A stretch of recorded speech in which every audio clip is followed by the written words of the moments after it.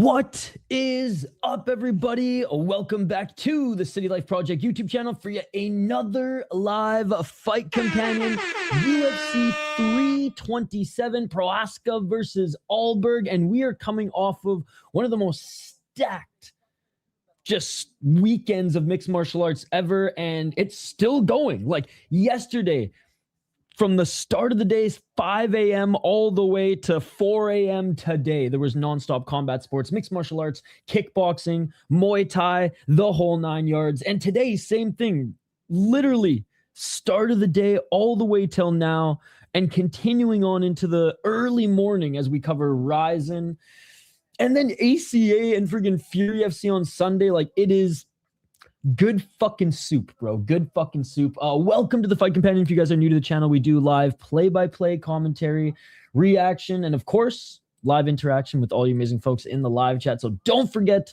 to get your picks in the live chat. Let me know your thoughts on the upcoming matchups that we are featuring as we continue to build our way to the main event of the evening. The reason why this is the first stream of the day is I'm streaming Ryzen right after this. So we're going like back-to-back 14 hours straight of combat sports coverage. And I stayed up all night last night watching Black Combat. I went to bed at 7 a.m. last night. All right. So needed to have some sleep to be able to stay up all night. Again, guys, I'm old. I'm not in my early 30s anymore. I am in my 30s now. My knees hurt. Like I'm fucking old. So I know the Isha who started this channel a few years ago would be like, sleep, what is sleep? Now I'm like, oh, you know what? Sleep's actually pretty good, man. Sleep's actually pretty good. Yo, what is up, Scott? Scott, you know what? I have some Irish whiskey that I'm going to dive into during the main card here. And then for the Ryzen card, I got my Nika coffee, Japanese whiskey that we're going to dive into. Happy Saturday. It's going to be a bang of a card indeed. I mean, starting with the main, like this first fight on the card, it's going to be unreal. Yo, what's up, dude? What is up already? Hit the like.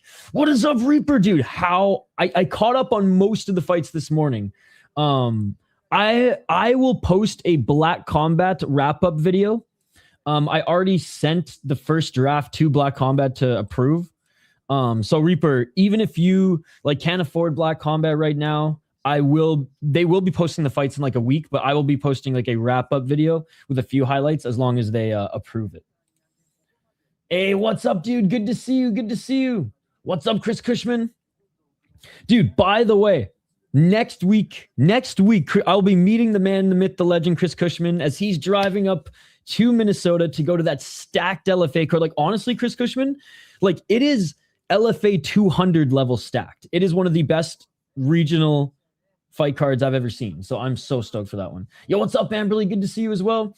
Dude, and she took some damage. She showed that she is actually a G, not in a gi. All right, let's get to this next fight, ladies and gentlemen. The first fight, I should say.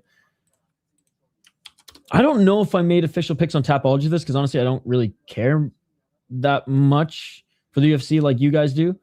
So I don't even think I made picks on Tapology for UFC, but I did make picks for Ryzen. My picks and preview video are out with timestamps if you want to check that out as well. It is going to be fucking epic. We're going to smoke so many blunts and cross joints. Let's go. All right. Francisco Prado, who, oh man, I love this guy coming into the UFC. I'm not going to lie. I love this guy coming into the UFC. It's weird because Samurai Fight House is not that good of a league, yet it has been developing a lot of good prospects into the Ultimate Fighting Championship and other major organizations. But unfortunately, I just don't think 170 is his weight class. Like, you look at him next to Charles Radtke, and it's like, okay, he's not too much smaller, but usually he's a lot shorter than most of his opponents. He doesn't have a big reach by any means. I mean, Radtke's kind of like an undersized 170-pounder as well, let's be perfectly honest. But for the most part, Prado has been undersized against guys at 170. I know he says it's tough for him to make 155. It's not his fault. His head is literally Stewie Griffin size, and that like half his body weight is probably in that noggin alone. But I think 150, if he beats Charles Radtke and the UFC keeps him around, I think 155 is probably the division in which his power can actually translate, because if he can't even hit guys at 170, and when he does, there's not a lot of power behind it. I just don't think he's going to have the same success that he had in the regionals and coming up which was boxing, because he's got okay takedown defense. His ground game is not like his bread and butter. He's a boxer, but he's been getting outstruck and beaten up by guys who are bigger than him in the UFC thus far. 12-4 as a pro, as you can see. 23 years of age. He's at American Top Team now, which is nice. And say the UFC cuts him, like he could go down to the region, any regional scene, give it North America. He doesn't even have to go back to fucking Samurai Fight House. He could be North America, go to Cage for UFC, Fury, LFA, whatever. Get 2 fights under his belt, tough enough, and come back because he's that young. 6 KO TKOs, never been knocked out. He's got a hell of a fucking Stewie Griffin chin. 6 submission wins, never been submitted. So he's never been finished, but all 4 of his losses have come in the UFC. And I mean, he lost to Vertnikov, who you can't lose to Vertnikov. Jake Matthews, no shame in that. Daniel Zellhuber, at the time, I was like, no shame in that. But like, I guess hindsight's 2020. Daniel Zellhuber just was not the prospect we thought he was either. And he beat Zaitar, which again, I think a lot of people discredit Jamie Malarkey because he's like pretty chinny. And yeah, sure, maybe back in 2023 he was a little chinny as well. But like Jamie Malarkey is a solid fighter. So like I don't think there's much shame in that either. But like, if he's this knockout artist that we all thought he was, he probably should be putting out Jamie Malarkey. Charles Radtke, Chuck Buffalo charging the media to interview him. What a beauty. What a beauty. 11-5 as a pro, signature flipping the bird at the weigh-ins as well. 5 KO TKOs, 3 submissions, 3 decisions, 4-2 in the UFC, solid. 0-1 in Bellator. Shout out to Bellator. Another Bellator guy in the UFC, just saying. Lost to Mike Malott. Mike Malott's okay. Beat Semi the Jedi, beat Frunza, 2 guys he needed to beat. Lost to Prates, no shame in that. But yeah, Prates is so much bigger than him too. Beat Urbina, you have to beat Urbina. Yeah, beat freaking Blood Diamond, you have to beat Blood Diamond. So the thing is, like, overall, I just have not been impressed by his performance in the UFC. He's got some dog in him. He's tough. He's involved in fun fights, which is good. But he's not as dominant as he was on the regional scene. Beating Raheem Forrest is no joke. He's a very good regional fighter, and he snatches O as well. Lopez is pretty good. Castillo was pretty good. Yeah, lost to Hubbard on the regional scene as well. So not a bad matchup, given that, like, neither of them are anything special. But if Prado cannot get past Charles Radtke at 170, he's not a welterweight fighter in the Ultimate Fighting Championship. All right. I'm going to go with... I want Prado to... what the hell is going on here? I want Prado to do well, but I think Radtke's going to take this one. That's my pick. All right. Round 1, let's get it. Let's get it all. I'm just going to refresh my feed too, because I think I might be a little bit behind you guys. Who are you guys picking in this one? Let me know in the chat. Chuck Buffalo or Prado? All right, 420. Smoke him if you got him. Oh, nice left by Prado. Oh, Prado with a nice left hook. He hurt him. Let's go, baby. Prado with a body kick. Hey, when he fights a 170 who's kind of his size, the power translates. Jeez. Prado walking him down. Low kick by Prado. Hey, you're going for Prado. He rocked him a little. What's up, Toxic? Hey, what's up, Nick? Good to see you. I am back, baby. Well, I've been live for the last like 3 or 4 fight nights. Radtke looking for the takedown, and he gets it. Uh-oh. Thunder and lightning.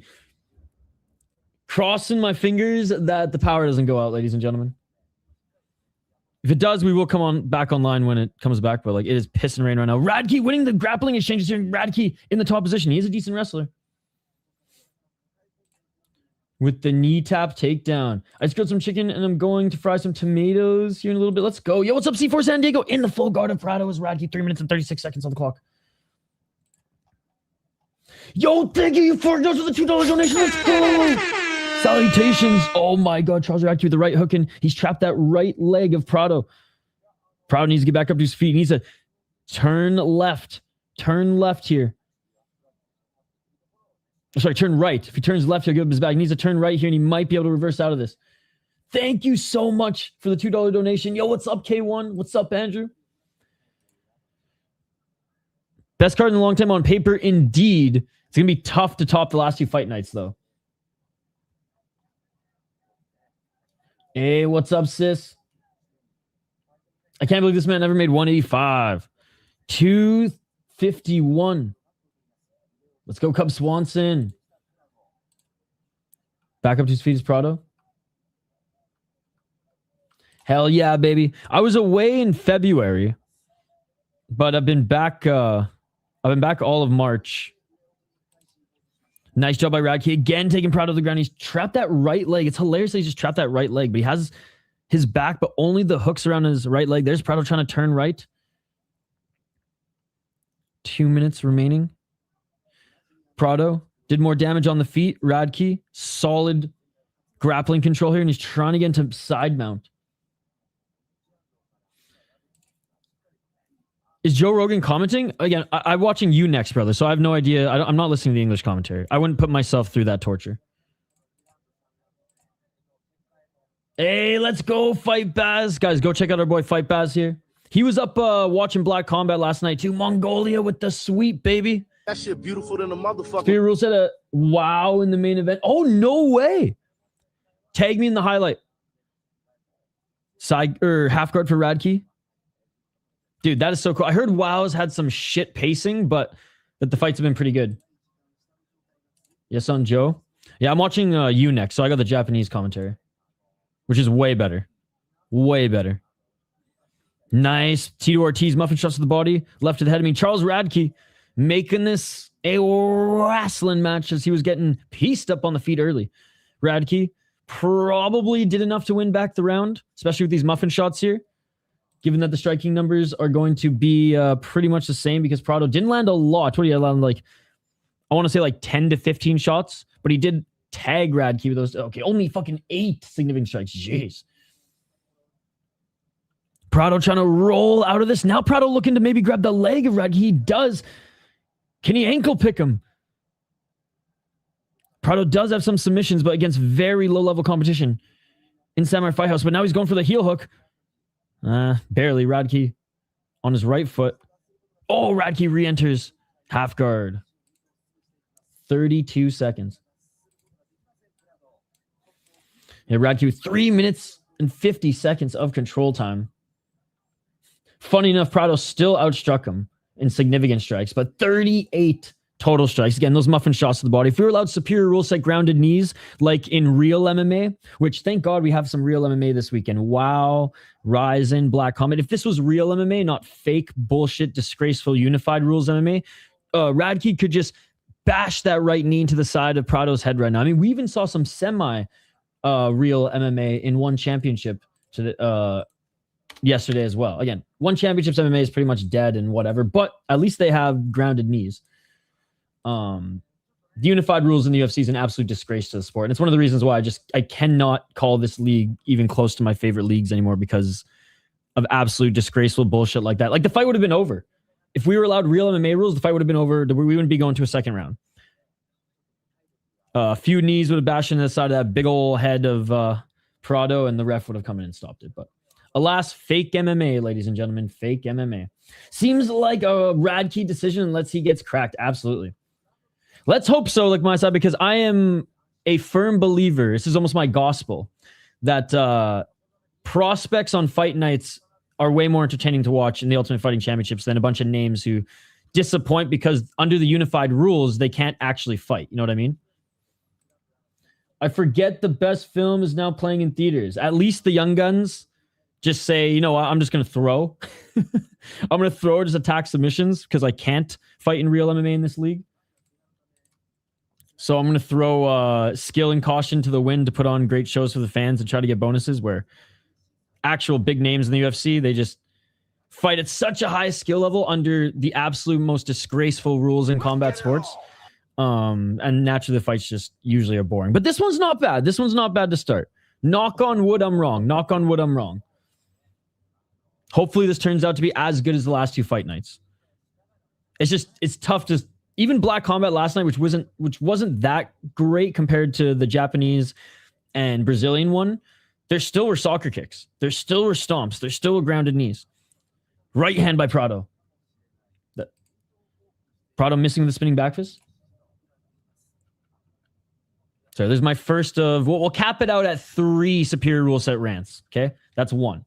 Hold me to that too. I only get 2 more.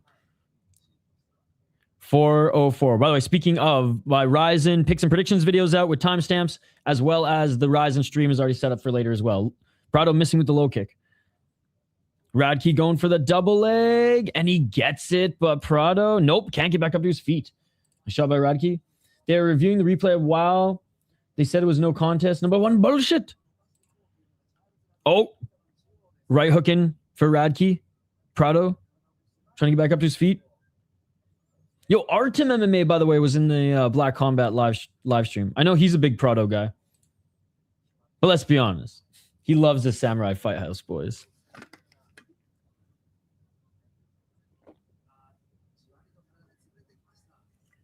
Back take still for Radtke. Both hooks in. I mean, that's a backpack chat. Backpack. 1 of 3, yeah. Backpack. Yeah. I don't want everyone to unsubscribe, Amberly. Just the fake MMA fans. 3 minutes. Radtke still in the back of Prado trying to fetch that left arm. Prado has not been able to shake him off.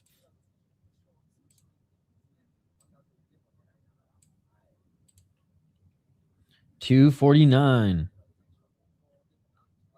Same thing. Radtke, both hooks in on the back of Prado. Prado, left knee planted, right foot planted, trying to get back up to shake him off, but he can't, and now he falls backwards, and Radtke, full on John's mom back take. No body triangle, but both hooks are in. And now he's softening up Prado here. Prado trying to roll left, and now the body triangle secured. Locked and loaded. 2 minutes and 16 seconds. A lot of time for Radtke to work.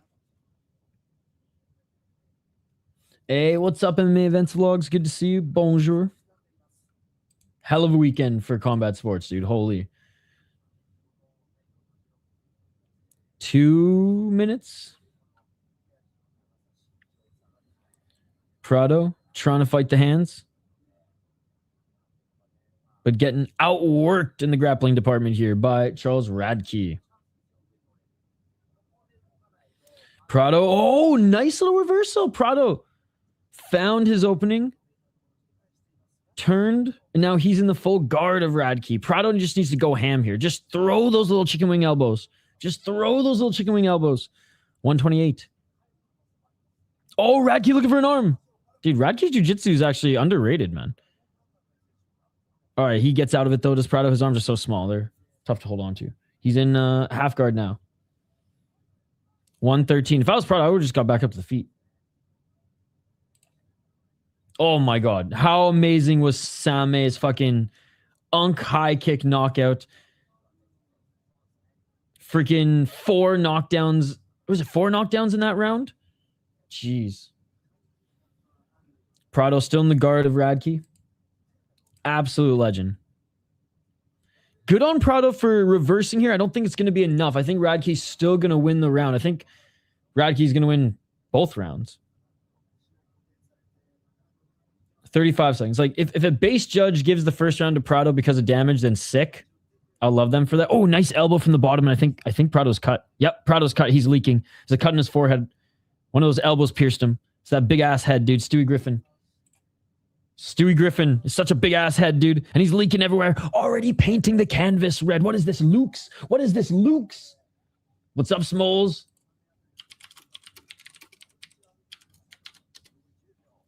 Nine seconds. Jeez. Who is this? Christy Nome? And that is it for the second round. Holy shit. Oh my God, that cut's nasty. Right in the middle of his big old noggin. Not a good spot for the cut. At least it's not right above the eye, but like it's gonna leak into that right eye probably. Oh.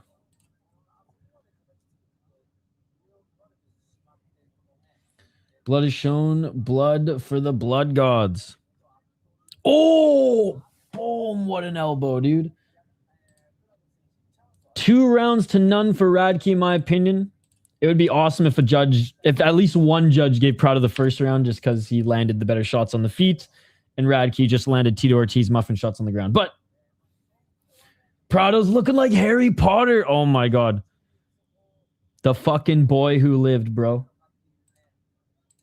The boy who lived through the friggin' third round here. All right, round 3. Let's get it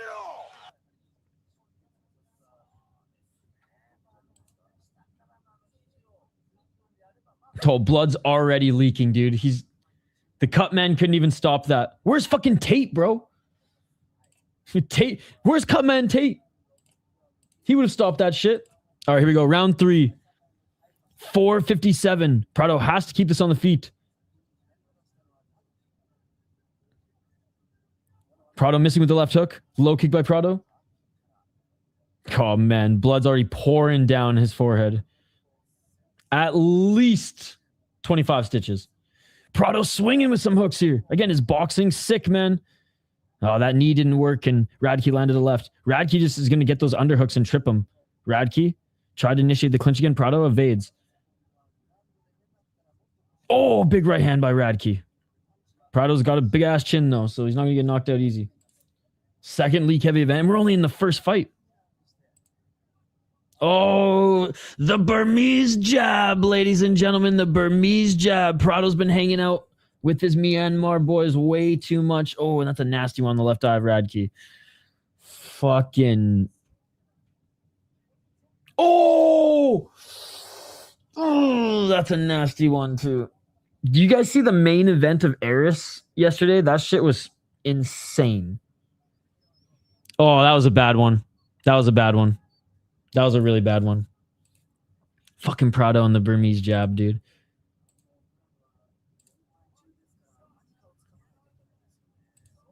That's like, it looks like he just got back from Myanmar. Oh my God. I mean, that was egregious. That's a fucking point right there. Me and Chris Cushman just came from Legends. Got to say, good card. Nice. I've been sleeping.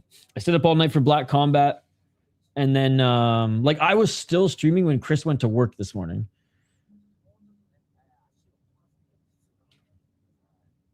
Scratched his eyeball. Oh, that one was nasty. Did someone say the Gypsy King is back? Did he win his fight?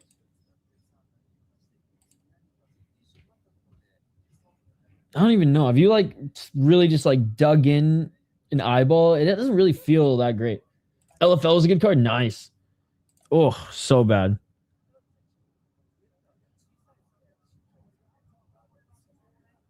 Radtke's got time though. He's got time. He's got a bigger head than Judo. But dude, Joe Rogan, man, like Joe Rogan is worse than the UFC plebeian fan base at this point. He doesn't watch the sport. He used to. He used to be one of us. He inspired us to watch regional MMA, but now he doesn't. He'll watch a little bit of One Championship Friday fights, so credit to him there. But it's just like, man. Like, I'm actually so glad that I'm listening to the Japanese commentary. All right, Radtke says he's good to go. What a beast, man. What a beast. Me too. He, like, fish hooked his eye, bro. Tyson won NC cards, but it had to be 10-2 or 9-3. I tuned in right before the decision. He won. He looked atrocious, though. Hey, let's go, Goddard. Let's go. That shit beautiful. Taking away a point. He needs the finish. I mean, he was going to lose this fight anyways, I think, but he needs the finish. I heard Tension fucking crushed it too. Won in the 8th or 9th round due to doctor stoppage or fucking towel, corner thrown in the towel. Oh, and Radtke looking for the takedown again here. 357. Radtke was up 2 rounds in my opinion, and then Prado poked him in the eye and got a point taken away. So unless Radtke gets knocked out, he's going to win this fight. He's like a pirate, but he wanted to be a buffalo. You know? 341, Radtke grabbing the neck of Prado. Prado with a nice right hand. Yeah, Prado needs the knockout or he's going to lose this fight. I don't think he's going to get the submission on Radtke, so he needs a knockout. 328. Chuck Buffalo. Left by Radtke. Prado, he misses with those low kicks often.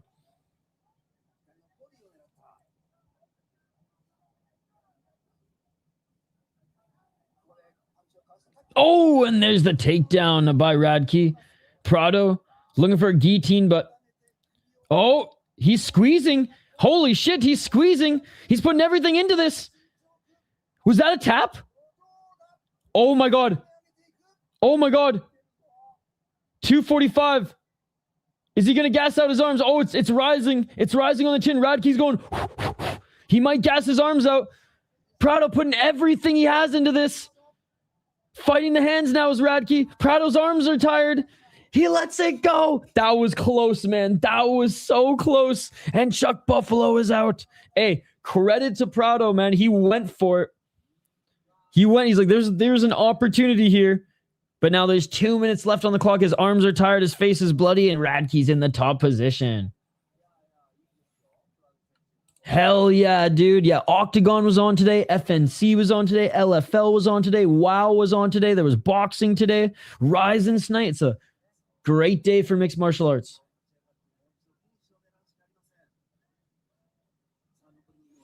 It looked like a tap, but it wasn't. I clearly saw a tap. He escapes. Radtke ain't going to let him win with that eye gouge. 144. Radtke in the guard still. 137. By the way, big shout out to everyone in the live chat. You guys are awesome. Don't forget to smash that like button. Vote in the poll question.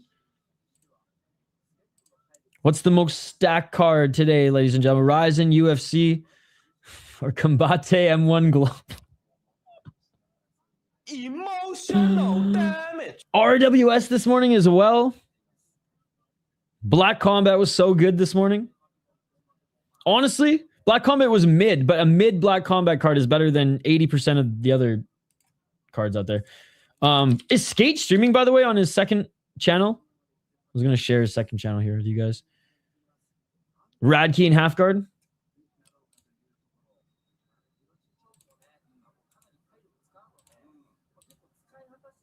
$49 seconds. Oh, Radtke's winning and Prado got a point taken away. So he's going to dominate.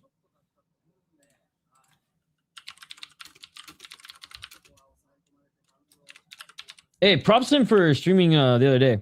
He's done for the weekend until Ryzen starts. Oh, Radtke looking for the rear naked choke. Radtke looking for the rear naked choke. No fucking way. He gets the back of Prado again. 23 seconds. Doesn't get the choke. Prado is fighting the hands. Both hooks are in, though, for Radtke. I mean, Prado, let's be honest. Once Prado's arms were gassed from that choke, that was the beginning of the end for him. Oh, but he does reverse here. I spoke too soon. 8 seconds left. Prado in the top position. Just soccer kick him in the face. Fuck it. Just soccer kick him in the face. Let's go. Just soccer kick him in the face. Real MMA. Let's go. Please, please, please. Fuck. I hate these fucking rules. The UFC rules are awful. If this was real MMA, Prado could have maybe fucking finished this fight. But anyways, good display of respect between them. Prado's a tough motherfucker, but if you can't get past Radtke at 170, you got to go to 155. But honestly, the UFC is probably going to cut him. Hey, good on Radtke, though. They're sitting together. They're both gassed. They both went for it. Not a bad fight by any means. Yeah. 6 more hours and we get to see them. 6 more hours and we get Superior Rule Set back in our lives. There were some good Superior Rule Set in Black Combat. Some really good grounded knees. It's a good start. Yeah, not a bad fight by any means. Not a bad fight by any means. And it's crazy that we're seeing Vicente Luque against Kelvin Gastelum in the second card of a fight, of a numbered card. But again, then you think, you're like, oh, they're both pretty much unks. I know Gastelum, I think Gastelum's my age, and I'm just shy of a certified unk.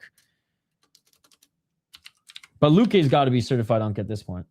In fight years, they are unks. All right, we are awaiting the official decision. Got to imagine it's going to go. It's funny, Prado has more significant strikes, but Charles Radtke, 8 minutes and 30 seconds of control time.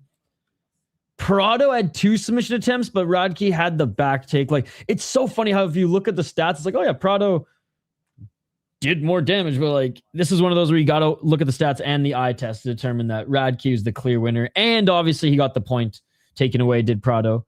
But he's aggressive. It's just when he goes up against wrestlers, man, he gets out-wrestled. He's got Ponzinibbio in his corner. Sick. Oh. If that was his first fight at 170, which it was not, then they should give him... It was not his first fight at 170. I'm not going to miss Jiří main event. I'll miss a couple of the prelims. So yeah, I'm going to miss the prelim fights at Ryzen too. And Chuck Buffalo takes this one. Oh, they actually going to give Charles Radtke the mic. Dude, Joe Rogan looks like an HGH balloon.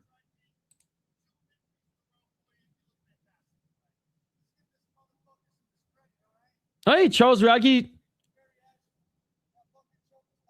He said he's actually being respected. He's like, let's give this guy some credit that choke was tight.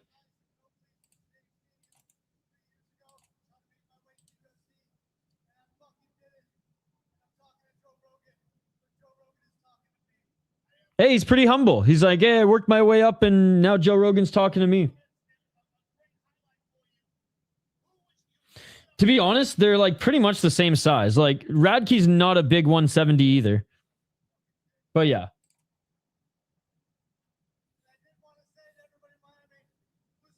Yo, what's up, Terrence? Suarez is exactly where she needs to be on this card. Yes.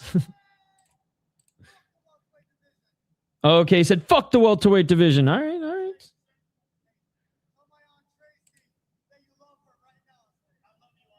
Oh, damn. Aunt Tracy. Total sploosh. Radtke won. Radtke won. Shout to Archer, by the way. All right, you know what? Radtke, not... Oh, no. Bilal Muhammad in his corner. Not a bad... not a bad interview. The UFC will be happy with him with that one. Still showed off his personality and had a good fight, too.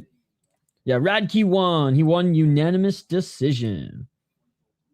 All right, let's check out this highlight quickly that Chris Cushman tagged me in. By the way, if you guys want me to react and share any highlights in the world of mixed martial arts from Twitter, here is my Twitter handle. And it's the same on Instagram, too. Don't forget to like and subscribe. We're trying to get to at least 40. That is the goal. 40 likes. There's 30 of you in the live chat right now. If all of you like the video, we'll pretty much hit the goal. Is this the superior rule set? Even WoW has better rules than the Ultimate Fighting Championship. Fucking roided up unks, dude. Roided up unks.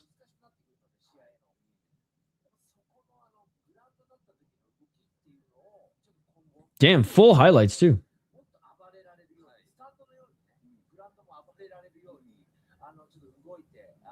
Tough as nails.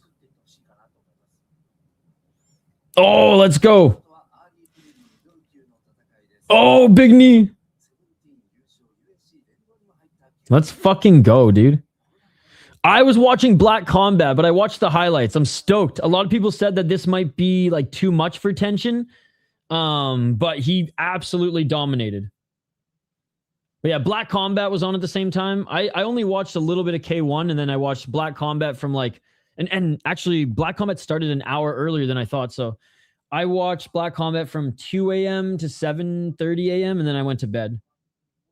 Yeah, no, good fight, good fight. Gianni the Teeth. Dude, how cool is it that tension is now, like, because he's so young. Like, he became like one of the greatest of all time in kickboxing, then retired at what, 25 to go into boxing. Now he's got a whole like decade. He's got like a whole decade to put into boxing and actually make, and he made quite a bit of money kickboxing.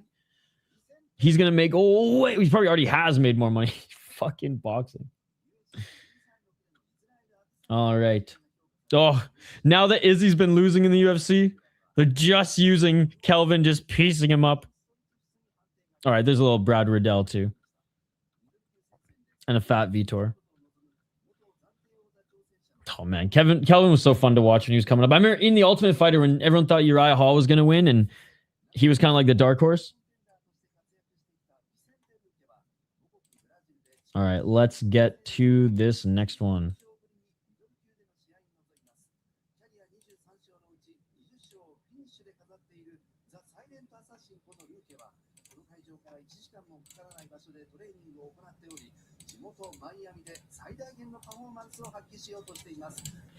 Gastelum versus Luque at one time could have been a title fight. Yep.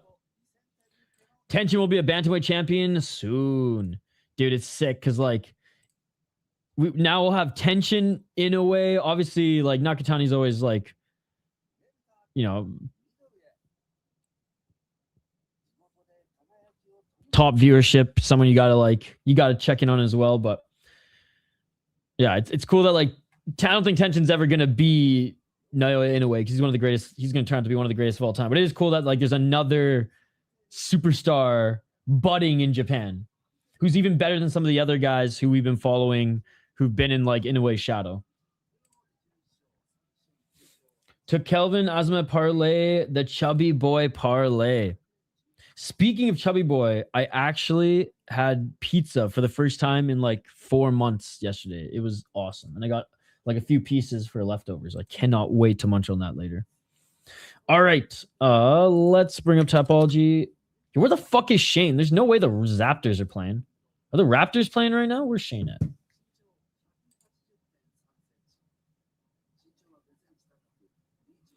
All right. Kelvin Gastelum, Vicente Luque. It's so funny. Neither of them are unks, but in fight years, they are unk, ladies and gentlemen. Holy shit. The silent assassin Vicente Luque. When he won after taking that time off and having that like brain bleed scare and all that stuff, he beat Themba Gorimba, who's like, he's a pretty good fighter. Nothing special, but I remember like, all right, Vicente's back. And then lost to Kevin Holland quite handedly. Lost to Joel Alvarez. At least he went the distance with him, but lost to him quite handedly as well.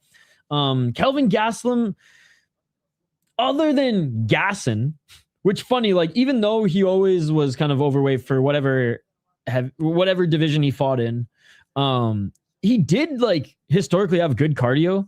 That started to fade a little bit here, but like for Kelvin Gastelum standards, he's actually in decent shape. Again, for Kelvin Gastelum standards, he's actually in decent shape. 20-10 as a pro. 9 times out of 10 in an exciting fight. 2-2 in his last 4. Never been knocked out. His chin's insane. He does get wobbled, but never been knocked out. 5 KO TKOs, 5 submission, 9 decisions. That's what's crazy. You'd think that he's just like a knockout artist, but he's fought so many tough guys that he's got 9 decision wins. 14-10-1 in the UFC. Beat Dustin Stoltzfus in his last fight. Stoltzfus is tough. He dominated him as he should have. Lost to Joe Pyfer, no shame in that. Beat D-Rod.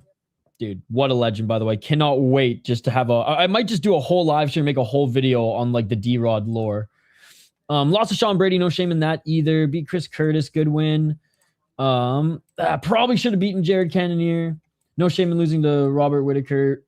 Especially since they were both arguably in their primes at that point too. This, like, it's crazy like how much success he had coming up, then lost to Izzy, close fight to Hill.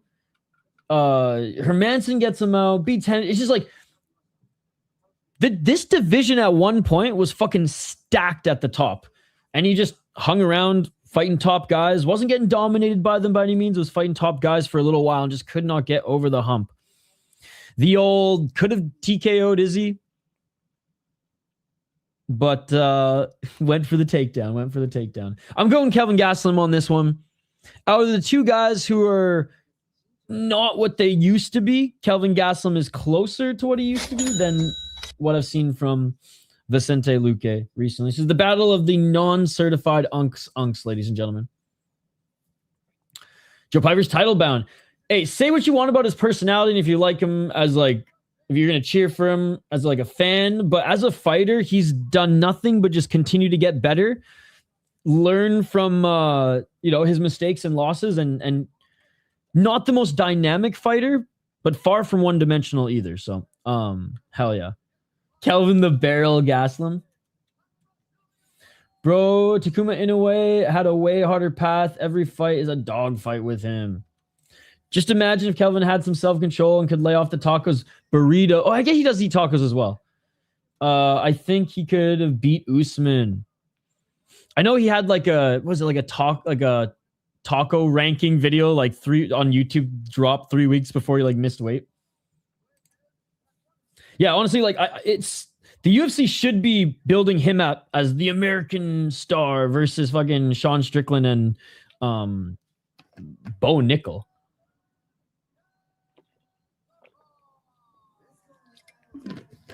Bo Nickel's a very good wrestler in MMA. Joe Pyfer is a very good MMA fighter. Kelvin has a natural dad bod.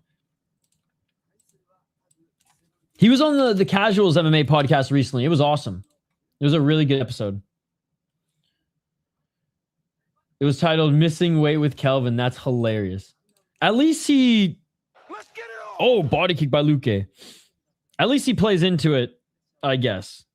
And if he wasn't an Ultimate Fighter winner, he probably would have been cut from the UFC years ago. Yeah, that's why I never want the UFC to sign Gabe Stevenson. Fuck these guys, dude. Oh, big left hand by Gastelum. 435. Gastelum pressuring Luque. Almost landed that right hand. Low kick, swing and a miss by Luque. Low kick by Luque. KG got this. What's up, Picture Perfect? Or Picture Perfected. Low kick by Luque. Attacking those skinny legs of Gastelum. Gastelum with the left hand. Oh, another low kick by Luque. Again, Luque at middleweight, bro. Huge. 359. Gastelum trying to take away the space of Luque. Gastelum with the left hand. Another low kick by Vicente Luque. Good game plan. Left by Gastelum. Hey, what's up, dude? Good to see you. How you doing today on this rainy Minnesota day? Kevin's mom cooks insane spreads for him. Oh, just like Ovechkin's mom used to. Dude, Ovechkin had his mom and live with him in Washington for like the first 4 or 5 years of his career when he was just living it up, partying like a rock star. He needed his mom there to cook for him. And she was technically his agent at the time, so she's like, whatever you need, Ovi. Oh, Gastelum stuffs the takedown, and now is holding the neck of Luque. Luque trying to get back up to his feet. If we were allowed real MMA, Gastelum could just knee the face of Luque, but unified rules are fake MMA, ladies and gentlemen. Especially with Luque's, brain health. If Gastelum just landed 3 knees right now, the ref probably would end it. 256. Fake MMA, ladies and gentlemen. Handicap in the sport. This is a prime example of why the UFC and unified rules is handicaps the sport, and it's absolutely disgusting. It's a disgrace, ladies and gentlemen. Absolute disgrace. 242. I don't know how you guys can cheer for this. I don't know how you guys can defend this league as being the most exciting league when there's stuff like that happens. I really don't understand that, ladies and gentlemen. 2 minutes and 30 seconds. Back in the clinch. No idea. Does anybody know how to find this boxing match? What league is it? 218. DAZN? Is Amazon? Hold on. Let me see. Actually, hold on. One sec. 205. Oh, big left by Kelvin. Go to Kaposa's website. I'll give you the link. He should have a link for it, actually. Oh! Luque just cracked Kelvin with a big right hand. Kelvin, oh, on his back. Luque in his guard. Here, Mr. Showtime. It should be in here. Just scroll down. 138. Damn, Luque, let's go. Middleweight Luque. Oh, big right elbow by Luque. Kelvin rolling for an arm bar. Doesn't get it. Now Luque holding his neck here. You guys know what I'm about to say. Spear rule set. If we were allowed it, Luque could just knee him in the face. Handicap in the sport. Fake MMA, ladies and gentlemen. Fake MMA. 1 minute and 12 seconds. Fake MMA. Luque still snatching the neck here. Luque trying to go for Darce. Oh, shit's getting tighter and tighter. It is all over. It is all over. Kelvin Gastelum taps Vicente Luque. What a performance. Vintage Vicente. Vintage Vicente. Oh my God, he knocked down. Let's fucking go. Dude, I bet the MMA guru is losing his mind right now. That was awesome. Let's go, dude. Let's fucking go. Let's fucking go. Vintage Vicente.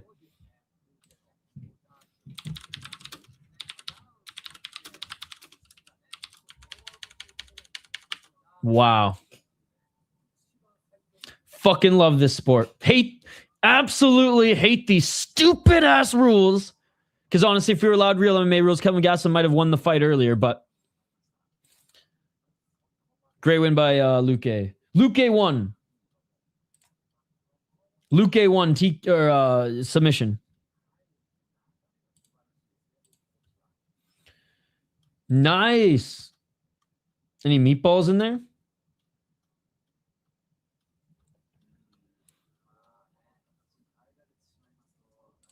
I mean, I didn't even think Kelvin had like a horrendous performance. Luque cracked him, got on top of him, and like Kelvin was on his way to winning the round before he got cracked. So no shame in that at all. And again, if we were allowed real rules, Kelvin might have won the fight if we were allowed real MMA rules or with those grounded knees. I was just thinking about the last time I picked against Vicente, he beat up the other guy. Ground up meat, I was lazy.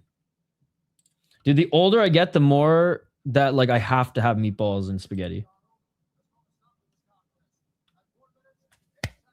Great win by Vicente. Awesome to see. A good respect by Gastelum as well. Watch, what if the UFC cuts Gastelum? How crazy would that be? I wouldn't even hate it. He could go sign... Where could he sign? Fuck, man. He did say how he'd love to fight in Asia. No, the UFC is probably never gonna. He's a legacy Ultimate Fighter guy. It's already out. The Ryzen predictions is already out, but it's been out for a week actually. Here, I'll give you the link to it. Timestamps are included in the description and in the comments. Or I guess it's been out for 4 days. It's been out for 4 days. But here, I will link it to you, my friend. I won't be surprised. There it is, buddy. That's why I missed it. Yeah, because I didn't do a day of. Fair enough, fair enough. That was a deserving backhand slap. I deserve that one. How's your weekend going, buddy?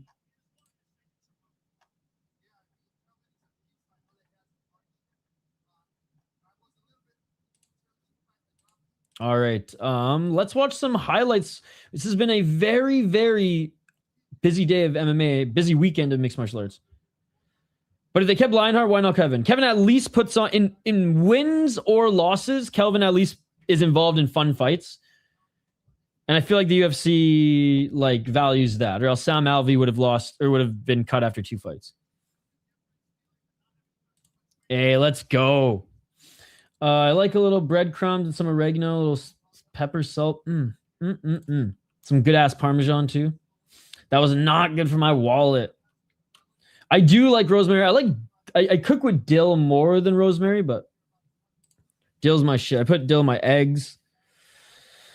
Put that shit on everything. Not everything, but I fucking love dill.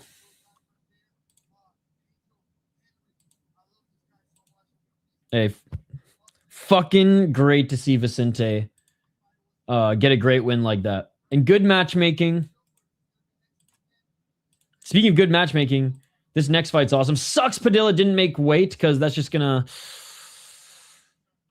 It's just always a stain. It's just always a stain. But he's fun to watch. Mederos is fun to watch. This should be a great fight in the next one as well.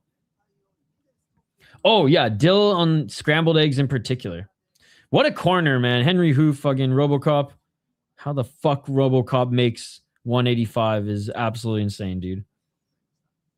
It's crazy that he's younger than me. Robocop is younger than me, bro. Absolutely insane. That was awesome, man. I mean, I've had like a dill enchilada sauce before that I've put on eggs, but I've had a spicy dill sauce. They actually, Lunds and Byerly in the States has one. It's really good. No net Gastelum got submitted. It's crazy that Ulberg is older than Jiří. Yeah, Jiří just had a way longer fight career. Because Ulberg has many careers going on right now. He's like that, what's his name? Ismalatov or whatever, that German Dagestani guy who's like a full-time fucking Gucci model. Chex Mix. What's Chex Mix? I've never heard of that. Oh. Do they call it Chex Mix in Canada? I don't know why I've never heard that term before, but I know exactly what you're talking about.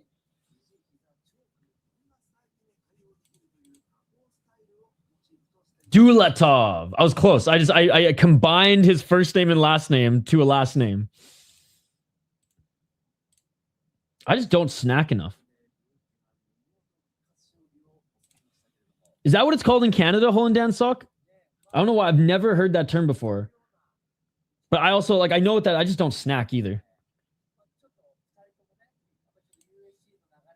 I think the last time I bought, snack food, because I had to try them. I had to try the white cheddar, or the double white cheddar Cheez-Its, which smoked a joint and tackled the entire box in about 8 to 12 minutes.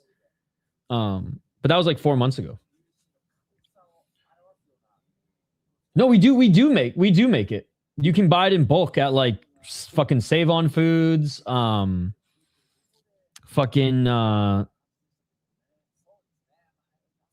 the Sobeys? I forget what the one on Vancouver Island's called. Wait, what? We're talking about Chex Mix. Cinnamon rolls. Always cinnamon rolls.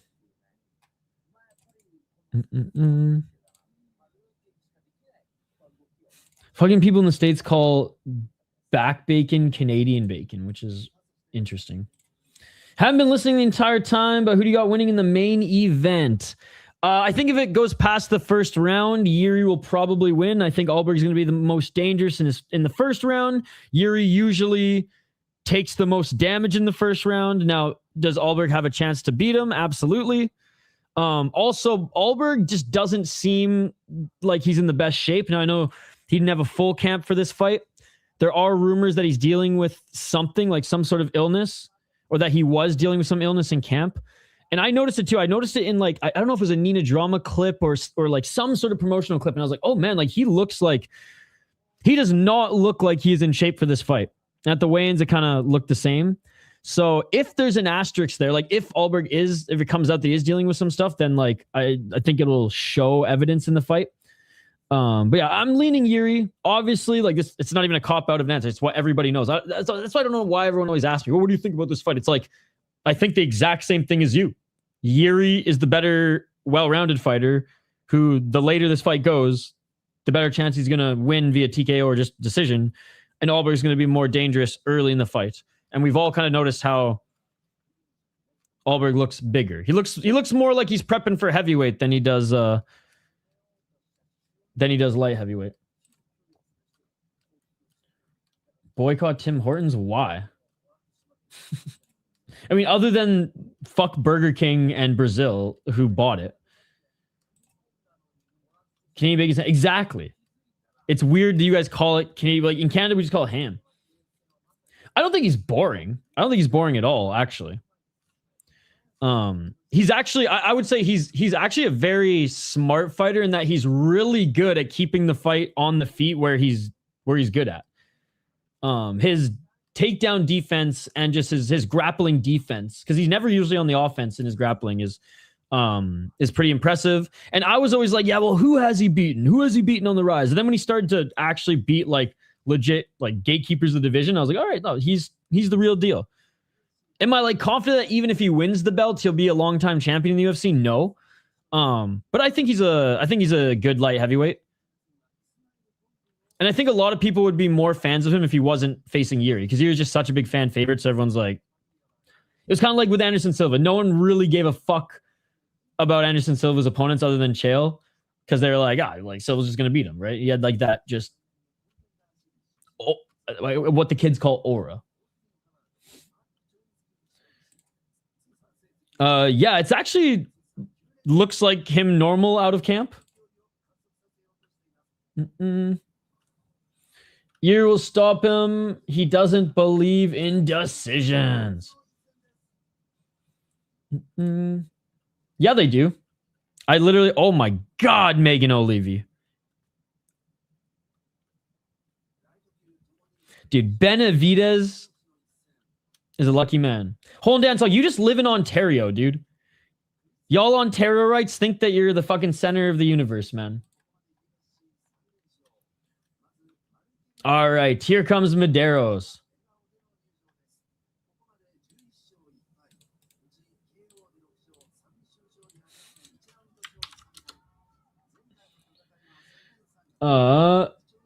Chris Padilla against Markel Mederos.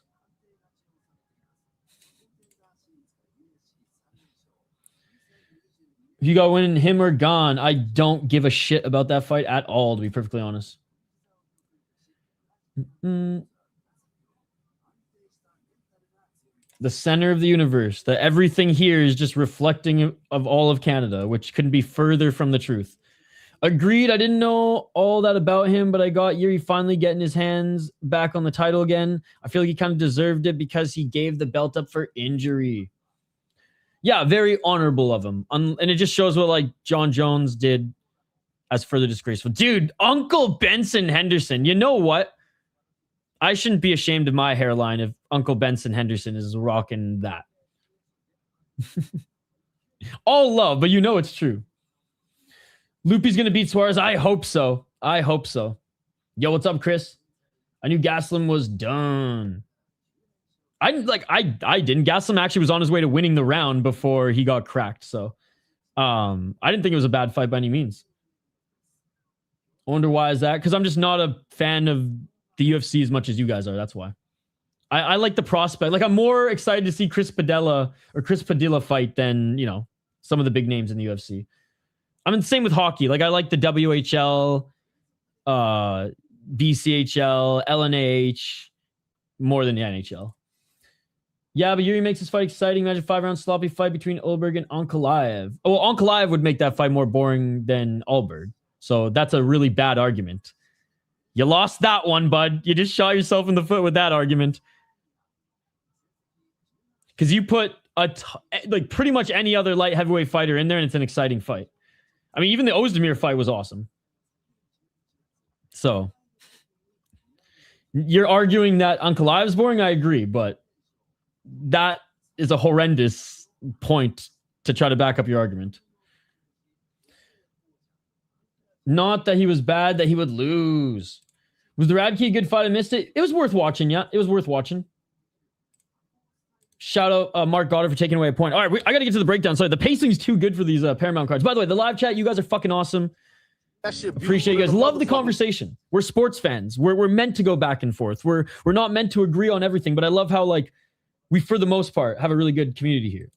I say for the most because every now and then someone will come in here and be like, give me a free link, you bullshit YouTube motherfucker. And okay, chill the fuck out, bro. It's 2026.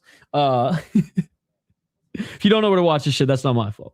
Chris Padilla sucks. He missed weight, ladies and gentlemen. 17-6 as a pro, 4-0 in his last 4 fights. A lot of the real MMA YouTubers, we're fake MMA YouTubers. We're not a real MMA YouTube channel. All the real MMA YouTubers can't stand Chris Padilla. Artem MMA, fucking everybody doing picks. No one likes Chris Padilla. They're all like Aniki. They're all like he's just a good regional fighter. He's not major organization level. I don't think he's going to go far in the UFC by any means, but I do think he's a talented striker. I think his grappling is fine. Like, it's good enough to be in the UFC in a major organization. And he's pretty durable. He's only been knocked out once, lost twice via submission, 9 knockouts, 5 submissions, 3 decisions. He will always have a special place in my heart because he said when he knocked out, was it Rong Zhu with the elbow?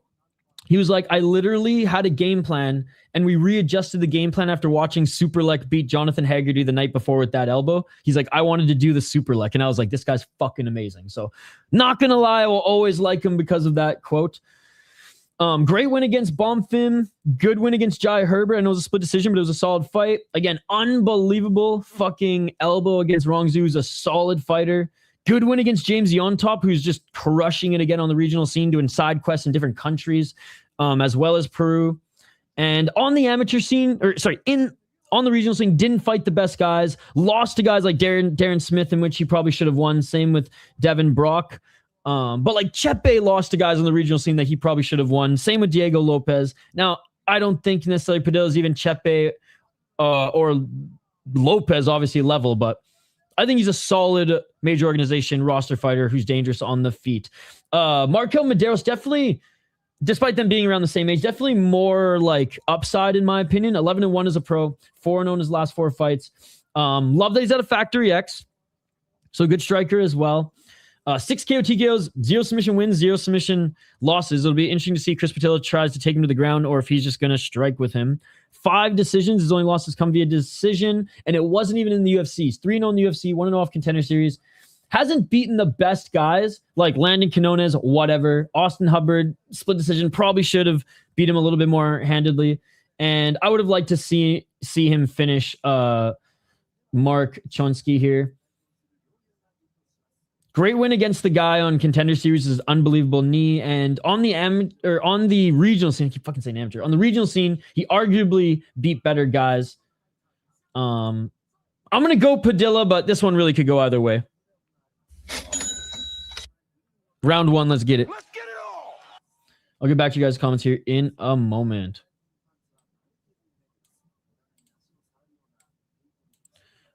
$4.45. Oh, nice left jab by Padilla. Knee by Mederos. Watch out for those Factory X kicks. Are those even a real thing anymore? We've kind of all turned on Gutierrez too. And Martinez. Clinching. Knee by Mederos. Padilla, left hand as he pushes him off. I want to switch, but I don't want to. Yeah, dude. We're Costco guys. Of course we sample the tacos. Let's go, Ty Bets. Kirkland signature for life. Hey, what's up, dude? Good to see you. Well, these guys are good under the radar prospects, but I'm on Padilla train right now. Markel, some nasty oblique kicks. I think he'll try to use those. He's from Lynchwood, California. Of course he puffs, baby. Yeah, show me the fight. Really? Fucking Nanaimo. Shit's out of hand. Oh, back in the clinch. Knee by Mederos. Knee by Padilla. A lot of clinch work here. 326. Again, this is the craziest and most incoherent argument in the sport of mixed martial arts. Anybody compared to Jiří is boring then. Again, your arguments for why Ulberg is boring is extremely weak, my friend. 305. Oh, looking for the takedown was Mederos, but Padilla.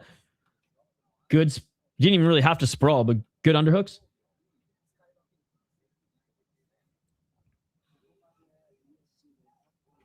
No, just everyone from Ontario thinks that like whatever happens in Ontario is a reflection of all of Canada, and they couldn't be further from the truth. That's why the saying center of the universe. It's a very common saying in Canada. 236.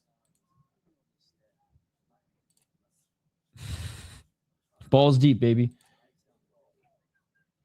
I'm not a big muffin guy, I'm not gonna lie. Too sweet. 220.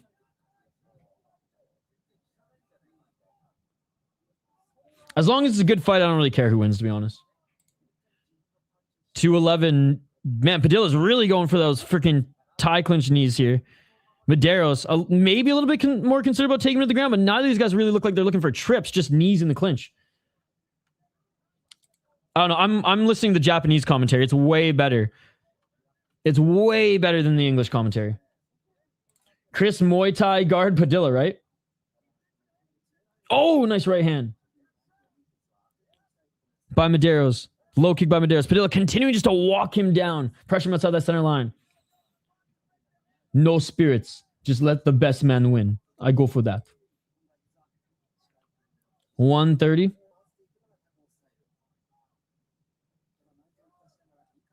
Low kick by Padilla. Oh, nice right elbow by Mederos. He's going for the super leg now. 1 minute remaining in the round.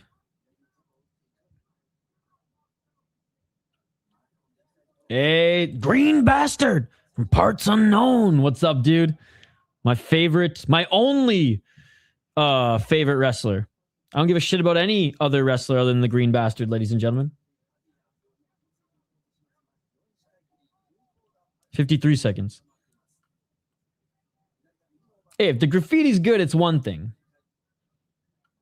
Space Invader is one of the best.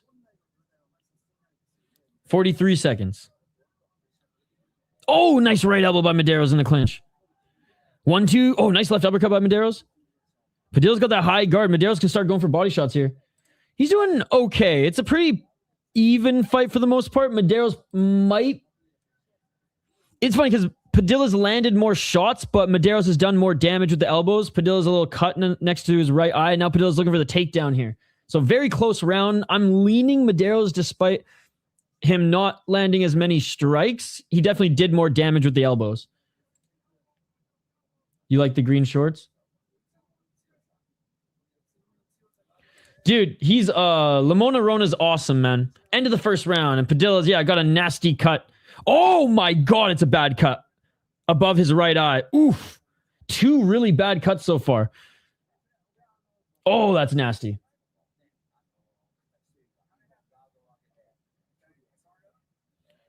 Yeah, I figured, but I honestly don't care because I'm watching you next and I'm listening to the awesome Japanese commentary. Taco got cut from the elbow, but I think Taco takes that round. There's one of Nelson Mandela's that was tagged on some welfare unemployed idiot came out 3 a.m. and sprayed Nelson Mandela's face with nonsense. That sucks. Yeah, that's deep. Yeah, like graffiti's one thing, vandalism's another. I think that like legally sometimes there's not a line, but I do think there's like a socially accepted line. Really bad cut. That's deep as shit. Not a long cut, but a deep cut. That's crazy. I would not want my tax dollars going. That's insane that you want your tax dollars going to that. Absolute insanity that you want your tax dollars going to. Yeah, let's just put everyone in fucking jail who smokes weed too while we're at it. Jesus Christ. 4 minutes and 58 seconds. Let's get it all. Round 1. Oh, Padilla with a big right hand. He set it up with the double left jab. Padilla with the right. Low kick by Mederos. Another low kick by Mederos. Dude, we paid someone out of state like $30K to paint a mural here when we have all these struggling artists. That sucks. Like you could have just spread the wealth. $6,000 for a bunch of local artists. 422. It's annoying, man. It's annoying. I feel like they just think that anybody in Winnipeg will just pay top dollar to come see whatever. But like, dude, people in Winnipeg are having a tough time even supporting the fucking Winnipeg Jets, let alone paying $600 for a UFC ticket. Right hand by Padilla. Sub hockey from home.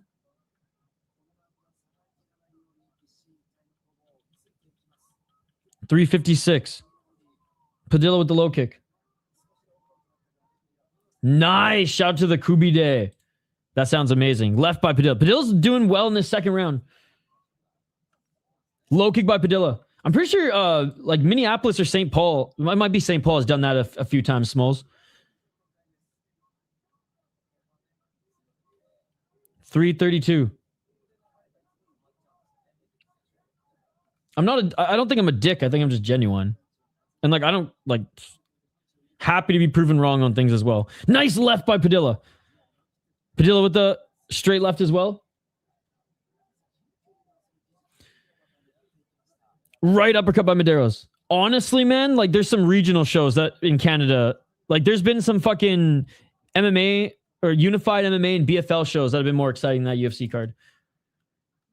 But again, sometimes cards with big names are more exciting. So I wouldn't count it out. It just sucks that you have to pay that much to fucking go to a show that's like a dice roll. Oh, an eye poke by Mederos.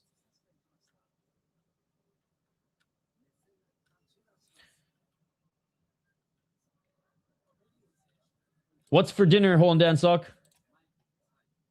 It's Persian food, rice, and beef. Yep. Eye poke by Mederos. Take a point. Tadiq. All right, we're back at it. No point was taken away. FLA is better, bro. But to be honest, I love watching prospects. Yeah, me too. It's like a Persian chimichurri almost. I forget what it's called, though. 230, nice right to the body by Padilla. Still in the second round. I don't know the name of it, but it's kind of like a less Indian spiced chimichurri. Hog from home, you know what Tadiq is.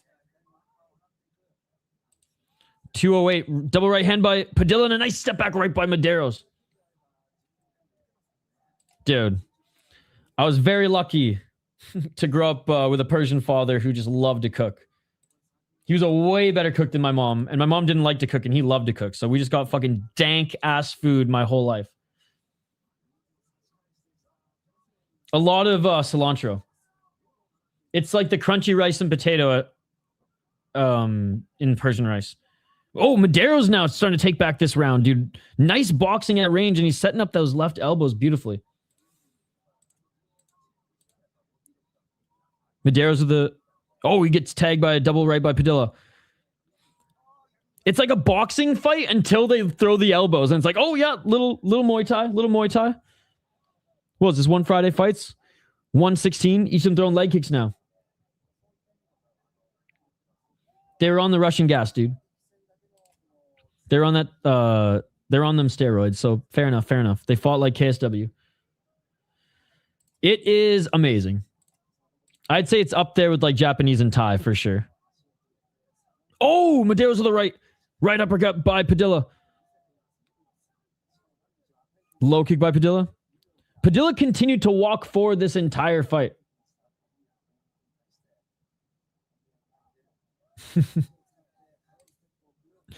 $38 seconds. Oh, Padilla went in for a walk-in uppercut and got tagged by Mederos. Dude, Mederos has had a hell of a round. But Padilla's still out striking him. But my mom was a chef. Nice. That's awesome. There were some food, like dishes as a kid, I was like, ew, I don't want this fucking green mush or whatever. But now that I'm like older, I'm like, I understand how good it is. And I'm like, See you later, Hokit from home. Oh, Padilla with a right to the body. Again, I think Mederos did more damage, but Padilla landed more volume. Oh, Mederos with a nice trip takedown. This has been a One Friday Fights Muay Thai fight.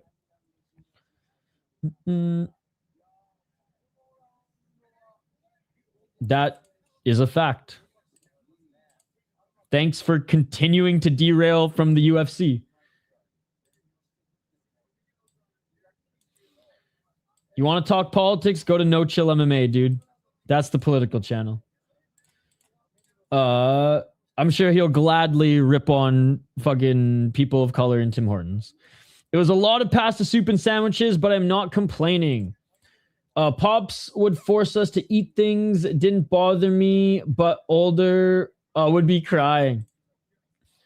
By the way, I got some great homemade Vietnamese egg rolls last Easter. I'm half Vietnamese. Right, you have a half Vietnamese cousin. And my brother married into the Thai family. I think you've told me that before. Because I remember we were watching like some one, and you're like, that guy looks like someone in your family. I fuck up some egg rolls now. Great Muay Thai style fight so far. Just try it how you know you're going to like it unless you try it. As we gag, right? I love that spicy sweet vinegar oil they have at the restaurants. Your cousin, yes. All right, here we go. Round 3, ladies and gentlemen. Let's get it all. Tough round to score. Mederos could be up 2 rounds. Padilla could be up 2 rounds. Or it could be 1-1. Low kick by Padilla. Hey, mashed potatoes are great. Now I like, I sift them and all that shit, and I make them even better than I did as a kid. But I worked in a restaurant all through high school, so like I just liked cooking. What type of tea are you sipping on? Right hand by Mederos. High volume again. Padilla, 111 significant strikes, only 66 by Mederos, but Mederos is doing more damage. Chef love. Yeah, Smole's a fucking chef, dude. You can make comfort food fucking 5-star if you have some patience and enjoy like the art of it. 350, which I love just putting on music or a podcast and just fucking chefing out. Evading the clinch with Padilla. He's continuing to walk forward. 3 minutes and 40 seconds. How are you guys scoring this one? I almost want to say Mederos up 2 rounds, but I could settle with 1-1 going into this round, and Padilla just continuing to walk forward. So like he's landing more muffin shots, but Mederos is landing the bigger shots, and Mederos with another step back right hand. Beef Wellington. I've only cooked a beef Wellington twice. But the first time it kind of fell apart a bit. The second time was awesome. Padilla landed a good shot on Mederos. Now Padilla looking to grab the back of Mederos. Smart here by Padilla, left hooking. If he can secure some more control time here, he might be able to sneak out this round. My mom taught me to cook since I was 5 or 6, so I cook like a madman, and the family comes to my house on holidays. That is awesome. Yeah, out of all my friends and family, like, it's my dad and me. Padilla with the left.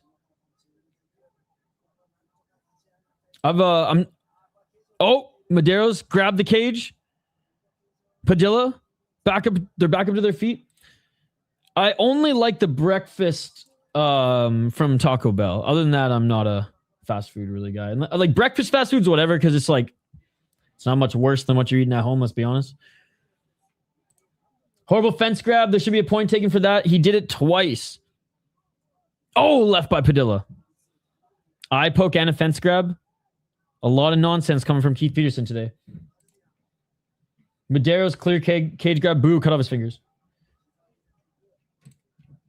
Oh, I know. I'm so hungry right now too. We're only an hour into this event. We got 5 more hours so I can even eat. Nice. Right hand by Mederos. Taco Time Cantina in Canada. Now that's what I'm talking about. Drinking beers at Taco Time in the hood because you know the cantinas are always in the hood. So good. $4 fucking Dos Equis on Taco Tuesday. Can't beat it. Taco, like, y'all in the States don't understand. Taco Time in Canada, it's like a completely different thing. Oh, nice right elbow by Padilla. Smole's nose on the in Washington. It's actually a lot more like Canada. Oh, Padilla with the right, Padilla with the left. Padilla was 64th to significant strikes in the second round. Oh my fuck! I didn't realize it was that much. Northwest Finest, let's go, baby. No, we're not allowed to have snacks here. Breaks the YouTube retention algorithm. 113. I'm not even supposed to take breaks to go to the bathroom, but I do anyways because I'm normal. 1 minute.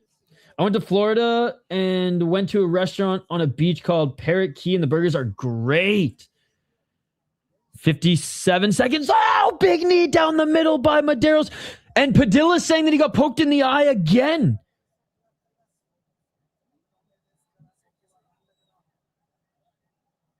Yo, 53 seconds left. Keith Peterson might take away a point. He did poke him. He did poke him. He should take away a point for all this shit dude's done. Cage grab and 2 eye pokes. That was a nice knee. Oh, and the point's taken away. That's it. Padilla won this fight. Padilla won this fight. Unless Mederos knocks him out in 53 seconds, it's over. Good shit. Good shit. Took him long enough. Padilla won this fight unless Mederos knocks him out, dude. 48 seconds. Padilla with the left jab. Padilla with the right elbow. 40 seconds. Again, I'm like the only one here who could maybe argue for a draw. Because I think Mederos could have won the first and second round. But again, I didn't realize the strike discrepancy in the second round. So I'll take that back. I didn't realize he had 64 significant strikes to like 38. But I do stand by the Mederos did more damage in the second round, clearly. I mean, look at the cut on Padilla's face. But Mederos is also tough as nails because he just continued to take this onslaught by Padilla. Now, Mederos points at center as he lands another big elbow, but Padilla's not going to take that bait. He gets in the tie clinch, lands a big knee, another knee by Padilla, and that is it, ladies and gentlemen. Fucking sick fight. Sick fight. Padilla should take this one. Mederos cheated a bunch of times, only got 1 point taken away, but I'm glad he got the 1 point taken away, and Padilla should take this one. Bro's not Max Holloway. Well, most people aren't, but he is fun to watch. He is fun to watch. 3-0 in predictions. Let's go. What a fight. Taco is so cool, man. Shameful display of cage grabbing. Reaper, how you feeling today, by the way? Did you get enough sleep last night to stay up for Ryzen? Dude, what's up, Sheldo? Good to see you. Were you cornering anybody at EFC this week? Mederos is doing really good, to be honest, but I picked Padilla. Good fight. Really good fight. All right, at least Padilla in a fight where he didn't make weight, at least he showed the UFC why they should keep him and give him another chance. Besides the eye pokes and cage grabs. Not a lot of eye pokes or cage grabs in Ryzen because there's barely a cage. Although today there's a cage. I think Padilla won this one. He has to win this one. It's either a draw or he won it. Padilla can't lose this fight based on the point being taken away. 54 leg kicks by Padilla as well. Yeah, dude, how are you? Awesome fight. Really hope this is how it keeps going for the rest of the night. Yo, I'm not a big soda guy, but Fresca is the only one that, like, if the opportunity is there, I might think about it. So my high school was so welfare that we in our cafeteria we had a cafeteria with no food, only a pop machine with diet. Or not even think it was diet, just Fresca, and I still ended up liking it. There's quite a few smaller fight leagues in Toronto.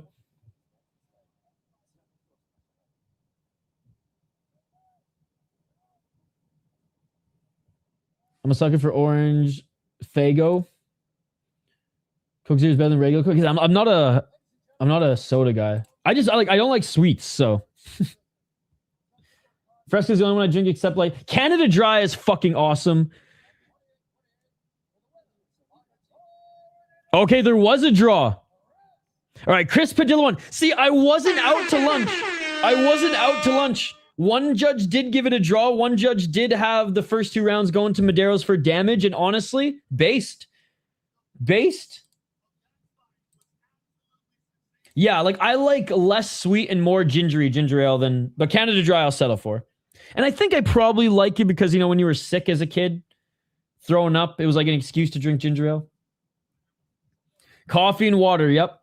Coffee and water. Every now and then I'll make like a lot of like fruit smoothies. But most of those I'm like eating with a spoon anyways. They're so fucking thick.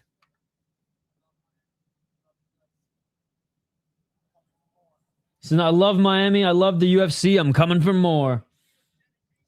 No, he won. Just one judge gave it a draw. It was a majority decision. Yeah, what great cardio as Joe Rogan highlights that. He's so tired. Oh, dude. Especially fucking like peanut butter smoothies. Oh my God. Peanut butter, banana. God damn. God damn. I just want to burn this motherfucker to the ground and make some smoothies right now. Let's burn this motherfucker to the ground. Speaking of Harold and Kumar, I had White Castle for the first time last year. Awful. Awful. Maybe I have to be as high as them to enjoy it, but I was my whole life, dude, for a good, like, I shouldn't say for a good half my 15 years, I've been waiting, watching these movies. They've hyped them up so much, or watching the movie, hyped it up so much. Went there and I was like, this is ass. Like, eating ass probably tastes fucking better than White Castle. I said probably, not that I know. But, like, fuck, dude. Given the option now, gun to my head, I don't know if I'd go the White Castle route again. It was that bad. Just saying. Dude, living on Vancouver Island, blackberries grew as like a weed. So they were so readily available. I'd make jam every single year too. White Castle straight buns. Good to see you, Justin.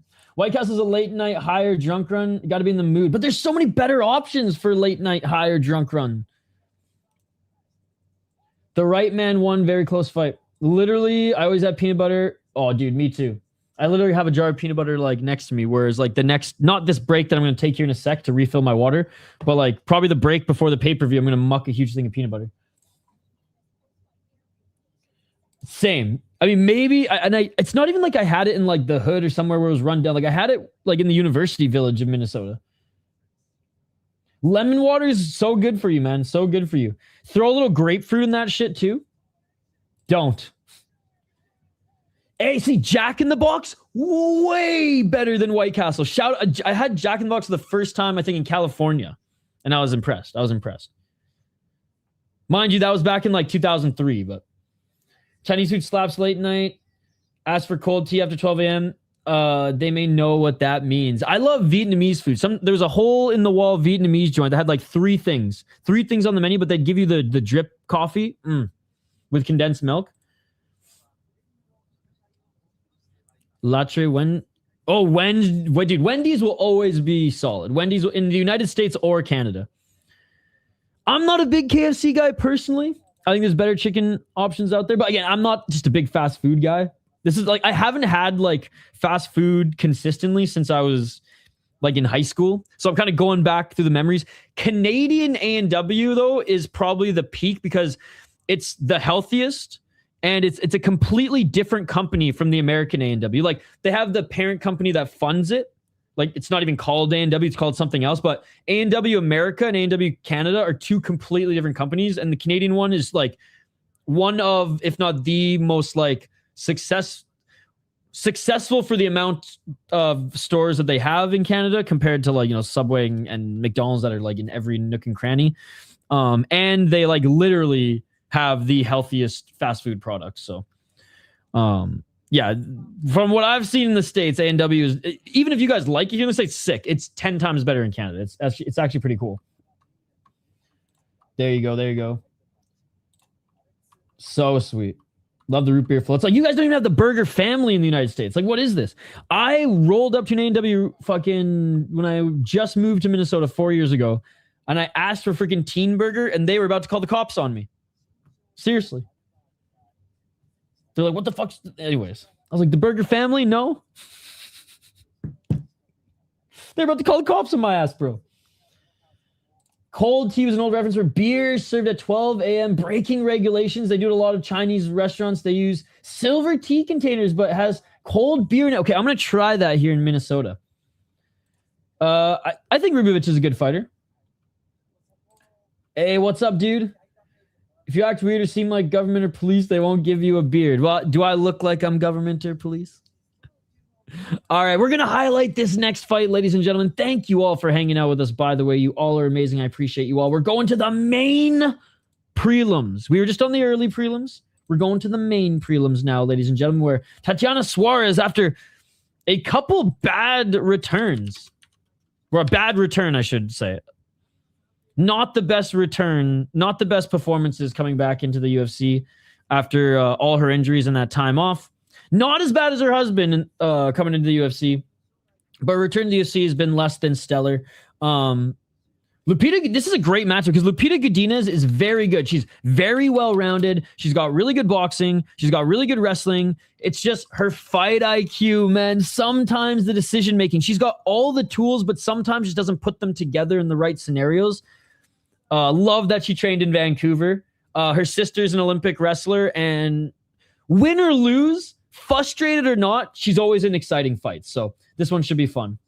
Stopped at a Canadian AEW on my way up from Alaska. Didn't know that. When I get money in my PayPal set up, I'm going to get you some cash sent over your passion interaction. Oh, you don't need to do that, bro, but I appreciate it, Mark. You're a beauty. You're a beauty. I got fight ends in the sub. Loopy for the win. What hits hard is a road trip and you gotta go to Big Stop. Okay, I hit Waffle House for the first time on my last road trip, and that at 2 a.m. there was no fight, but one guy tried to fight someone, and you know, it kind of was blown off. By the way, I'm going with Lupita Godinez. I gotta piss so bad, guys. So I'll be right back. Don't go anywhere. I'll do a quick little breakdown when we come back. I know the pacing's been really good, but right back. Don't go anywhere. I got to bring back the piss jugs, dude. I got to bring back the piss jugs. Next fight in 2 minutes. Let's go.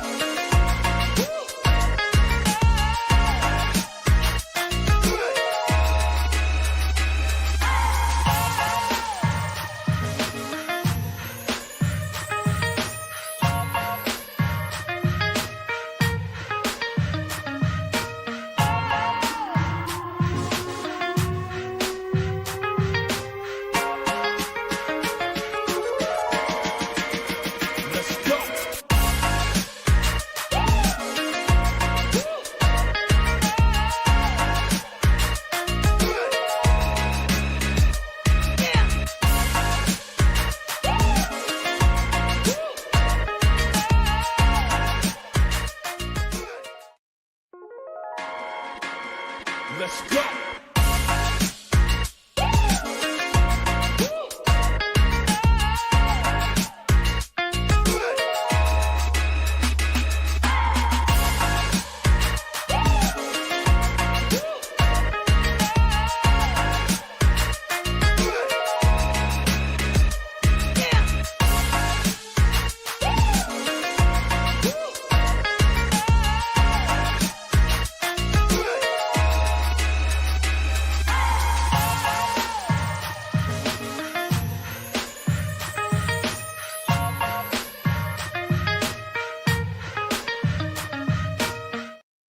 Sorry about that, guys. We are back. And both fighters are in the cage. Tail the tape up on screen right now. Certified auntie Tatiana Suarez now, ladies and gentlemen. Somehow, some way ranked number 2. It's hilarious. But anyways, UFC rankings mean nothing. They mean as much as one championship rankings at this point.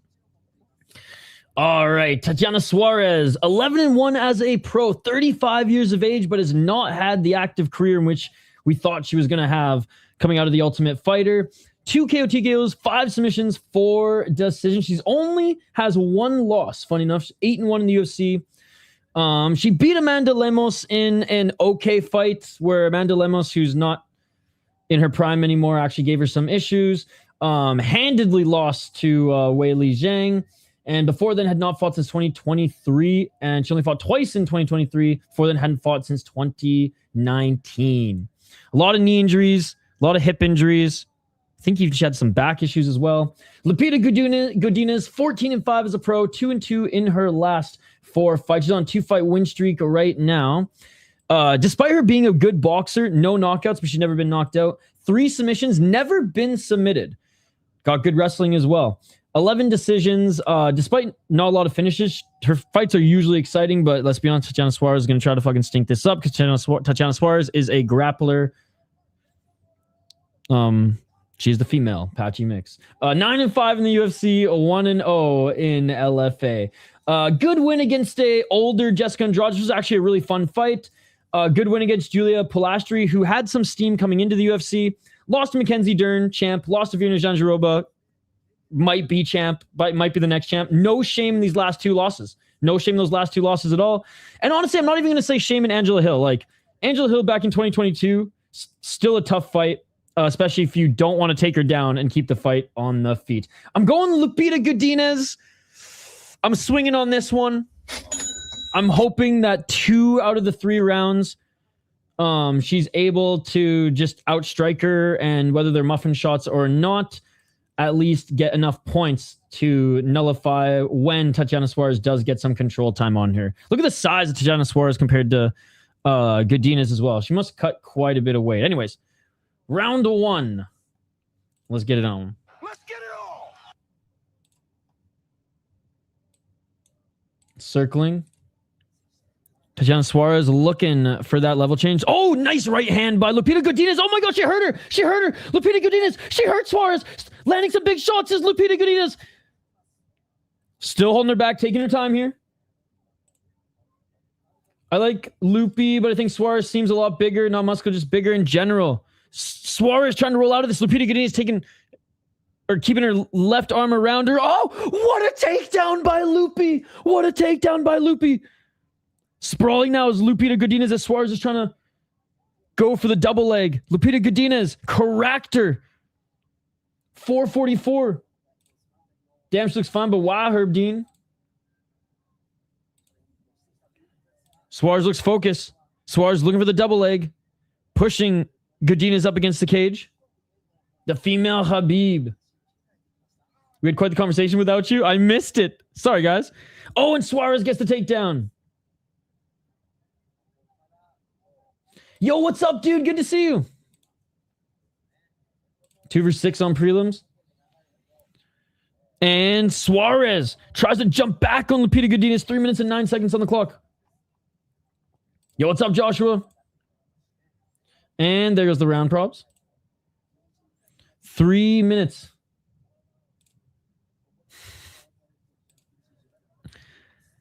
And here we go. Suarez sitting in half guard, not doing any damage here.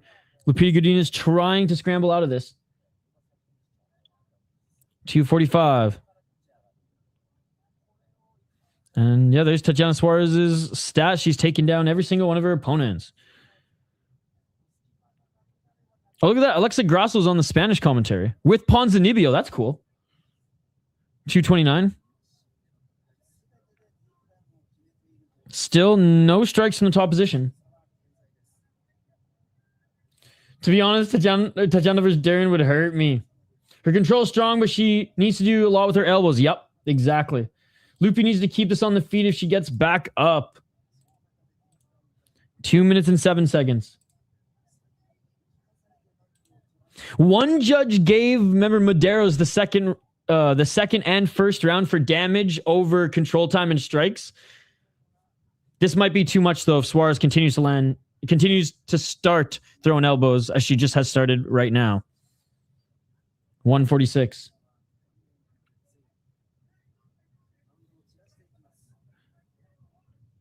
What a beauty. Oh, big shots to the body there by Suarez. Suarez with the left hand. Here's the ground and pound by Tatiana Suarez.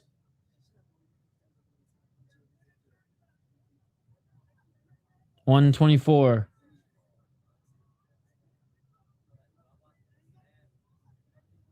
Suarez with the left.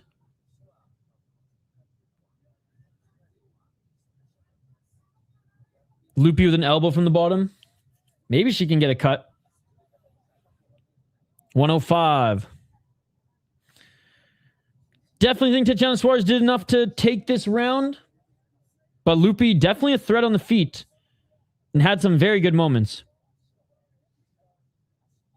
The cameraman looked like they freaking fell there.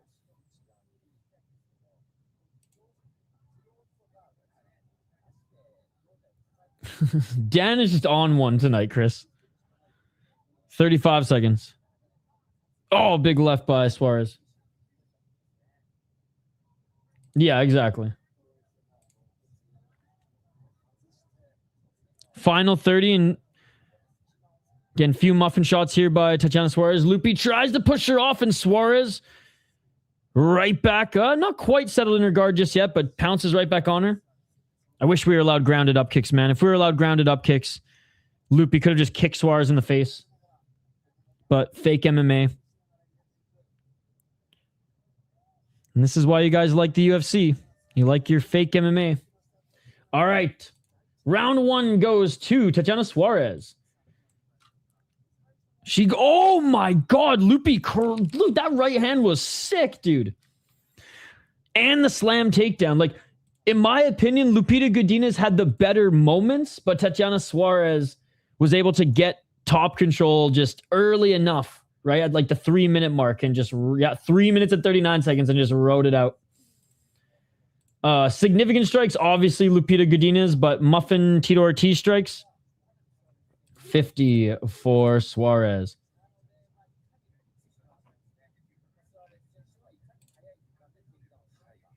Tatiana. All right. Yeah, Lupita Godinez's sister looks exactly like her. Suarez does annoy me when she gets on top and doesn't friggin' strike.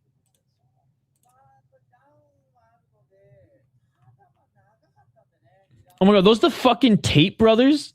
At least they come and watch the early fights. Say what you want about those fucking guys. At least they come and watch the early fights. Let's get it all. Round number 2. Cannot wait for Pitbull. Shows Pico his right knuckle. Yeah, sorry I didn't get the Pico highlights up. Win or lose, I'll get them up before the weekend's over. Exactly. Luque with the high kick.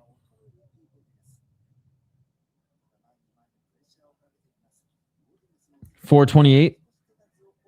Godinez didn't land with the left. Oh, another left there in the clinch by Godinez. Tatiana Suarez trying to get those underhooks. Lupita Godinez on the back foot trying to evade this. Clinching by Suarez. If you're going to clinch, you got to land some dirty boxing. Knee by Suarez. Suarez, oh, looking for a guillotine. Trap in the neck here. Might use this to trip. I'm excited to see. Pushing Lupita Godinez up against the cage is Suarez. Suarez with the body lock. Single leg. Oh, Suarez is going to sweep that left. Suarez is going to sweep that left. Nice takedown by Suarez. Oh, Godinez back up there. Godinez grab the cage. Godinez grabbing the cage. Cut off her fingers. Cut off her fingers. Suarez gets a takedown. I'm glad she did. Oh, come on, Godinez. Cut off her fingers.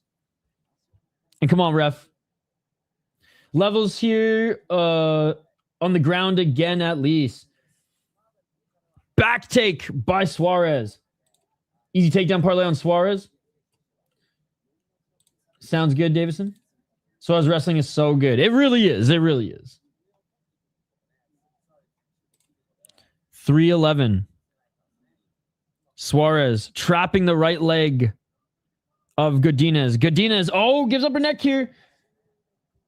Suarez, left arm around the neck. Around the neck. Oh my God, she's tightening it. Godinez is trying to fight that hand. Trying to fight the hand, but the left arm is completely around the neck. She just needs to seal it up. 2 minutes and 52 seconds. Get it, get it. 2:49. Oh my God. Godinez still fighting the hands, but slowly but surely running out of air. Oh my goodness. 2:37. This might be it, ladies and gentlemen. This might be it. And it is all over. Tatiana Suarez. A nice comeback, coming back after getting knocked out and taken down early. Dominant performance in the second round. Gets the back and goes for the finish. Great win by Tatiana Suarez. Likely going to get the title shot next. Well, that's the thing. Is it going to be Jean Giroba or Tatiana Suarez again? I guess that's the question. Who gets the title shot next? Jean Giroba or Tatiana Suarez? Damn it. Yeah, absolutely. It's funny because we saw the clear striking difference and we saw the clear grappling difference, and the grappling difference prevailed. I will say, Lupita Godinez, that right hand was money. Overall, good fight. Good fight. No complaints. People shit on female MMA all the time, and then usually we actually get some decent performances. So no deep jewels this weekend, which sucks, but that's like the best female organization out there. It's fucking awesome. Soccer moms getting friggin' soccer kick finishes, 80% finish rate on those cards. It's unbelievable. Agreed, that one was a blast. Like, if y'all don't watch Deep Jewels, like, I question if you're a real MMA fan. I think there's a Jewels card coming up in a month because there's an Impact card, and I'm pretty sure there's a Jewels card either before or after. But I know in the summer they ramp them up, especially when they go like to smaller regions. Patchy Mix, not in her corner, didn't want to show his face in the UFC. Especially after a Ryzen loss. Oof.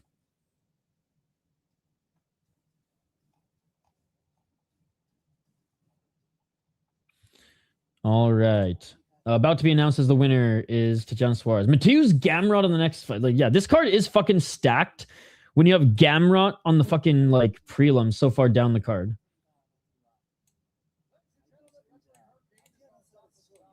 What do you guys think? Do you guys think Gamrot is boring?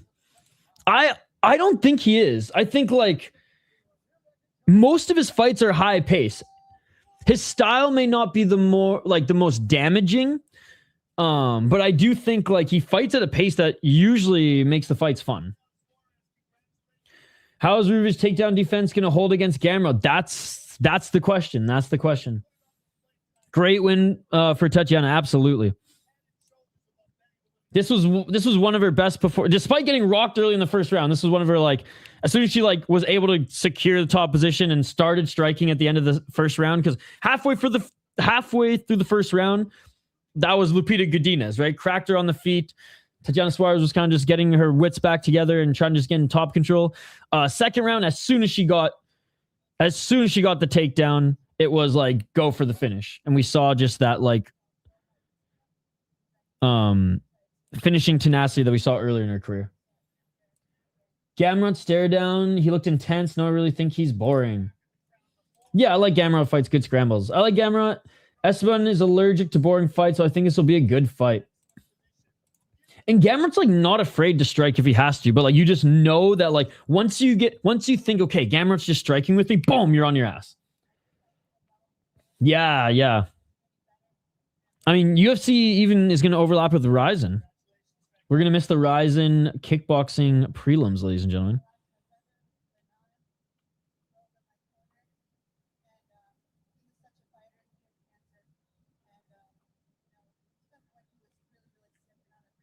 Oh, she's saying her brother just battled cancer and he was in her corner. That's awesome.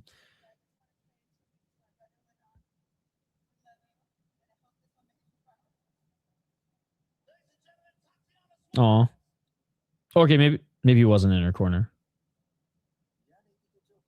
Nice. Southpaw versus Orthodox. I feel like this will be on the ground for 10 minutes. Jiří was the pride of Ryzen, the current marauder of MMA/UFC. Absolutely. Like, I still think he was a bigger star in Ryzen than even Shah Dulaev. But Shah Dulaev might be the next Jiří, man. Not in style, but, like, when Shah Dulaev comes over to the UFC, he is going to kill everybody. Like, it's stupid how good he is. It's actually stupid how good he is. And everyone's so scared to fight him globally that he has to fight fucking Nogi Kubo. Or not Ogi Kubo, freaking just Kubo again.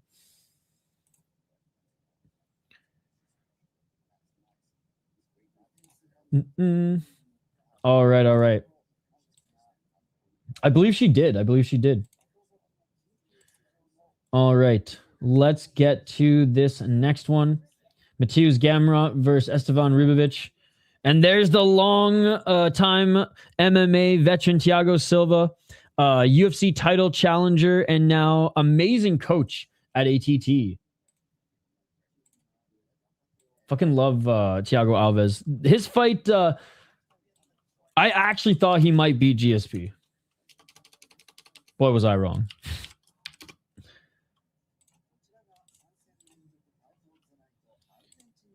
Yeah, there's overlap though. The prelims of Ryzen start probably when there's still an hour and a half of UFC. Yeah, the heavyweight division in the UFC is trash. But to be honest, heavyweight division globally is trash. So there's not a lot to pluck from the global like pool. I mean, shit.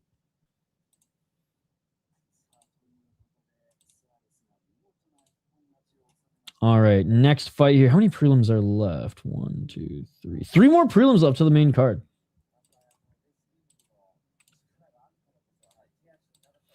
Is it still? It's a 9 o'clock Eastern main card start, not 10 anymore, right? That is nice. That is nice. The main event for you is Pico versus Pitbull. Dude, you're our people, man. Bellator never die, baby. Bellator never die. There's a lot of Bellator alumni on this card, even once you've had like 1 or 2 fights, just saying. Mateusz Gamrot up against Esteban Ribovics, ladies and gentlemen. The pride of Poland, former KSW champ, Mateusz Gamrot, 25-4 as a pro, certified unk at 35 years of age now, ladies and gentlemen, 2-2 in his last 4 fights. He is the slight favorite in this one. 8 knockouts, never been knocked out. 5 submissions, has only been submitted once, and 12 decisions. He's only lost 3 times via decision. He went undefeated in KSW for almost a decade. 13-0-1, came to the UFC 8-4. Lost to Charles Oliveira, no shame in that.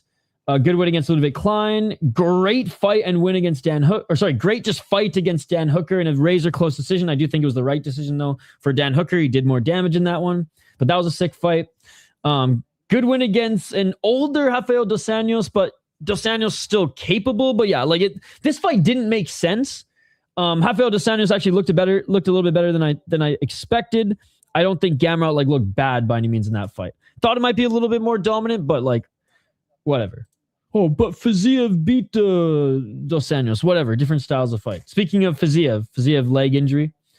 Wanted to see more of that fight, but obviously an injury's an injury, a win's a win. Jalen Turner, really fun fight. My boy Beneil Dariush in his prime. Unbeatable. Honestly, Arman Tsarukyan won this fight, but it was a very close decision. I mean, just look at all the guys he's beaten in the UFC, man.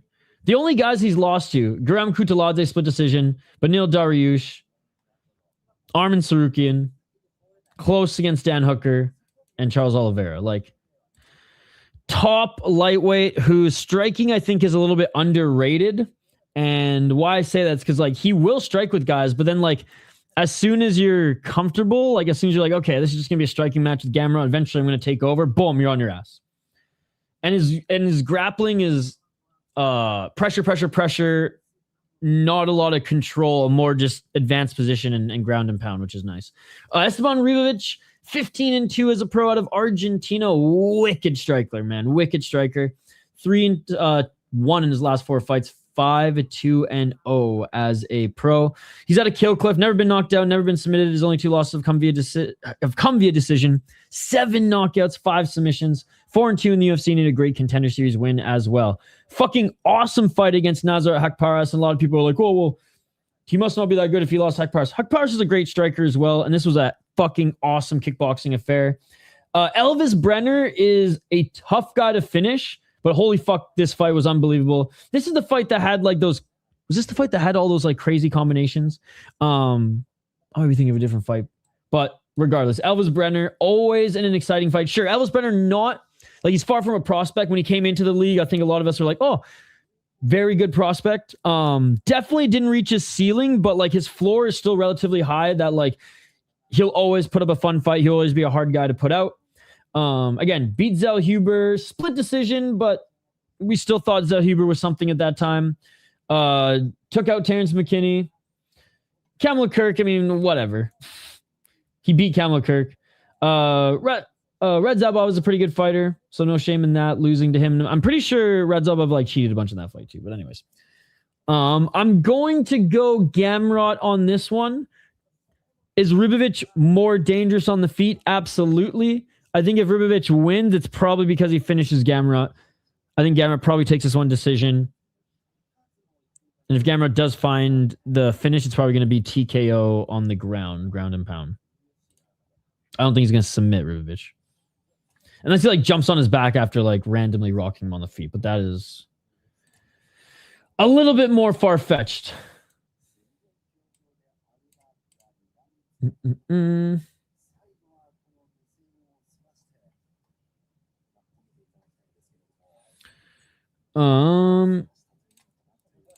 Hey, I'm here until the pay-per-view. Oh my god, they're going back and changing the scores now. Wait, what?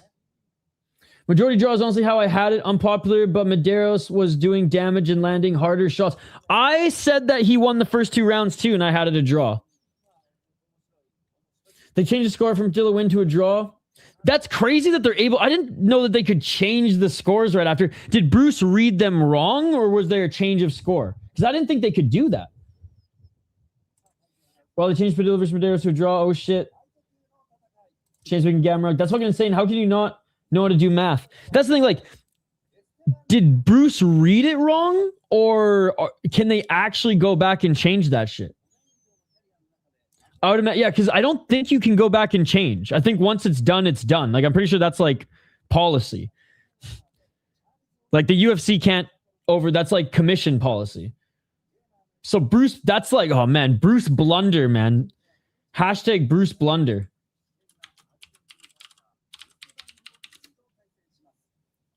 Gambling sites would hate that. Oh my god, maybe that's why Sis isn't here anymore. They said they got the math wrong. Still, like, that's no excuse. You write it down, it's red, it's over. Bruce Blunder, ladies and gentlemen. Bruce Blunder.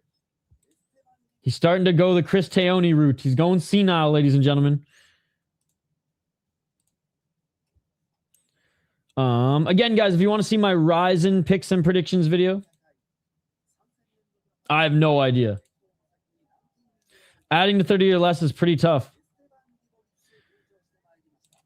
It just sucks, like, for Padilla, too, because, like, it's not his fault. It was announced as the winner. He had his fucking post-fight, whatever. He did outstrike him, but again, I thought, yeah.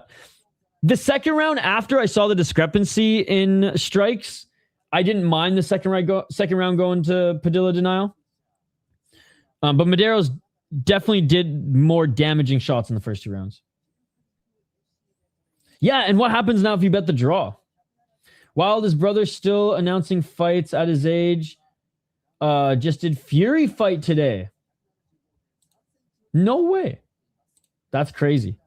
Because he's, like, really old. Like, Bruce Buffer's getting up there in age, but, like, his brother's really old. All right. Ribovics getting looked at by the cut man right now. Amberly multitasking. Nice.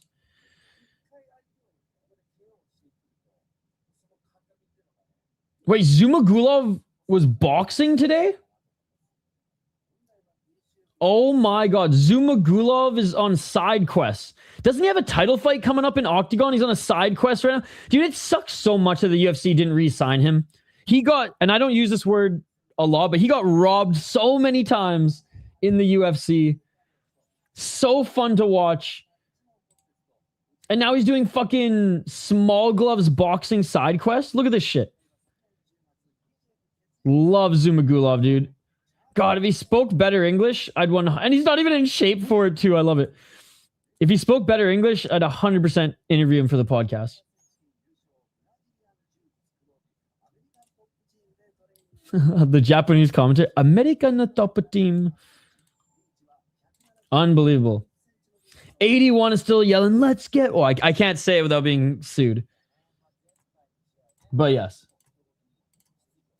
It's crazy that Space Jam is like one of the only other pieces of media. There's a couple, but like one of the few that like paid top dollar for him and for that to be in the movie. Every time that movie runs, dude, he's getting a little cha-ching. Dude, Gamrot looks fucking dialed for this one.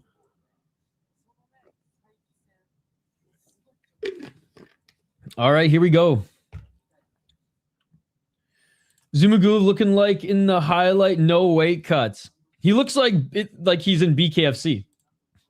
Because I know there's technically weight cuts for BKFC, but no one's cutting weight in BKFC. No one's really cutting weight in BKFC.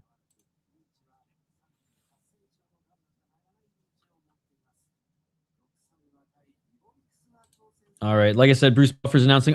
Bruce Buffer's suit today is fucking dope. I dig it. I think it's one of his better ones, to be honest.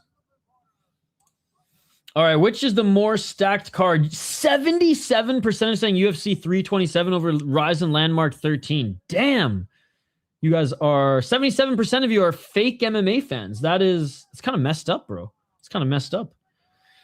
Guys like Lorenzo and Mike Richmond gaining weight to slay giants in BKFC, right? These guys are fucking eating like 3 or 4 Whoppers on Whopper Wednesday weight cut week.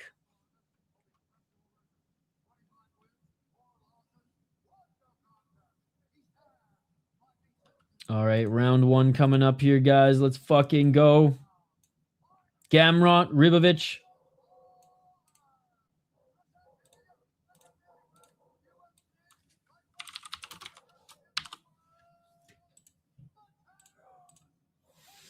All the buffers, extra money goes into his suits. I love it. Richmond used to be a fucking bantamweight at one point, wasn't he? Bantamweight or featherweight?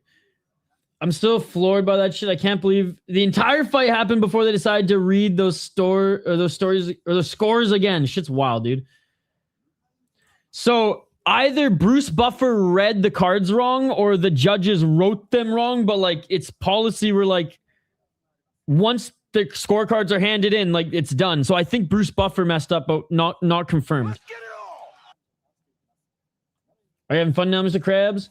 I do think it was... I do think it was a right decision for it to be a draw. I do think Mederos won the first 2 rounds, but like it sucks for Padilla now for sure.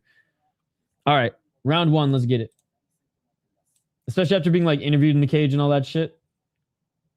It's probably like mid press conference and they're like, actually, you didn't win, bud. I'm going with Gamrot. Said the same thing. Didn't hate the win because like he did outstrike him and it was a fucking awesome fight, but Mederos hit him harder. Did more damage. 418. Nice left. Speaking of damage, nice left jab by Gamrot.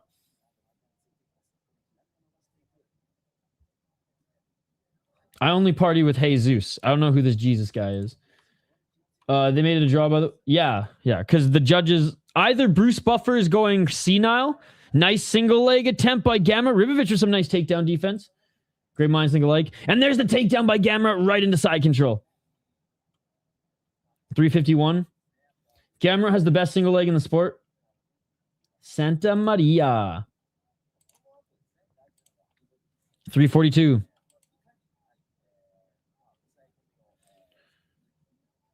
Gamrot got that down very back.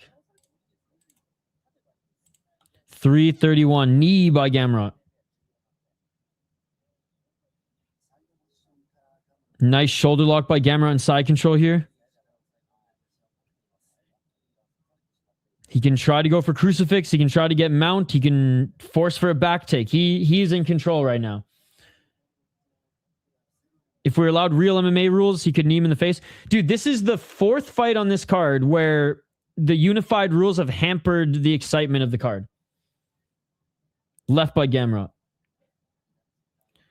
The unified rules are an absolute disgrace. Hampering the sport of mixed martial arts. Fake MMA. Oh, crucifix attempt. Crucifix attempt. Dude, he's absolutely big brothering him right now. He's trapped his right arm. All right. Ribovics turns to his left. Gamrot still controlling the back. Like, imagine just training with Gamrot, man. Like, how fucking annoying would it be to be like, all right, guys, it's fucking grappling day. And you're like, fuck, man. Gamrot, right uppercut. Like, the fact that Benil beat him was amazing. God. What could have been, ladies and gentlemen. 222. And I still think Sarukian beat him. But that was a sick fight.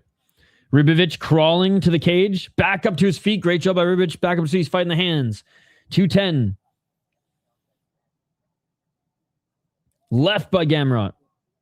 Gamrot, oh my God, just pulls the torso of Ribovics off the cage. Right hook in. It's too easy. It's too easy. I hope Ribovics gets this. Oh, yeah, you're not a fan of Gamrot, right?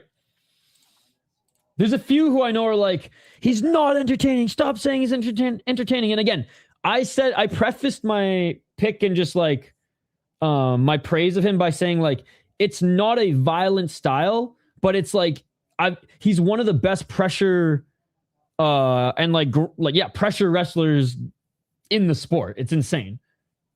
Like he fights without Shadulaev's fucking like tenacity to beat the shit out of you when he's on the ground, but like with the same like pressure in like, I'm just going to attack your single leg and get you to the ground right away. Gamrot. Ribovics pull a Glock here. It's game over. Which Gamrot got that Islam fight, to be honest? Would have liked to see the style matchup. I wish Benil and Islam fought on the come up too. 1 minute.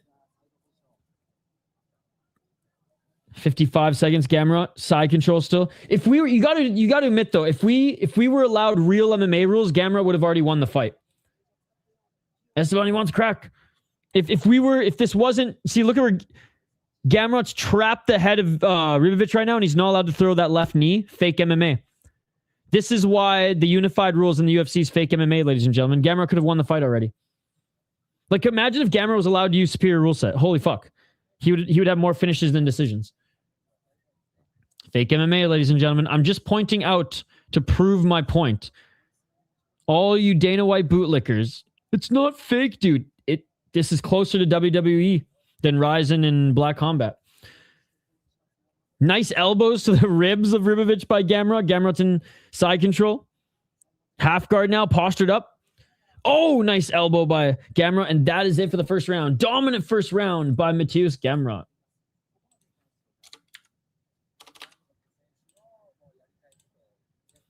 All right, round 2 coming up. Gamrot showing levels on the ground. Ribovics round 1. No, Tai Tuivasa won that round. I question who all would utilize it, though, honestly. Because even superior rule set guys choose control over strikes attempts. Not yesterday. And again, one championship has fake superior rules, but it's better than UFC. It was insane how many guys threw the knees. And same with Black Combat. I will say this. Guys threw the knees way more than the soccer kicks, and I get that. Unless you train it, it's not going to be instinctual. But a lot of the guys said that they're just training it. Like they'll have guys with headgear and they won't necessarily hit them hard with it, but they'll start getting that like muscle memory movement in these positions so that when they're doing it live and they're kind of like on autopilot, that it's there. I was listening to a couple of the Korean guys say that training for the next quarterfinal fight in Black Combat, I think it was 80% of the fights in Black Combat had grounded knees in those positions. And that's a very low level. So I disagree with the knees. I agree with the soccer kicks. All right, round 2. Let's get it all. And it's like, why wouldn't you want a finishing bonus in the UFC? Honestly, don't you get paid for finishes now? Left hand by Gamrot. You're not going to sacrifice getting a fucking knee finish to the face over control time and then get cut. Freaking Fakhretdinov style. Let's go. Those guys take more risk, though, already than some UFC standard guys do. Like, I sure know Peter Yan using them, but I question if Hamzat would. 421.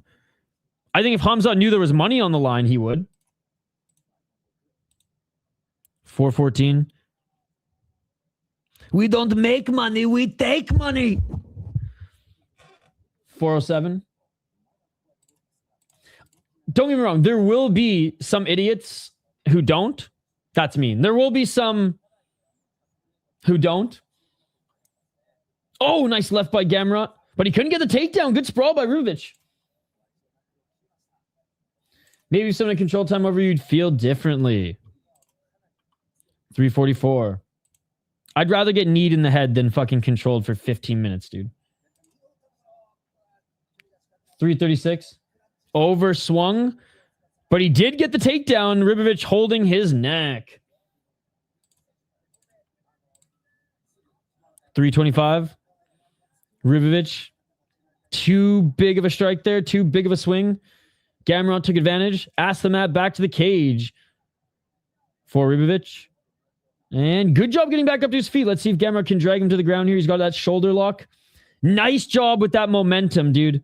Gamrot starts just walking forward and just drags him to the ground. Ribovics, good scramble here.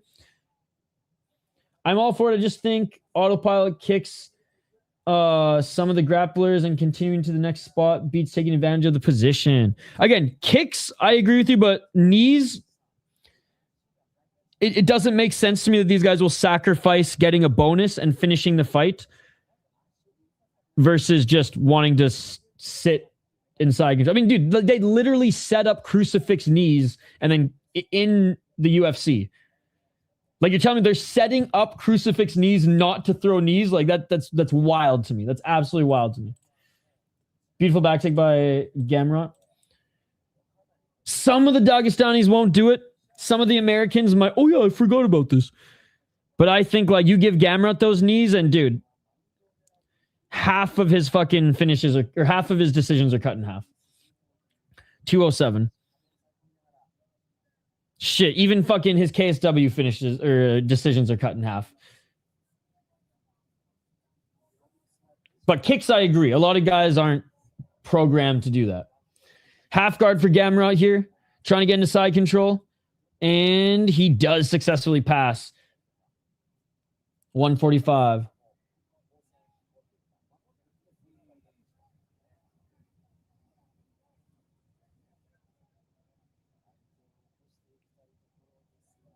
Still in side control. Half guard again.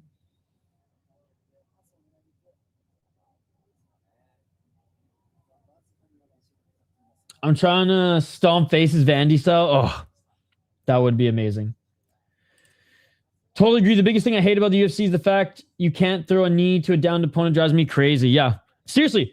If UFC had the superior rule set, I wouldn't even care that it's unified or that it's like 10-point must system, which kind of bothers me as well.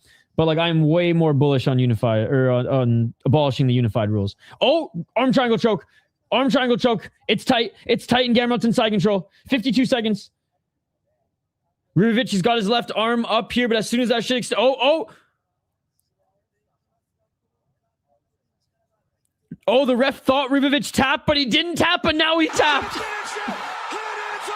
Ribovics started squirming like a fish. He started punching Gamrot, and the ref thought that the punch was a tap. The ref went in there and then said, oh, I don't know if the ref touched him, but he went there close. He went, oh, okay, that wasn't a tap. And then shortly after Ribovics tapped, it is all over. Gamrot gets the submission. Tell you one thing, he's not going to get paid finish of the fucking night for a submission, but if he had grounded knees to the head, he would. And there we go. Moicano was training a lot with Gamrot before he came back from surgery, and it shows, right? Absolutely. Probably make a bunch of American wrestlers move to PFL if they adopted the real rule set. But then, like, the few Americans who adopt it are going to be superstars, and we'll forget that John Jones ever existed. Mighty Mouse is a perfect example of why knee should be used. Look at his 2 fights that went back-to-back losses. Then win with the knee was epic. Absolutely. Easy money on the night. Gamrot must be dishearteningly strong. Well, that's what I said. I think he is. I mean, could you imagine, like, this fucking specimen, like, rolling with him, practicing with him? Like, oh, it would fucking suck ass, dude. John who? Called it. Let's go. Hope you guys made some money. Good finish by Mateusz Gamrot. How are you guys doing, by the way? Hanging in there? Who's staying up for Ryzen? Who's staying up for Ryzen? Only one more fight till Pico and Pitbull. The people's main event. The people's main event. The worst feeling ever is grappling strong motherfuckers make you question your manhood. I know. Like, for a little guy, like, I have some strength. Thank God. Like, it was in Canada, but I did some wrestling, did some martial arts when I was younger, right? Like, lifted weights as when, like, I was still developing. So, like, I'm stronger than most people my, like, height and size. But, bro, like, there's some guys I roll with in jiu-jitsu who are either like tubby or skinnier than me, but who are just fucking like have that fucking Wisconsin or Minnesota farm boy strength and just fuck you. Like it's fucked. Like it's just like, but I guess those are the ones that make you better, right? Depends on my beers. I only have one beer. It is a Imperial Stout that's been aged in whiskey barrels for a while, so it's super strong. Doing good. Broke down. Yeah, but he has been facing like top level guys. My life is ruined. My goat got subbed. That fight, man, he told him, you're putting the choke wrong. Yeah, bro, hang it up. Wait, who hang it up? Low gear strength, just like a winch pulling you in. Ooh, that sounds different.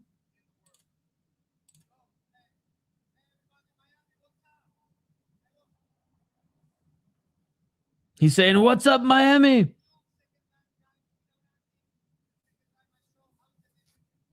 He wants the title shot.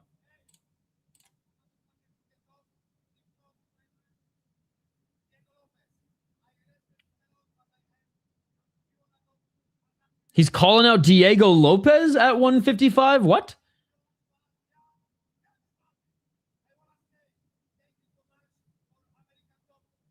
All right, saying thanks, American Top Team. Radtke actually was pretty good, like pretty respectful on the mic. Charles still beats them all 100%. He's like, I can't beat Charles Oliveira. And I'm scared of Max Holloway. No, he didn't say that.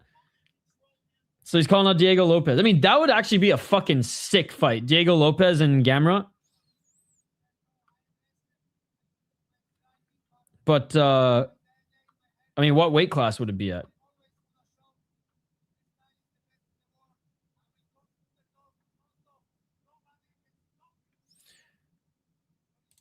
Rambling Polish ramble continues. Is he talking in English now? Again, it's all in Japanese for me. Can we talk about how Charles is still getting so much better? Dude. I don't know if he's getting so much better. I wouldn't go that far, but he's definitely like, even if he is in a decline, it's a very, very like level decline. I will say he's not like, he's big. Like he's put on a lot of muscle as he's gotten bigger, but he's where he was always strong. Now he's got that like man strength as well. He didn't look super fit in his last fight, but like he always has some issues with his weight cut that he has at every weight class he's fought in. I will say though, like still not as chinny as I think people like describe him to be. Yeah, he gets caught every now and then, but like look at the guys who like actually put him out. There's not many. Hey, Rashad Evans, the fucking legend. Fucking love Rashad Evans. I thought he was 145. I can't wait for the Cub fight. We did English and Polish, then more English. Dude, how cool is it to see Luque win? Man, I hate to be the guy who wants Cub to lose because you love me and he's the end of WEC, but Nate on the mic is gold and I want to hear it. Maybe we'll get them both on the mic and it'll be like, if it's an absolute, like if it turns out to be like a Forrest Griffin, Stephan Bonner type fight, maybe they both get on the mic.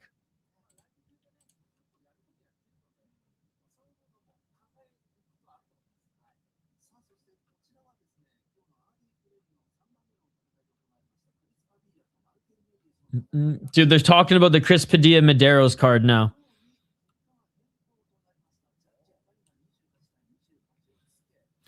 Again, I don't know if Bruce Buffer read it wrong or what's happening, but definitely in the post-fight press conference, they're going to ask Dana about it, and I'm excited to listen. Well, I guess not. I'm not excited to listen to Dana because he probably won't know what the fuck's going on, but I'm interested to see if he'll have an answer.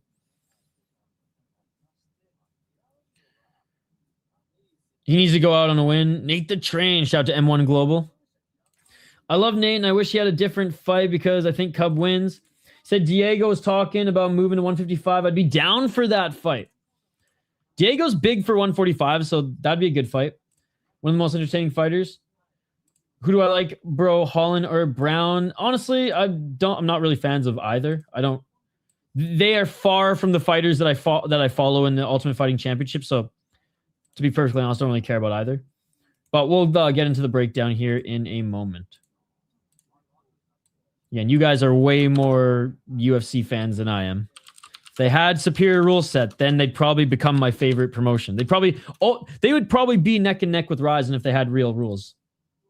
But the fake rules, man, they're disgusting. They're absolutely disgusting. All right. Randy Brown versus Kevin Holland.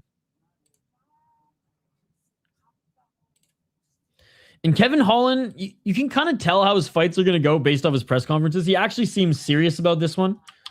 There's some where he's like, oh, this is my 5th fight this year and whatever. I'm just here for a paycheck. And then he gets his fucking ass whooped. This one, he actually seems motivated. But I think we've seen the ceiling of Kevin Holland. Randy Brown is actually more dangerous than I gave him credit for throughout his UFC career. And it's crazy because like he's Uncle Randy Brown now. It's funny. I always just looked at Randy Brown as a prospect, but like, no, he's Uncle Randy Brown now, and he's 27 fights into his pro career. 3-2 as a pro for rude boy Randy Brown. 8 KO TKOs, 5 submissions, 7 decisions. He's lost 3 times via knockout, twice via submission, and twice via decision. 14-7 in the UFC, 6-0 in ROC. Lost to Gabriel Bonfim in his last fight. Awesome fight against Nicholas Dalby. Nicholas Dalby, like, actually cracked him a couple times. Nicholas Dalby is showing, like, his age at this point, which, like, it's about fucking time, but still a good win against the tough as hell Nicholas Dalby. Lost to Brian Battle in one of the most boring fights ever. Beat Dos Santos. Zaleski Dos Santos is getting older. Great win against Salikov, and Salikov bounced back and got a knockout after this as well. So like Muslim Salikov, the king of kung fu, is not completely washed. I would say far from being washed. He's just not in his prime anymore because he's 42 years old or whatever. Wellington Turman, I don't really value him much at all. You got to win over him. Lost to Jack Della Maddalena. No shame in that. Jack Della Maddalena legit knocked him down, got the rear naked choke. He beat some decent guys in his UFC career. He beat an old Cowboy Oliveira. Francisco Trinaldo, still old, but a good win nonetheless. Chaos Williams, he actually was a good prospect at that time. Warley Alves was a good win at that time. Yeah, but anyways, that was about it. So, like, I never was super high on Randy Brown, but dangerous in the clinch, and he has good boxing. I'd say his jiu-jitsu is a little underrated, but I don't think he's going to play jiu-jitsu with Kevin Holland, who's actually a really good grappler. So it's funny because Kevin Holland's a terrible wrestler. I don't mean to be disrespectful, but he's not the greatest wrestler, but he's good at scrambles. I don't even think Randy Brown wants to get into scrambles with him. I think that Randy Brown is going to try to box him. And if this goes in the clinch, he'll try to play some Muay Thai. 28-15 for Kevin Holland, 33 years of age. 13 KO TKOs, only been knocked out twice. 10 submissions, only been submitted 4 times. 5 decisions, has lost 9 times via decision, one of the most active fighters in the UFC.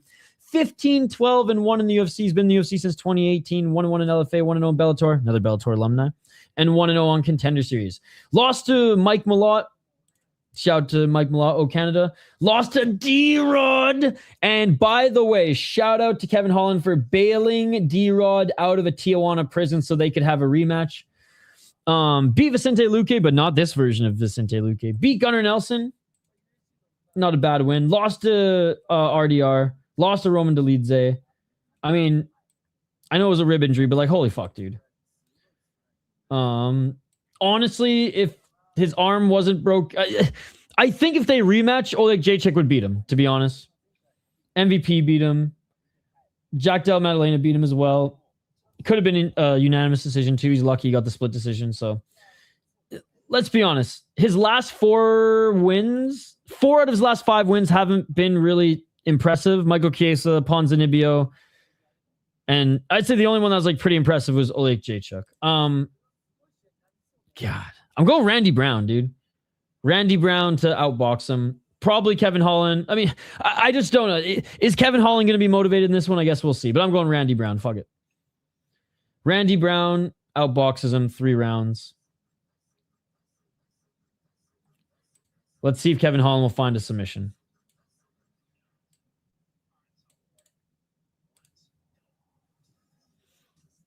Was that freaking Matt Kachuk?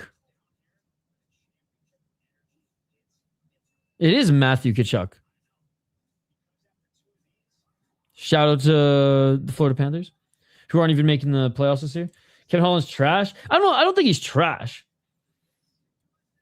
Luque sent Kevin to PFL, or sent Kelvin to PFL. I'll go head to head and pick Holland.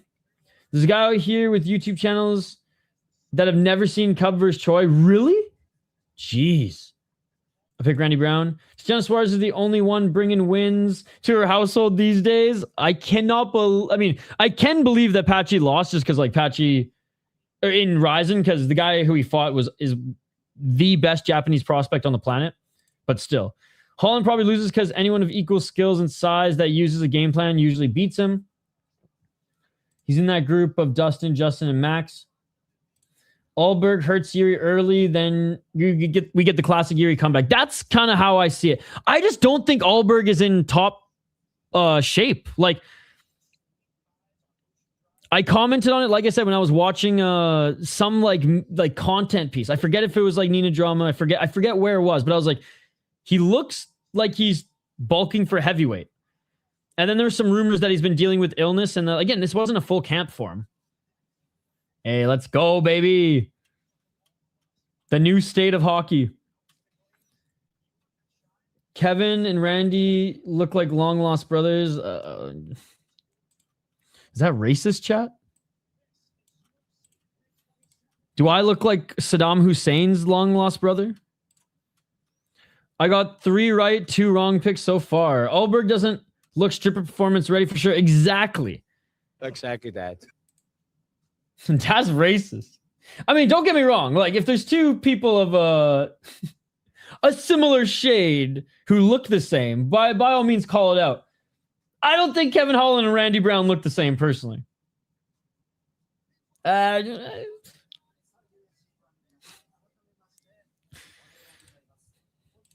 gonna say what everyone's thinking. All right, just because they're both black doesn't mean they look the same. Now, sometimes 2 black dudes can, just like 2 brown dudes can, but yo, Nick, you did not need to do that. You did not need to do that, Nick, with the $5. Let's fucking go. Let's fucking go. That shit beautiful than a motherfucking. Thanks for doing this before Paramount. I could only watch it live with you. I'm staying loyal and watching both because you keep up and engage with us. Nick, you're the fucking man. Thank you so much for the $5 donations. You did not need to do that, brother. You did not need to do that. I appreciate it. I appreciate it. Nick's the fucking man. W's in the chat for a win. Fuck the unified rules. Let's go. Half man, half amazing. There were 2 dudes that looked alike on Dirty Boxing fighting actually last night. Kevin Holland fighting himself. There, I said it. Oh my goodness. Emotional damage. Thank you so much for the $5, man. And thank you so much for the $2 euphoric notes. Oh, man. Let's freaking go. Let's freaking go. All right. Who do you guys have in this one? A little bit of buffer time here. A little bit of buffer time here is, I guess they moved to CBS. Fighters haven't even made their walkouts yet. All right. Well, I guess we can react to highlights. Let's do that. Let's do that. All right. I'm going to quickly... Kevin Sub, yeah, keep the comments coming. Dennis said, I'll run you up to Nina Drama and Elijah. I'll ruin you up. French toast. I'm a French toast guy over pancakes personally. Yo, thank you so much for the $2 again. Shout out to euphoric notes, baby. Shout out to euphoric notes. Oh my goodness, you're a fucking beauty, dude. Thank you so much. Thank you so much. Holland by decision. They both had their dreads in front of their face hanging over too, and the way they looked identical. Good to see DJ M Fresh, by the way. Chicka Fresh. Go check out his YouTube channel. That's kind of sus. Dude, thank you so much. Thank you so much. All right. Comment your predictions in the live chat and also tag me on Twitter or Instagram in any MMA combat sport highlights that you want us to react to during these like little buffer breaks between the fights. I've been drinking I almost want to say too much water. I'm drinking almost a liter and a half so far of water. So I gotta drain the main vein again. I will be right back after this quick 2-minute break. After this bottle, I'm gonna take it easy. But we're staying hydrated, and I hope you guys are as well. Quick break. Do not go anywhere. On the other side, I will check on the poll question, read your guys' comments, and react to a couple highlights. As the fighters haven't even made their walkouts yet, just the cold open. So 2 minutes. We'll be right back. Let's go.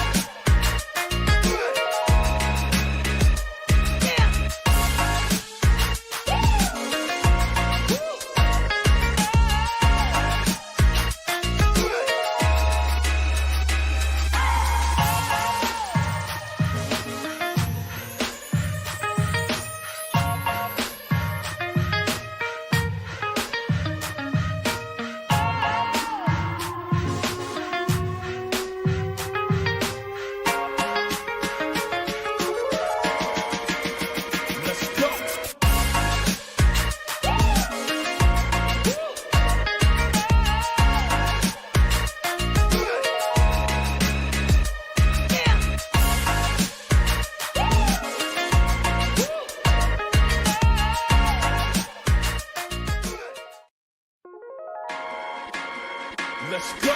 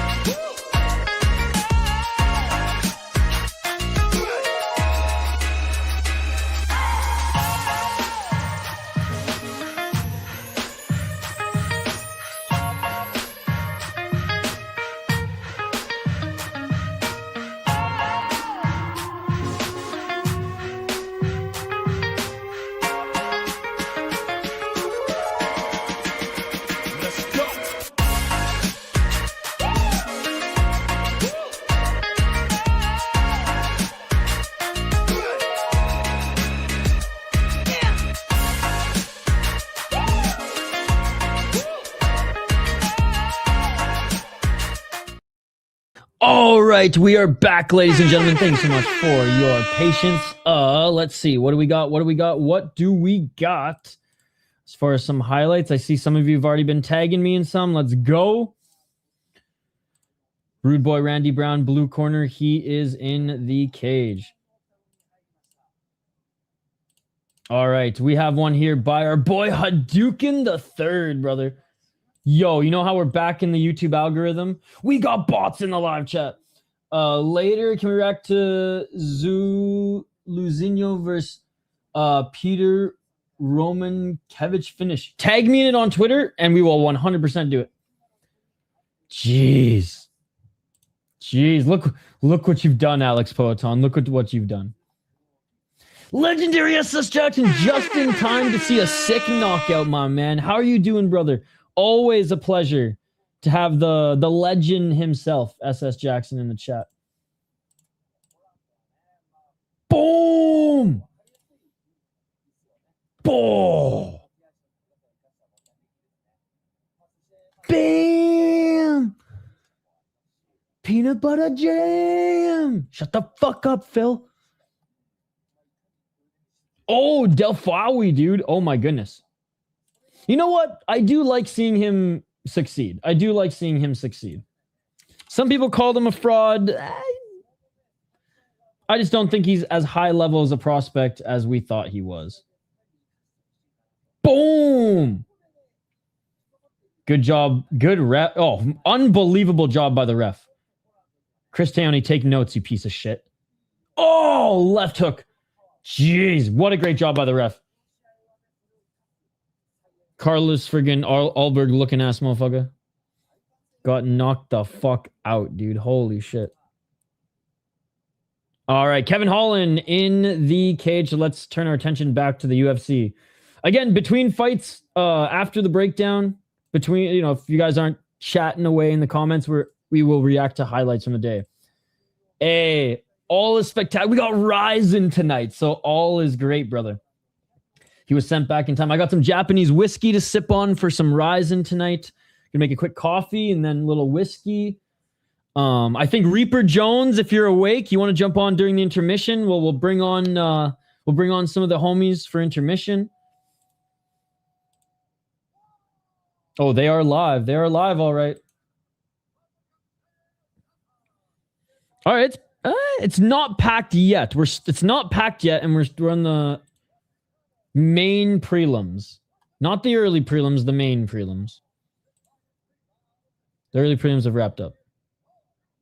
Funny enough, there's only 2 more fights on the prelims. Newman out versus Silveira, so fights off, and Stotts is now Coleman. Oh shit. Stotts, man, he's the reason Merab is in the UFC. Dana White went to scout Rufion Stotts, and Merab knocked him out. And that's why Merab's in the UFC. It's unbelievable.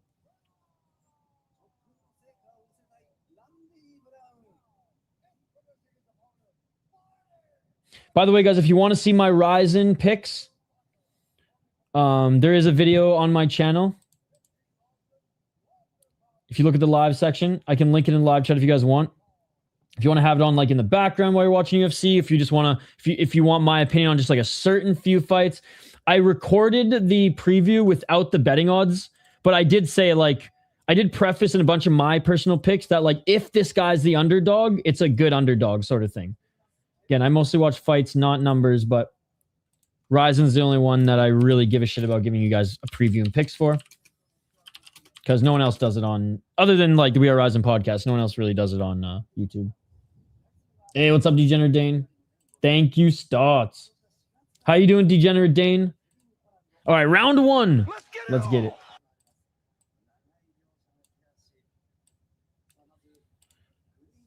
$4.51 each of them. Light on their feet. Low kick by Kevin Holland.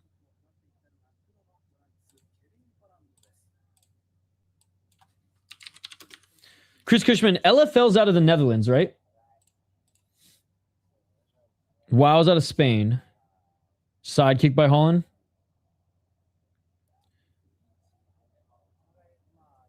Oh, Holland with a beautiful low kick. Randy Brown did not like that. Randy Brown looking for the left hook. Oh, another low kick by Holland. Okay. Sick. Right hand by Randy Brown. Glazing Holland for going up and down in weight and saying no one else does it when MVP was ranked in both divisions, and they hate that man. I'm so happy I'm listening to the Japanese commentary because, yeah, Joe Rogan and DC, I cannot stand them. We need freaking John Gooden and... Oh, nice low kick by Holland. We need John Gooden in there all the time. Oh! Randy Brown checking that low kick. Felder and John Gooden are my 2 favorites. Let's go, Holland. It's kind of like a doppelganger fight. I don't think they look the same, bro. 327. Am I out to lunch? Oh! I mean, I'm down for Laura anytime too, but... Honestly, she's not bad at commentating by any means. I have no issue with her commentating, but you know what? She ain't no Megan O'Leary in that pink dress. Like, oh my God, dude. Miami, baby. Woo! Am I right, Miami? 254, swing and a miss by Randy Brown. Oh, but Holland, a little bit of blood under that right eye. That is true. That is true. 241. They show a little clash of heads. That's maybe where the cut came from. Miami, greatest city in the world, baby. Jeez. You guys are ruthless, man. 225.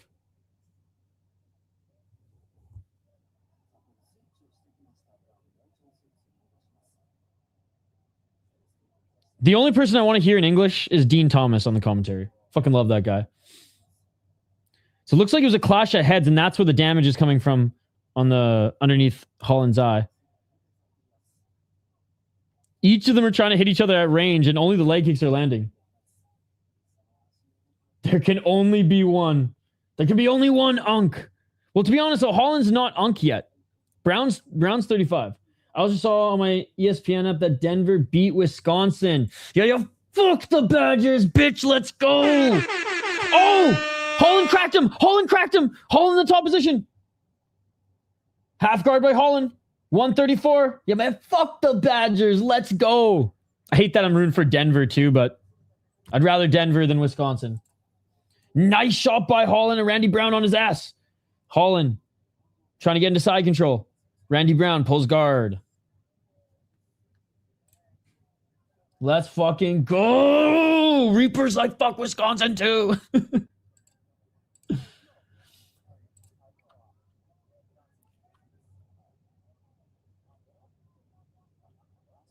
Oh, what the hell?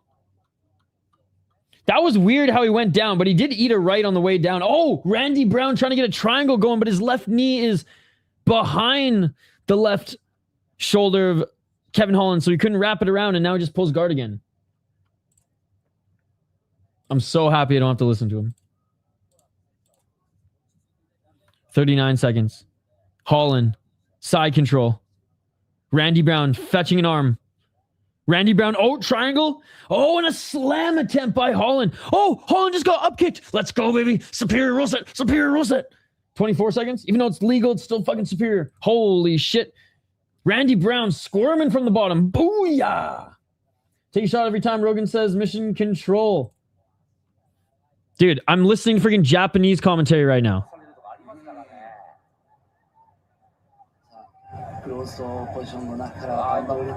I'm not listening to the English commentary. I will never listen to the English commentary unless it's Felder. Oh! And that is the end of the round. I will never listen to the English commentary unless it's Felder and John Gooden. Love the up kick 8. Kevin Holland was standing. That up kick was sick. 10th Planet Rogan say anything close to rubber guard and went nuts. That's so funny. 8. Love me the rubber guard.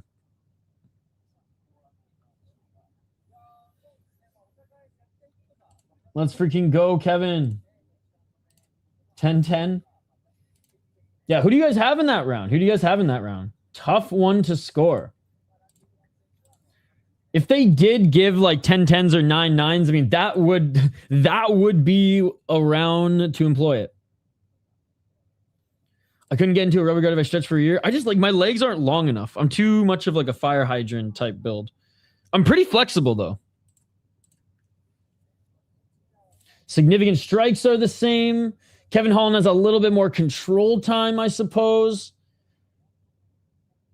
Each of them have good leg. Like maybe Kevin Holland just because of the control time, and getting in the top position there at the end.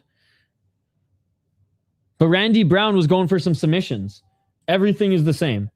But Randy Brown was going for submissions on his back and was more aggressive. So that's a swing round, ladies and gentlemen. That's a swing round. Round 2. MMA is so much better than boxing in terms of entertainment and brutality and skills, man. Overall, I would say yes, but like, you know, a good fucking 8 to 12 round nonstop war in Mexico or Japan is always fun too. Oh, Holland swings with the right hand to try to snatch a leg to take Brown down, but Brown, same, but different. Defensive takedown. Yeah, swing round. Brown with the left. Good fight though. Good fight. Low kick by Holland. You can see a motivated Kevin Holland is always a fun fight. My kid watching Fury fight today and said one leg kick and these guys are cooked. Your fucking kids are awesome. They know what's up. 408. I don't have anything against boxing, but it's not in my top 5 favorite sports. Me, neither. I'd rather watch hockey because the few fights in hockey, in my opinion, are way more entertaining. Overall. Again, Navarrete Valdez 2, one of the greatest fights in any combat sports I've ever seen. Might even be my top 5 of all time. And that was in boxing, right? But high ceiling, low floor. Oh, Holland overswings with that left hand again, and Randy Brown almost cracked him with the left. When you see other forms of violence, it makes most of boxing kind of lame. Again, yes. Randy Brown to the right hand, but Holland pushed him off. I love training and sparring it. Yeah, you watch one Friday fights and you're like,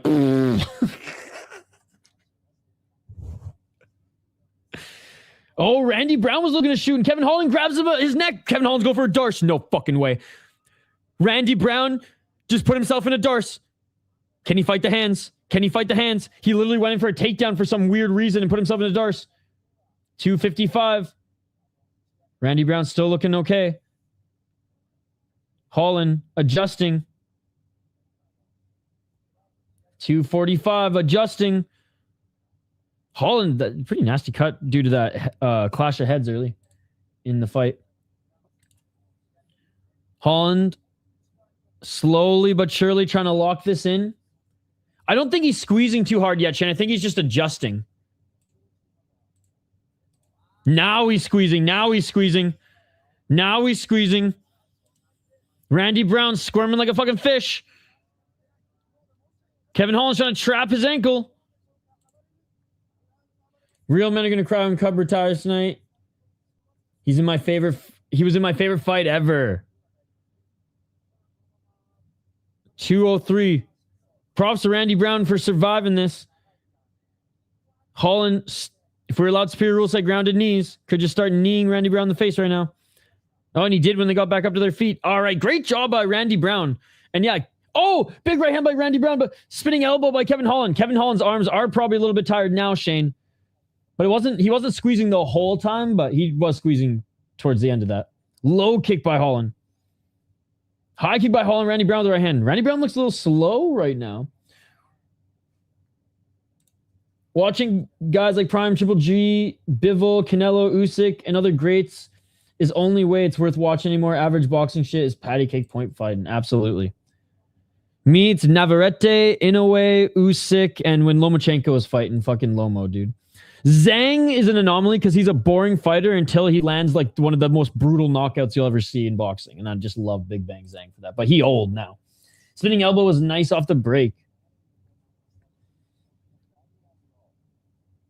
Oh, Randy Brown's fucking tired, man. He keeps looking up at the clock. He just got teeped. Kevin Holland went for the spinning elbow again. Now Kevin Holland grabs the neck again, ladies and gentlemen.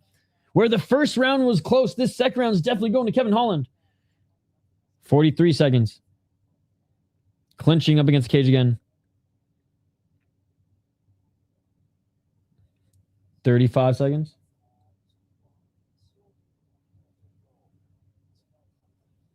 Knee by Holland in the clinch. Brown's probably down for this fucking clinch right now, so he can just breathe a little bit. Brown pushing Holland up against the cage now. Oh, Holland now maybe dropping for a guillotine? No fucking way. 14 seconds. He hasn't dropped yet, but he's got that left arm around the neck. And nope, lets it go. Couple DS slaps to the ear of Randy Brown right now. Kevin Holland continuing to slap him in the ear, and Randy Brown punches him a couple times in the stomach, and that is it for the second round. First round is a swing. I have no idea who won the first round. Round 2, definitely Kevin Holland. I think he's tired, bro. Heavyweight boxing needs more steroids, again, to make it great. Heavyweight boxing only should operate in Poland. That'll fix it.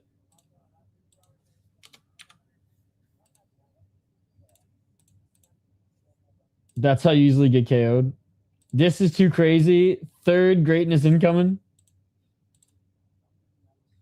We'll see. We'll see how this rest is going to help Randy Brown. Kevin Holland's still on his feet. He's okay. Randy Brown on the stool, still breathing heavily.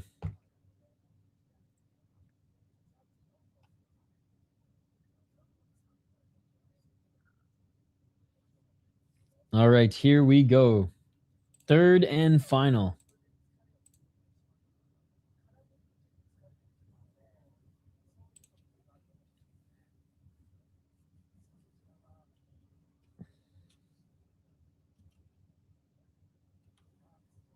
Let's get it on. Rude boy needs breaks too, guys. Yeah, right. Kevin, you got this, man. All right, 446. If Mallet loses to Burns, I quit ever rooting for his goofy ass. He has looked better since the loss. Since the loss us Canadians don't speak of. He's just so like mid, and I don't say that in a negative way. He's just, oh, big right hand by Holland. He's good everywhere, not great anywhere. That's how I look at him a lot. His brother's a fucking sick hockey fighter, though. Oh, another step back left by Holland.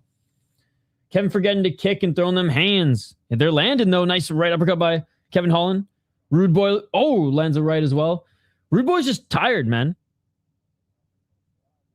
Kevin Holland just quicker than him in the striking.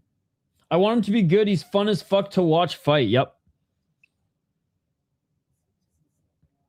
He reminds me a bit of Patrick Cote. And I know I'm reaching for a Canadian example, but like, because Cote wasn't like a wrestler first by any means. He was just kind of good everywhere.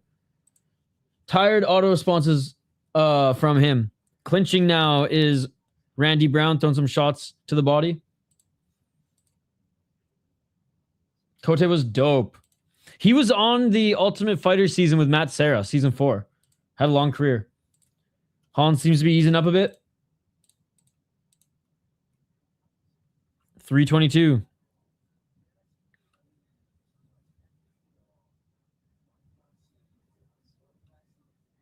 And the fight's turning into the Brian Battle fight 2.0 right now up against the cage. Left on a hook by Randy Brown. There's a knee by Brown. Yo, when the fuck is Sean Woodson fighting again? 3 minutes. Beat Kendall Grove and beat Ben Saunders. Dude, Kendall Grove was legit too.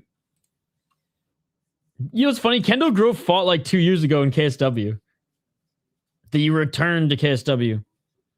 No, but Kendall Grove was dope. Ultimate Fighter 3. If they could give a bet on Holland held against cage slaps, that would be a niche thing. Round 3 is money. All right, they finally separate. No, he was so fun to watch, dude. Left hand by Randy Brown. He was a fucking dog, man. I mean, Hawaiian, tough as nails. Left by Holland. Another left by Holland. Another left by Holland. Randy Brown eats a right by Holland. Dude, Holland's boxing is key right now. Yeah. These guys are fighting in the mirror. Randy Brown tried to take down Holland. Knee by Randy Brown. Dude, Brown is tired. He came into this round tired. And now Kevin Holland's yapping at him. Now Kevin Holland's yapping at him and the ref. Kevin Holland's talking to the ref and Randy Brown. Now Kevin Holland knows he's got this. 145. Kevin just question mark to front kick. Hawaii was the original Dagestan. BJ Pence, as a human, not the best person, but as a fighter, he was my Charles Oliveira growing up. A lot of the new generation, like Charles Oliveira is their favorite fighter. Like BJ Penn was my Charles Oliveira, man. Like he was unreal. Early UFC too, and then his side quests. The Machida fight against the K1 fight against Machida was hilarious too. Started low, went high, but he blocked side, so he sent straight to his nose. That was a slept on move. A motivated Holland always looks good, and he was motivated for this one. 53 seconds remaining in this fight. Randy Brown trying to bank on control time to win this round. Mark Guard saying, let's work, let's work.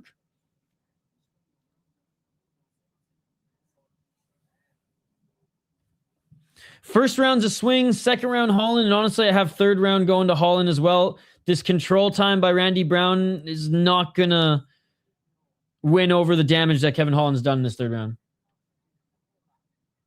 I think Anderson Silva still cites BJ as the best fighter ever. I know the Diaz brothers do too. I don't agree he's the best fighter ever, but he was an absolute killer, and at the time, he was pound for pound. Before GSP, he was pound for pound. Before GSP, became who he was. Hugging a dude isn't damaging to anything but your reputation. Brian Battle and Rude Boy Randy Brown will have a rematch in PFL. The Twitter stuff they show on screen in round 2 was saying Holland won the first. Those are just like plebeian UFC fans, though, Shane, that they just tweet out. Bootlickers. Dana White bootlickers. I mean, Holland very well could win the first round, but it's a swing round for sure. Very, very similar.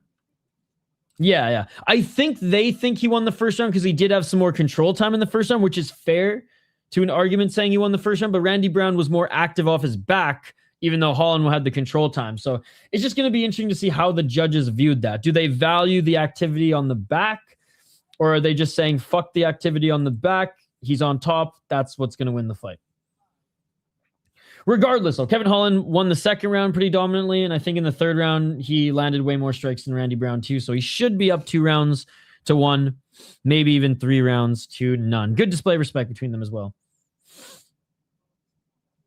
I really do like the Sherdog judges reviews they do after the fights. I do love how Sherdog's still making a lot of good content. Obviously not the same as like the message boards era, but yeah, I agree. Probably also mixed in that like he was never really a good human to begin with.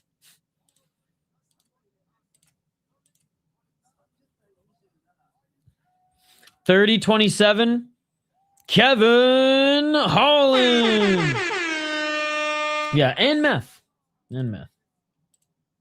I know he drank a lot too throughout his whole career and like youth. All right, Kevin Holland. Good win, man. Good win. All right. The people's main event, baby. The people's main event, and I got a treat for you guys. Sorry I didn't finish the Aaron Pico highlight reel. It's just once we started streaming this weekend, it's been nuts. We streamed for 16 hours yesterday. We're going to stream for a total of 14 hours today.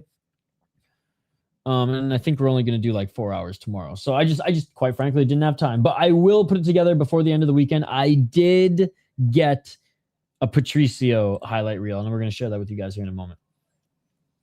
Big win for Kevin. Does he get a ranked opponent? I don't think he was. I disagree. I think he knew. I think he put his hands up like just in case, because as soon as he's like, he knew. It was one of those smiles where I think he's like, if I somehow got the decision, then that was going to be a robbery. Jamal Hill. Joe Pfeiffer.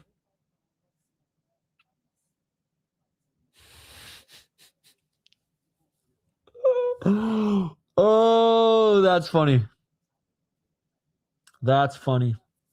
If you know, you know, ladies and gentlemen. If you know, you know.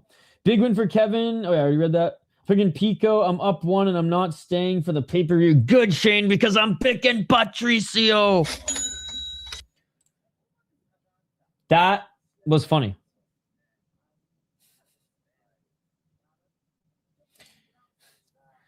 Don't worry, guys. I'm not cheating on my current girlfriend. Wait, what? Anyways, let's get to the featured fight. In my opinion, the people's main event.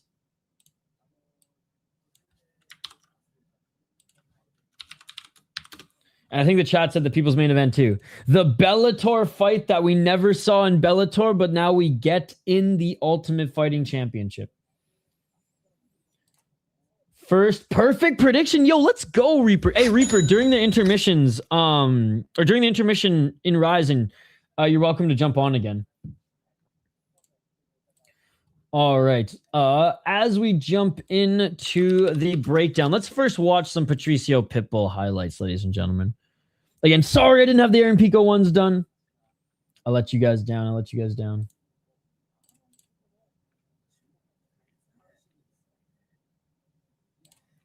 But I did get Patricio's. I watched and went through every single one of his finishes. He's got a lot of fights, so there were a lot. And we put together this little package here for you guys. So let's check it out as we go over this next one. Wait, what the hell? What the hell, chat? Why isn't it working? All right, third time's a charm. There we go. If you want to jump on during the Ryzen intermission, you're more than happy to do so. Mostly going for Pico, round 3. All right. Let me update the ticker. And by the way, Patricio Pitbull's brother's also fighting tonight in Ryzen. So Patricio should be able to see his brother fight. So funny, Aaron Pico's picture on Tapology looks like fucking who's the guy? James Franco. All right, Patricio Pitbull, 37 wins, 8 losses. I repeat, 37 wins, 8 losses for the former double champ in Bellator. 12 KO TKOs, he's only been knocked out twice. 12 submissions, he's only been submitted once. And 13 decisions, only 5 losses via decision. 24-6 in Bellator. He's literally the king of Bellator. He started his career pretty much in Bellator, and he's been there the whole time. 1-1 in the UFC, 0-1 in Ryzen, but the fight he took in Ryzen was on 24 hours notice, up a weight class, basically filling in for a guy, and yeah, he lost a striking match to Suzuki. Didn't look that great against Yair Rodriguez, but Yair Rodriguez didn't want to fight him. Dan Ige was actually a really good fight, and you guys are going to see some of the highlights here in a little bit. Dan Ige was actually a really good fight and showed me that, okay, he can hang with some of the tough guys still here in the UFC. And again, this fight should have happened in Bellator like 2-3 years ago. 3-4 years ago. But now we're seeing it in the Ultimate Fighting Championship. He defended his title against Jeremy Kennedy in Bellator. Lost to Sergio Pettis, no shame in that. Beat Kleber, beat Adam Borics, beat AJ McKee, beat Emmanuel Sanchez, beat Pedro Calvo, beat Juan Archuleta, beat Michael Chandler, beat Daniel Strauss for the title. The only guys he's lost to in Bellator were Sergio Pettis, AJ McKee, Benson Henderson, Daniel Strauss, and that was, well, that's like in the last 15, or yeah, that's in the last 12 years. He lost to Pat Curran and Joe Warren. He lost to Pat Curran in his first title shot. And before he fought Joe Warren, he was on a 14-fight win streak. Now, he is certified UNC, doesn't get knocked out easily, doesn't get finished easily, can get wobbled, as we did see. Can get wobbled like we did see, but a way better ground game than his brother, and is a calculated striker. Yes, he can brawl, but his striking is more calculated than anything. Now, Aaron Pico learned the hard way that you can't brawl with high-level guys in a major organization such as the UFC right now. And he said he got away with brawling guys who weren't at the level of like Lerone Murphy. 13-5 as a pro for the boxing prodigy. Well, I guess the MMA prodigy at one point, but the Golden Gloves boxer in his youth, then went full on MMA, and he was one of the first guys who like went all in with MMA after his short but sweet boxing career. And I remember Bellator was like so stoked that they were able to lock him up to a contract early. 13-5, still at Jackson Wink, 9 KO TKOs. He's been knocked out 4 times though, man. He's been knocked out 4 times, more than Patricio. 2 submissions, 2 decisions. He is almost 10 years younger than Pitbull.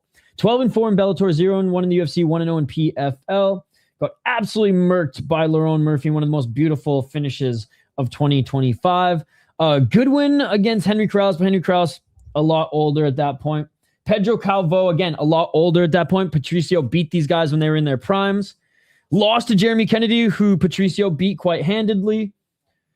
And honestly, Justin Gonzalez, Solo Hadley Jr., those were probably the biggest names that he beat. Like, he lost to Adam Boric, and he got absolutely destroyed by Adam Boric, by the way. That was insane. So I think if Pico fights smarter, he might be able just to like out athleticism his way to a victory in a close fight, but oh man, I'm going Uncle Patricio. I like Aaron Pico. I've always thought he was good. I still think he is good. Do I think he's UFC championship level? No, but I don't think Patricio is at this point in his career either. So probably decision. Probably decision. It would be crazy if he got a knockout, but probably decision. I think... Oh, UFC just put the wrong tail of the tape on screen. They just put Randy Brown and Kevin Holland. Oops. There we go. There we go.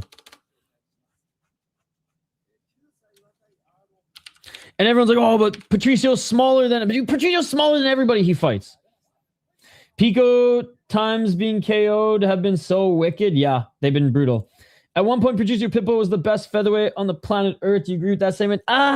He was one of. He was one of. It was kind of like saying that Ben Askren was one of the best welterweights on Earth in his prime. He was one of, for sure. My grandpa was a Golden Gloves boxer in the Navy. No way. I'm worried about Pico's chin. DC would say he's not that great. My kid just looked over slow-mo and with hell of emotion said, these two, this is going to be sick. Yo, your kid's a fucking beauty. I'm skipping this one. Just going to enjoy it. Man, Fight Baz is doing nonstop streams like he done Full Fury and Makhmedov card. And this. Yeah, he did Black Combat too. He did Black Combat too. I did give him a little shit because he stole my thumbnail. I was like, bro, you can ask me to make you a thumbnail, but like, don't just jack mine up. Pick'em MMA did that one time too. I was like, bro, you just literally took the thumbnail I made. And I wouldn't have a problem if it was just one that you find on Google too, copy paste. But like, I had to actually like put like half an hour of time into making that shit. 20 minutes. But he's good shit. Go check him out. He was in this stream earlier. We gave him a shout out. All right, round one. Let's get it.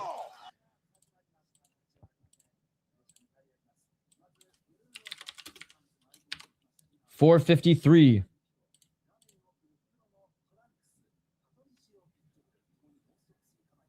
High kick by Pico out of range.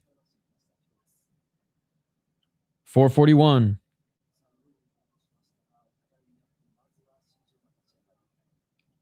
Left by Pico. Nice high guard by Pitbull.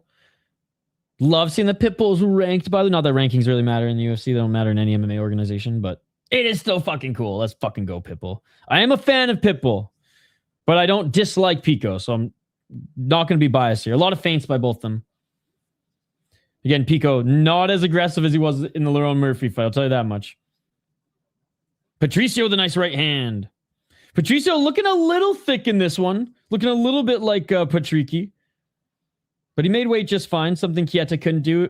Oh, nice 1-2 by Patrici. And Aaron Pico looking for the takedown. Nice defense by Patricio. Did I say Patrici? I meant Patricio, sorry. Pitbull, nice takedown defense, and he evades the single leg. The more he has to force Aaron Pico to fight on the feet, I think the better it is for him. Though Pico is a good boxer. Oh, low kick by Pitbull, and that hurt Pico. Straight left by Pitbull. Big sprawl, and it actually hurt him as when he got back up to the feet, Pico landed a nice left hook. 323.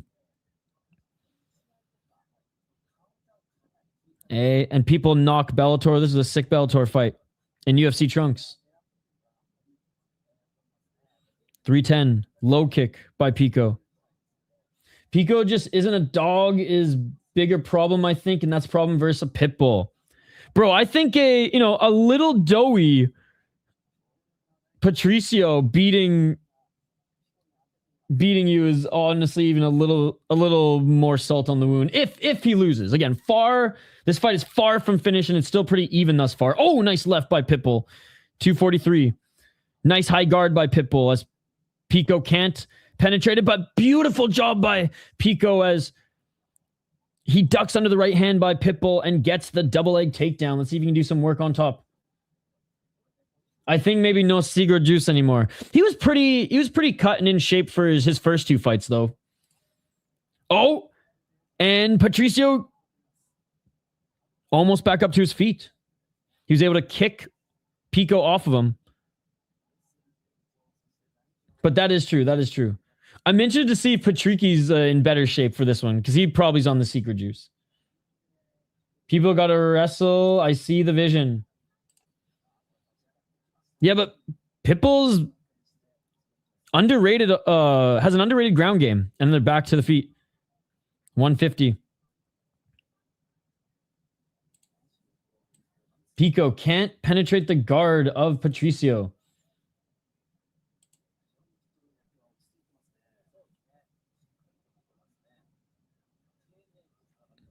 Pitbull needs to land some more, though, here. Oh, Pico with a nice left hook. Beautiful hook by Pico. 123.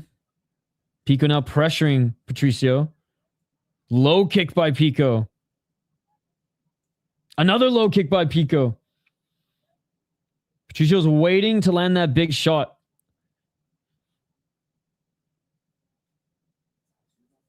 Raf for Pico incoming if he leaves the UFC. Left hand by Pico. Come on, Pitbull, knock him out. 54 seconds. He just missed with that right, too. He's looking for it. Yep. Oh, nice counter by Pico. And Patricio looking for a late takedown here with 36 seconds, but can't get it. There it was. He's looking for that snipe, which I wonder if he's going to have to adjust a little bit in the second round, because I think Patricio probably loses this round. Close. But Pico's outstriking him and, you know, got the takedown. Not outstriking by a lot, though. Pico is wearing a little bit more damage. Pico, oh, he's got to be careful when he overswings with that right hand. Pico missing with the high kick. It's setting him up off Pico's kicks. He's setting it up off Pico's kicks. And that is it for the first round. A close round, but I'm going Pico in that one. I think Patricio just didn't throw enough to steal that round. Again, hopeful. Patricio usually has really good cardio. Again, looking a little thick in this one. Looking a little bit like his brother in this one. So we'll see. We'll see. He's not breathing too heavily, though, here, so should be okay. And a collected round for Aaron Pico, so did what he needed to do. That right to the nose was a bigger shot, was the biggest shot of the round. Oh, I don't like how that left. You see how Pico's hand looked in that left? That might have fucked him up. It didn't seem like, it's like he threw it before. Oh yeah, that right did stumble him. We got the other Pitbull later. Yep. Patricio timing coming together. If he can stay sharp, he will find it.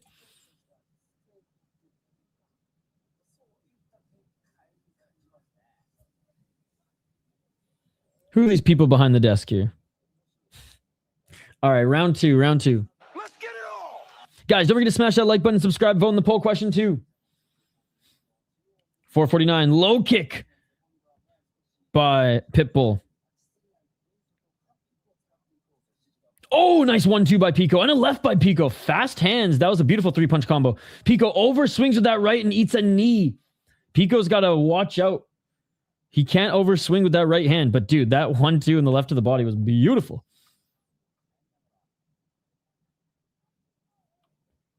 Low kick by Pico. That was a nice combo. Pico, the beautiful right hand and a left. Dude, Patricio just ate some big shots there. Left jab by Pitbull. It's pretty good. It's pretty good. Missing with the right. Double left and a low kick by Pico. Pico the right. Pico's found his range. Oh, that one hurt him. That one hurt him. Patricio now. Oh, big right uppercut by Pico. Patricio, man. Cheating a little bit. Step back left by Patricio.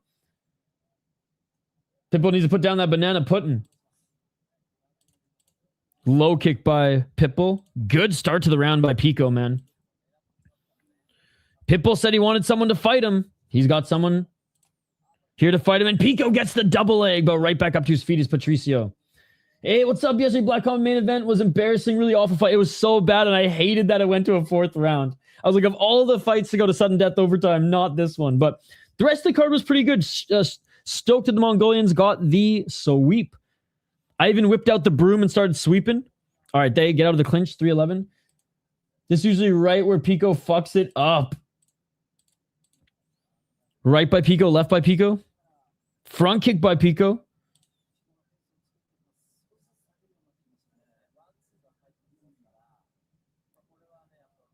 Two minutes and 53 seconds. Left jab by Patricio.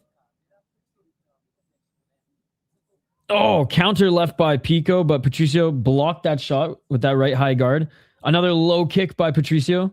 That was a nasty one. Pico, the nice right to the body, just missing the right uppercut. Pico's boxing is looking really good right now. Got to be careful. Canadians like to cheat when they break out the brooms and sweep. They're worse than the freaking Burmese with their pokes.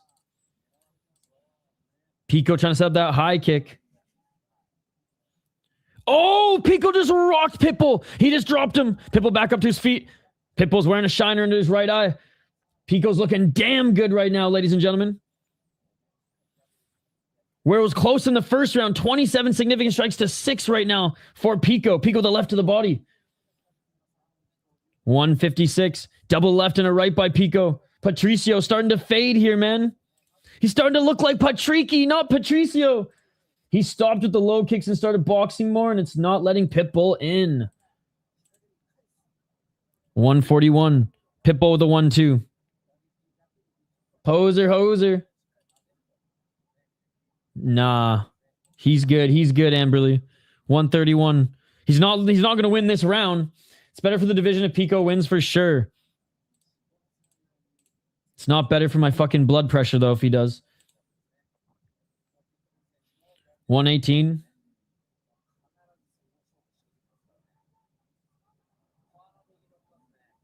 It's a beautiful straight right by Pico that landed. Why Pitbull abandoned the low kicks? I think it's because he's probably seeing double right now. Younger talent staying relevant. Oh, for sure.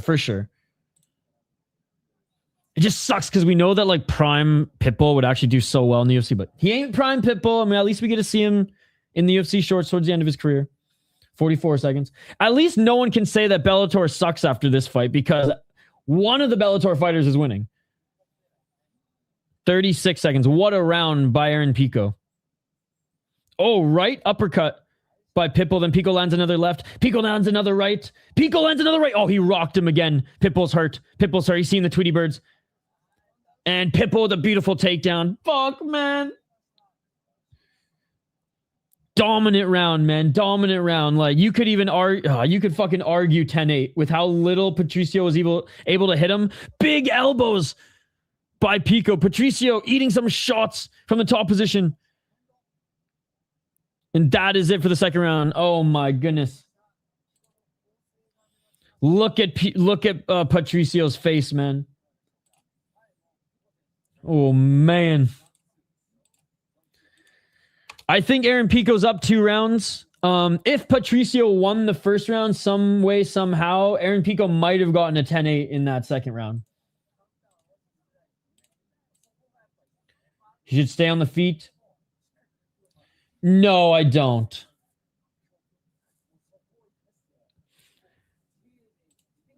Nice level change after that combo. Pitbull needs a miracle. Pico looks very slick. His corner told him he's beautiful, intelligent, smart. Pico must be a head case. Jeez. Let me get that third round KO. No, great boxing by Pico in that second round. Little cut in his nose from the first round, but let's see if War Patricio comes out. God, he looks like his brother. It scared me, dude. Oh, round 3. Please don't turn into 1 round Pitbull. Guys that have to be talked to a particular way in the corner usually are emotional wrecks. Wasn't Pico's great-great-grandfather one of the founders of California or something? I'm not sure.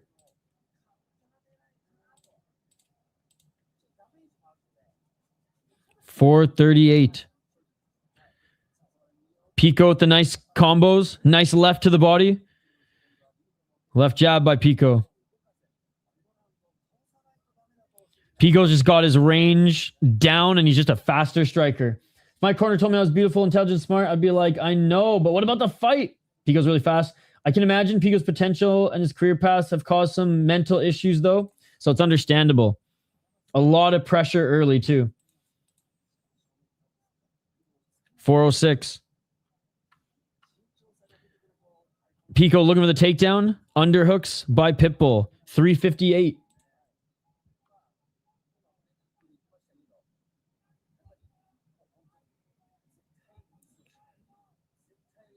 Pico. Left arm around. 443. Leaking is Patricio. Fool's not even 30 and people are saying he's a lost cause. Most guys at this point just coming into their own. Absolutely. And I mean, hey, Dan Ige couldn't beat Patricio. So the fact that Aaron Pico's beating him up on the feet is huge. Even an old Patricio. Even one that looks like Patrici. He's just too slow. He's just too slow in this third round, and he was too slow in the second as well. Pico. And Pico hits hard, man. That left hand. You'd hear that even though Patricio blocked it. Oh, right hand by Pico. Another hook by Pico. Patricio's still walking forward, though, like the dog he is. 248. High kick by Pitbull. Right hand by Pitbull. Patricio looking for the... Pico looking for the takedown again, but good underhooks by Pitbull. Knee by Pitbull, 234. Not as dominant of a round for Pico as the second. Pitbull with a knee to the body.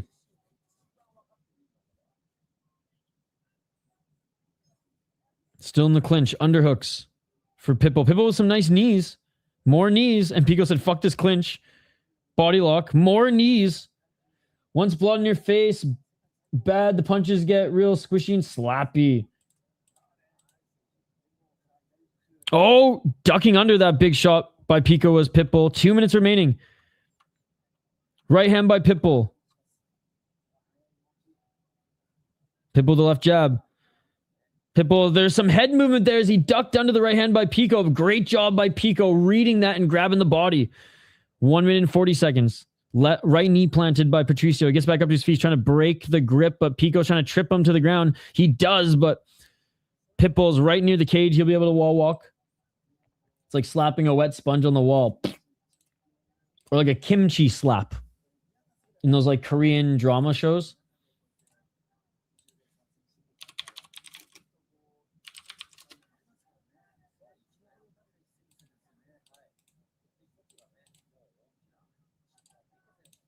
$111.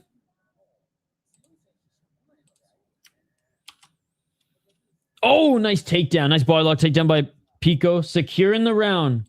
You remember that? Oh, yeah.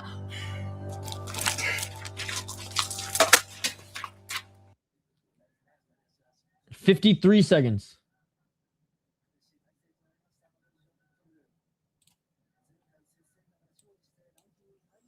Pico pinning Pitbull up against the wall.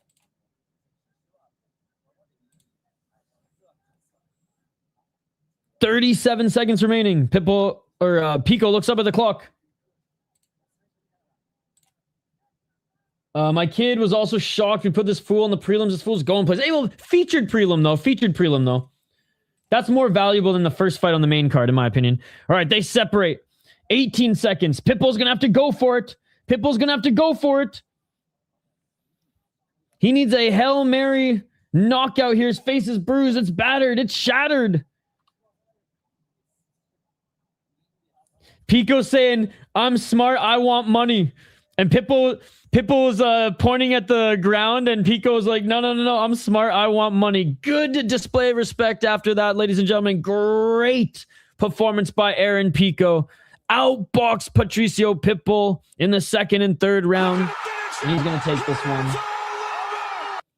Featured prelim on CBS is a big compliment.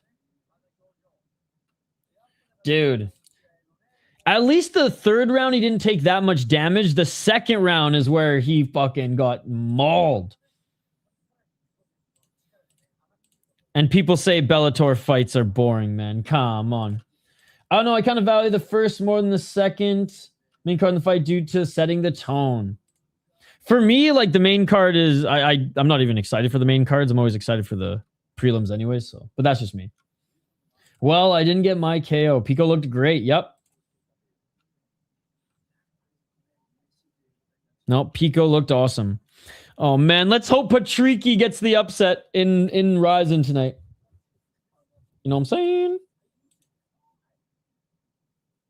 All right, main card next. Real ones will never forget their Mohegan Sun shows, dude. Oh my goodness. No, I think he fights out his contract at least. He's got one more fight on his contract. If the UFC don't re-sign him, which I doubt they will, then yeah, 100% Ryzen. Honestly, Ewing's boxing's way better, in my opinion. Pico's explosive, but Ewing flows way better. 29-28. Aaron Pico. Great win. Great win. Good display of respect between them as well. Good job, Shane. Good job. Yeah, I think 100% Rise, especially because Patricio's there. And we need to see that Suzuki rematch, right? Really? Why? He's only I'd say what 2 out of the 3 fights he's had in the UFC have been entertaining fights. Well, those people are fucking idiots who don't watch the sport of mixed martial arts. Seriously, if people are so beyond done with Pitbull, then they are not fucking MMA fans. It's as simple as that. They are plebeians who like the taste of Dana White's boots way too much. That's so funny. Well, those people are, every single one of those people are idiots. And if you're one of those people, unsubscribe. We don't want you here. Goodbye. Pitbull fought like one in every fight. Nate the Train up next, boys. Dude, I'm so stoked for this fight. I'm so stoked for this fight. Like, I'm not saying that Pitbull's not at the end of his career and that he's probably only going to have one more fight left in the UFC, but brought the fight to Ige, brought the fight to Aaron Pico. I don't understand what these UFC fans want. They want crotch sniffers. I swear to God, they hate the unified, or they hate the superior rule set. They want to see dudes sniff other dudes' balls. And it's insane that they are so loyal to the UFC when there's not even the most entertaining fights overall, and they like ball sniffers over freaking soccer kicks and grounded knees. It's absolutely insane. Absolutely insane. The next 5 fights are all guaranteed bangers. No, they're not. No, they're not. This is the UFC main card, dude. If anything, they're all probably going to disappoint. This is the main event. Big Daddy in the house. Stupid Donald Trump is what my kid also just said. I think I'm raising a genius. No pun intended, but no other phrase, as Pitbull's a dog and pretty much every other fight of his career. Casuals coming in for the main card only. Yeah, Trump's a casual, bro. Skipped Pitbull? Skipped Pitbull? Come on. None of the UFC main card fights ever are guaranteed bangers. Only the prelims. Only the prelims are guaranteed bangers. Because the prospects actually want to fight. All right. Main card coming up next. I'll say this. The prospects want to actually fight. The exception, Cub fucking Swanson and Nate Landwehr, baby. These are the unks who still fight like they're prospects. Let's fucking go. Let's fucking go. Well, hopefully now that the man, the myth, the legend, Donald Trump is there, it's a banger. Far from a myth. Maybe a man. We'll see. We'll see. Based on what happened with Christy Gnome's hubby, I got my eyebrow raised at everyone in that office. Team Trump. Unk scrapping next. He really does like the fight, though. He used to own a fighting promotion. Yeah, the mythical PDF, right? I think the next fight's a banger. Absolutely. These are two favorite fighters. Absolutely. Yeah, I'm not a fan of PDFs, Amberly, so that should tell you my view on the matter. I don't like stupid wars either. So, I'm the kind of person when it comes to any politics, and even in Canada, like, show me what you're gonna do, show me what you have done, and then I'll make my judgments. So, I am not loyal to any party. Even in Canada, I've voted for all three in points of my life because we have three. We actually have five in Canada, which is crazy, but so overall, I'm not impressed by your performance. Joe Rogan pretends to be hardcore. Joe Rogan, honestly, Donald Trump's more of a hardcore MMA fan than Joe Rogan. I'll give Trump that. He is more of a hardcore MMA fan than Joe Rogan. I hate them both. Fuck both of them.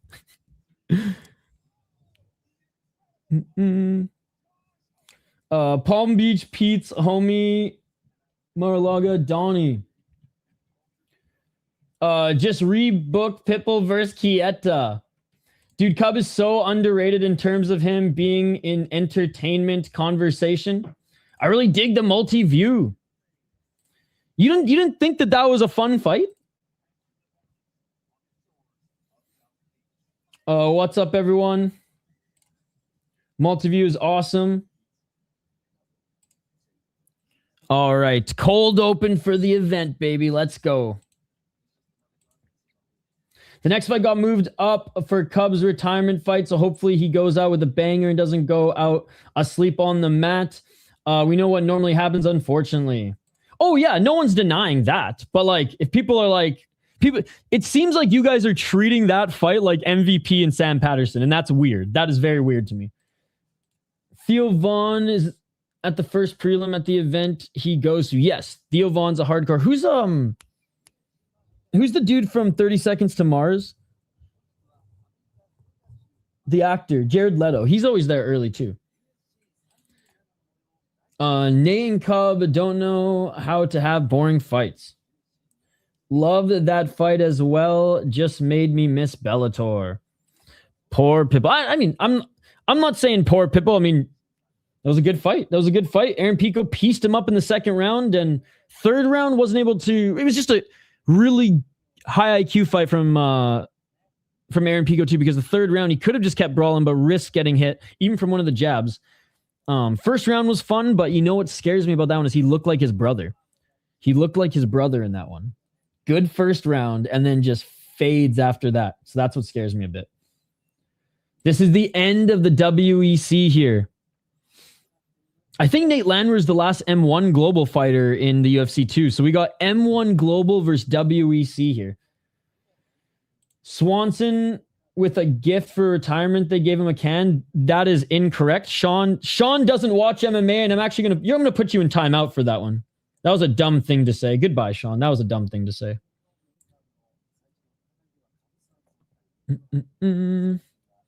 Sean has to sit in the corner and think about what he just said. I do agree, Sean. Very unfortunate we never got Prime Pitbull in the UFC, but that other comment was bad. No one disrespects M1 Global in this chat, ladies and gentlemen. That guy disrespected M1 Global.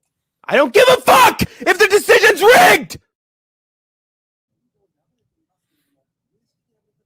Yeah, the train's a beast. He's not like a championship level fighter by any means, but he's a beast. Volkov did have a fight in M1. Definitely incorrect. I think Gamrot also fought in M1 and KSW. Nate is not a can. He's about to go to war. Ladies and gentlemen, Pico is your Bellator champion. That is true. He just won the linear Bellator belt. Action Bronson is also another hardcore celebrity. That is true. That is true. Nate the Train.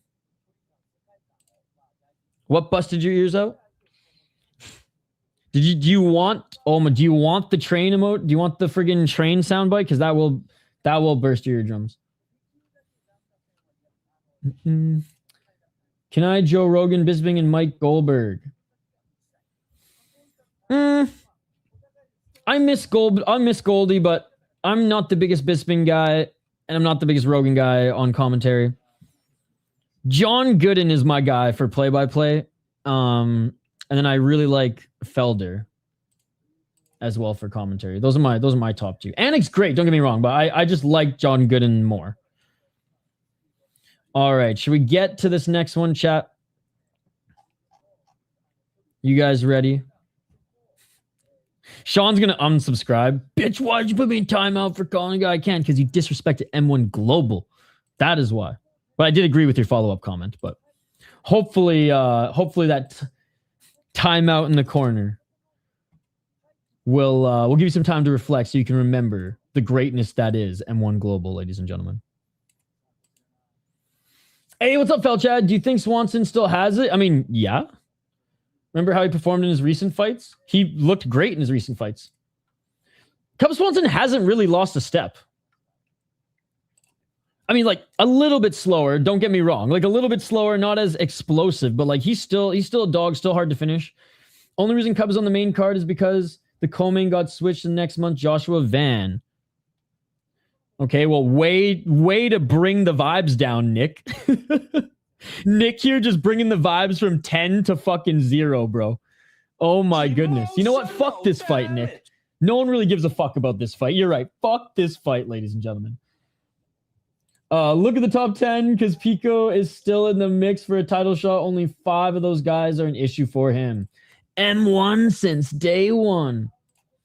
You can kick Ulberg's ass. Play the soundbite, burst some eardrums. Had to be said in caps. Sorry. Another timeout incoming with the slander. Now, Nick's good shit. I'm just teasing him. Nick's like, no, I was just stating facts. I didn't mean to bring him down. All right, cover your ears, ladies and gentlemen. I'm serious. Cover your ears because I don't want to get sued. Nate the Train's coming to town.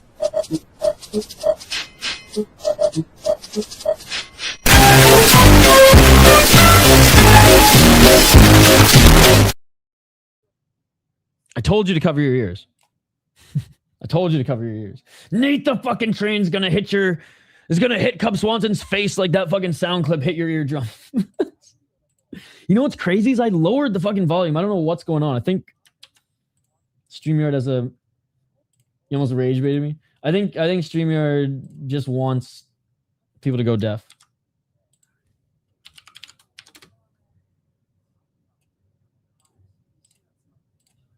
My chinchilla always freaks out. My speakers are broken. Cub may not actually be ranked number 1, but he's number 1 in our hearts. This is why I'm loyal to the channel. Dude, I appreciate the donation earlier as well. You could make a drill rap using that beat. Nate the motherfucking Train, ladies and gentlemen. 18-7 as a pro. Only 1-3 in his last 4 fights.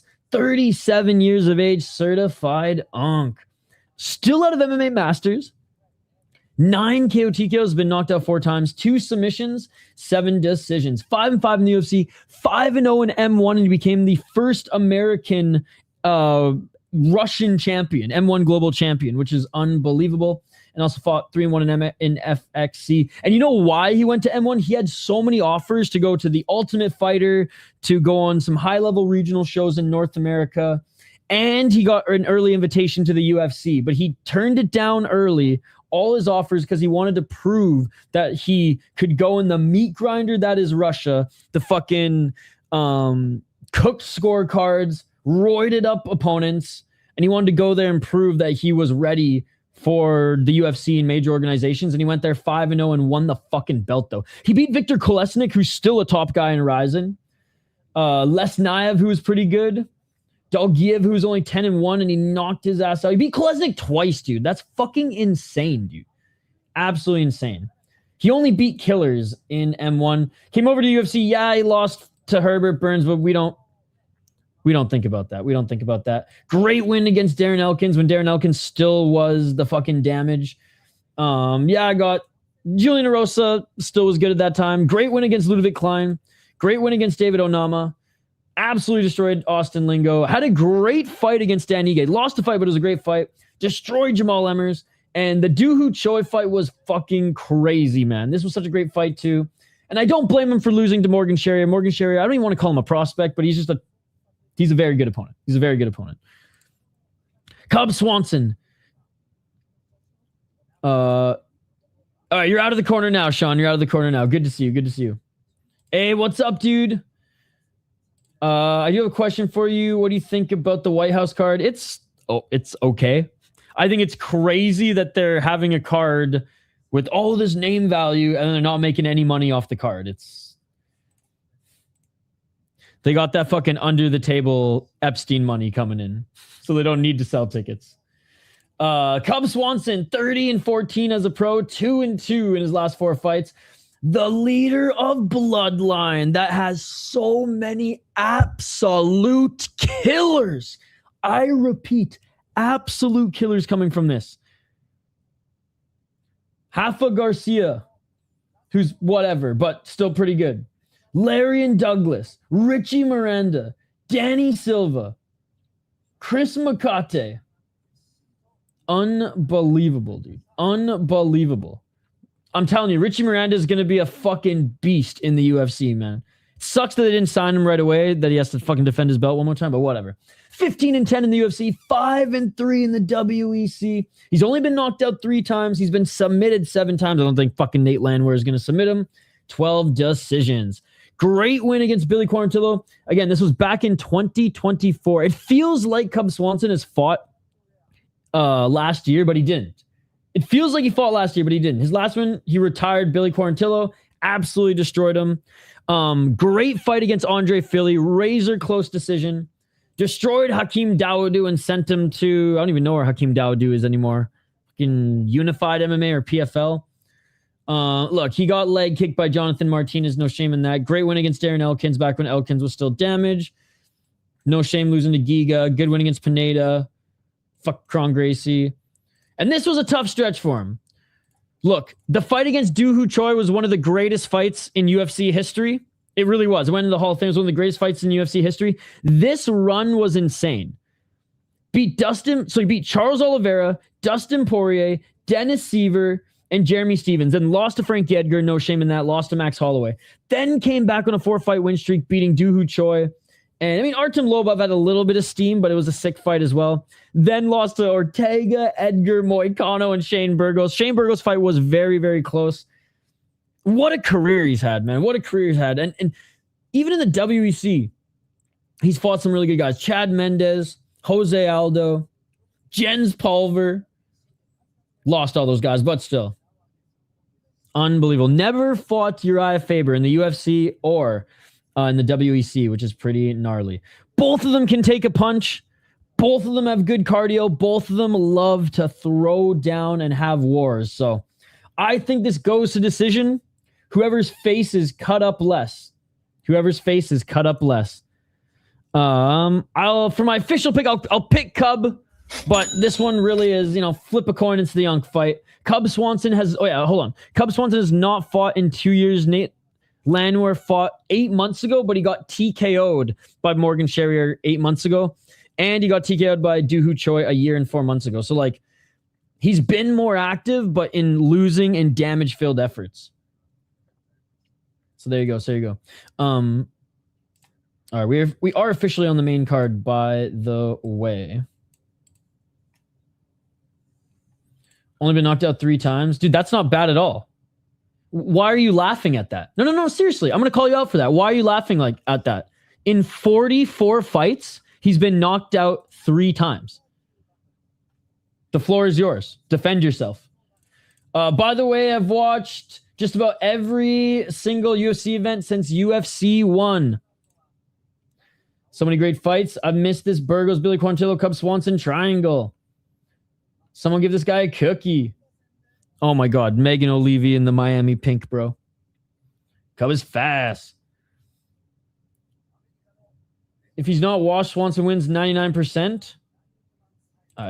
You guys really undervalued Nate Landwehr. Again, he's by no means a world beater, but he's very much fights.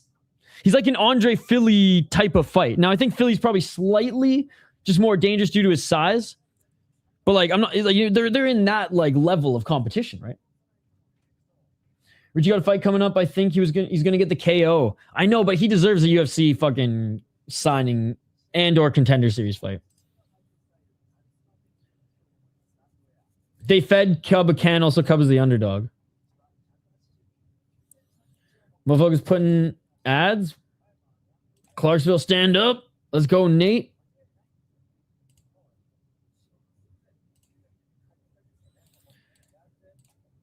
I mean, Cub has been getting good reps with killers in the gym, he said. So that is good. He said Vajeos can come get it at the gym anytime too. Vajeos was like, I only fight for money. Choo choo. Nate the Train is in the cage.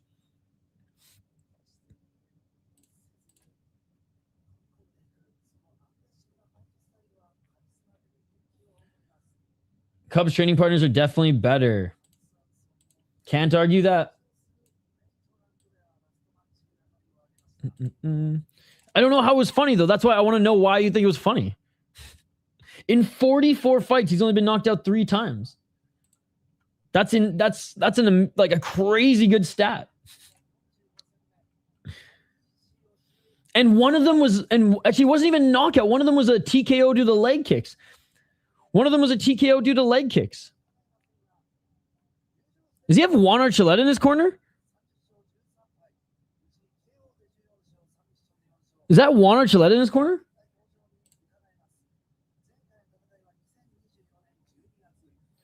I didn't pick Nate. I really like both these guys. No ads on premium, but I just got an email saying they're raising the rates to $15.99. It's such bullshit.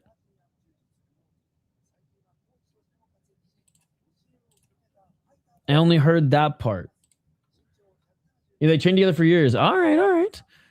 That's where his counter wrestling comes from.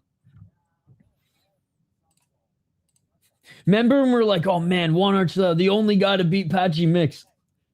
Emotional. Cub looks locked in. Juan Archuleta, by the way, doing pretty good on the regional scene right now. I think he's Baroka champion. Ryzen's, he's the former Ryzen champion too, but they're hesitant to re-sign him because he just keeps missing weight in Japan. By the way, were there any weight misses for the Ryzen card? I didn't watch the weigh-ins last night. I was watching Black Combat. Hey, Cub, we salute you. The Spaniard is still legit. Swimming pool, gym for Cub is sick. Oh, I know, right? The pit.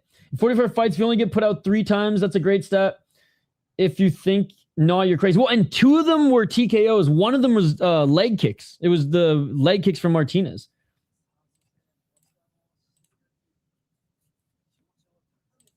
Aldo couldn't even put him out with leg kicks in his prime.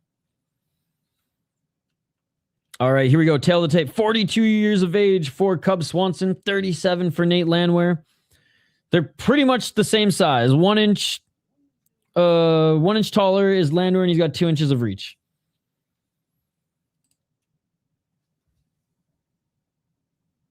People that have never been punched in the face think it sucks.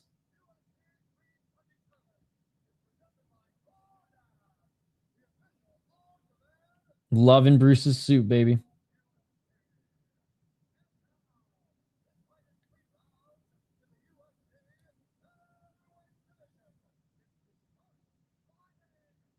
All right, Nate the Train's being announced right now.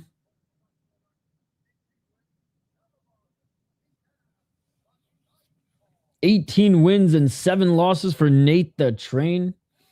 Mixed emotions either way here. I just want to see a good fight. Win or lose, if it's a good fight, Cub can hang the gloves proudly. People that get punched in the face think it sucks. Hey, the crowd showing Cub a lot of love here. Let's go.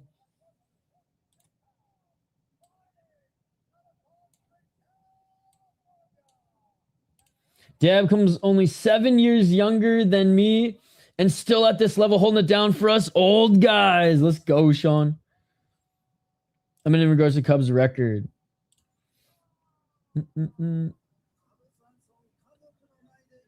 No, I know. He already apologized. Nate versus Sonoma was a banger. Yep. Yes, it was. All right, here we go, guys. Round 1. Nate the Train. Cub Swanson. First fight on the main card. Yuri's been finished in all 5 of his professional losses, and he got like 38 fights, right? Let's get it all. 453.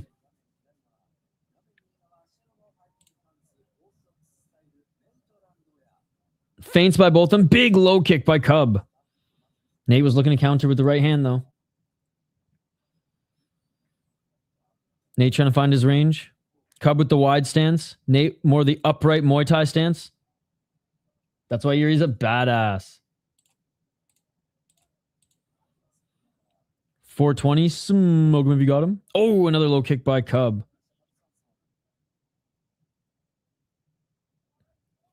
Cub does like to keep his hands low. Throughout his whole career, it's always been like... Not quite Bobby Green style, but... Still very karate-esque. 401. Landwehr missing with the high kick. Battle of wills more than skill here once they get rolling. Let's go. Easily the real one. 346. Each of them finding their timing and range. Low kick by Landwehr. Cub with the left to the body.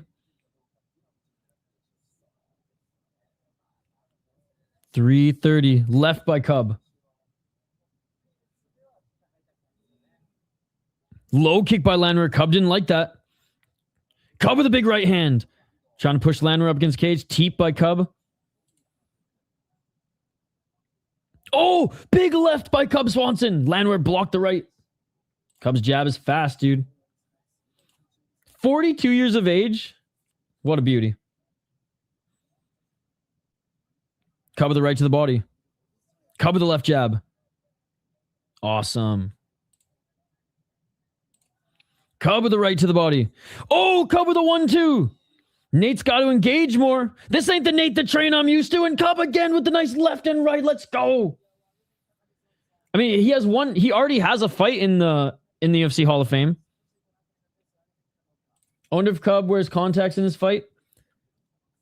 I just don't think... Oh, Cub with the Superman punch. He knocked down Nate Landwehr.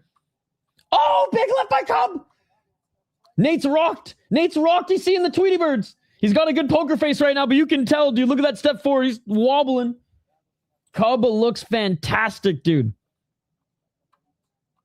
This is like the worst start I've ever seen Nate have in a fight, and like one of the best I've seen Cub have recently. And again, recently it's like 2 years ago, but still. Oh, Cub hurt him again. Oh, Cub just knocked him down. Cub, big right hands.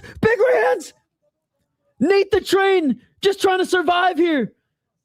Oh, big left to the body by Cub. He looks 22, not 42. WEC never die, motherfuckers. WEC never die. 138.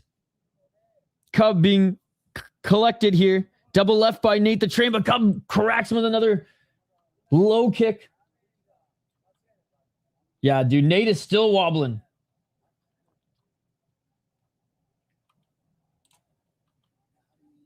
I mean, you were wrong. He's not a can. So you're still wrong. 115. I'm in Cub retiring like Robbie Lawler. 110.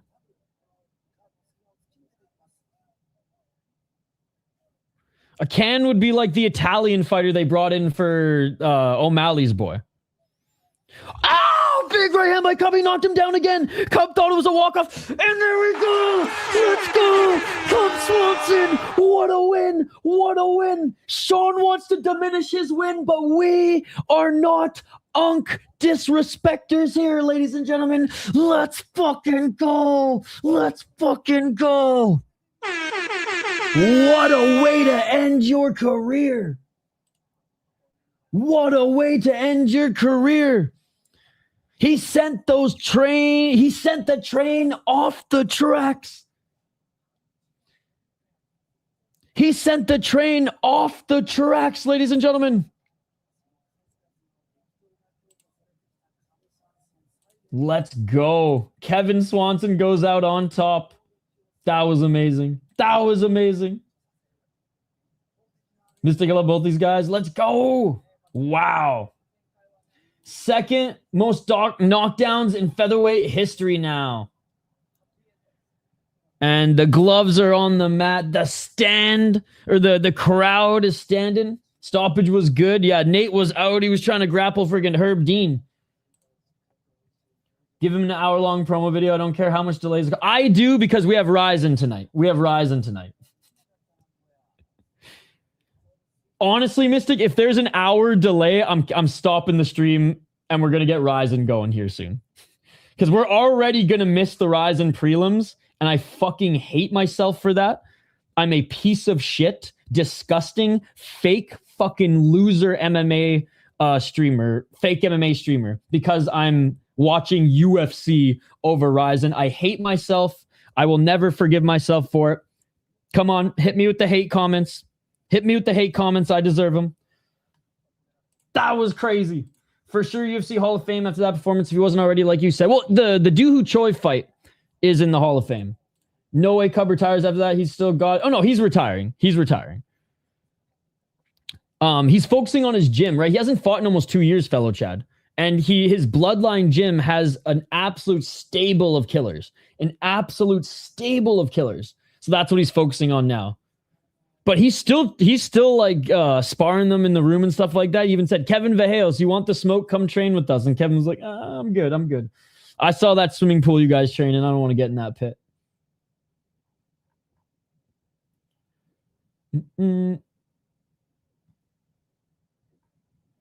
You deserve to be pegged for making that mistake. Hey, we got another Isha in the live chat. What's up, dude? I'm with you, but I want to see Yuri. That's the thing. If Yuri wasn't fighting, I would end the stream right before Ryzen started.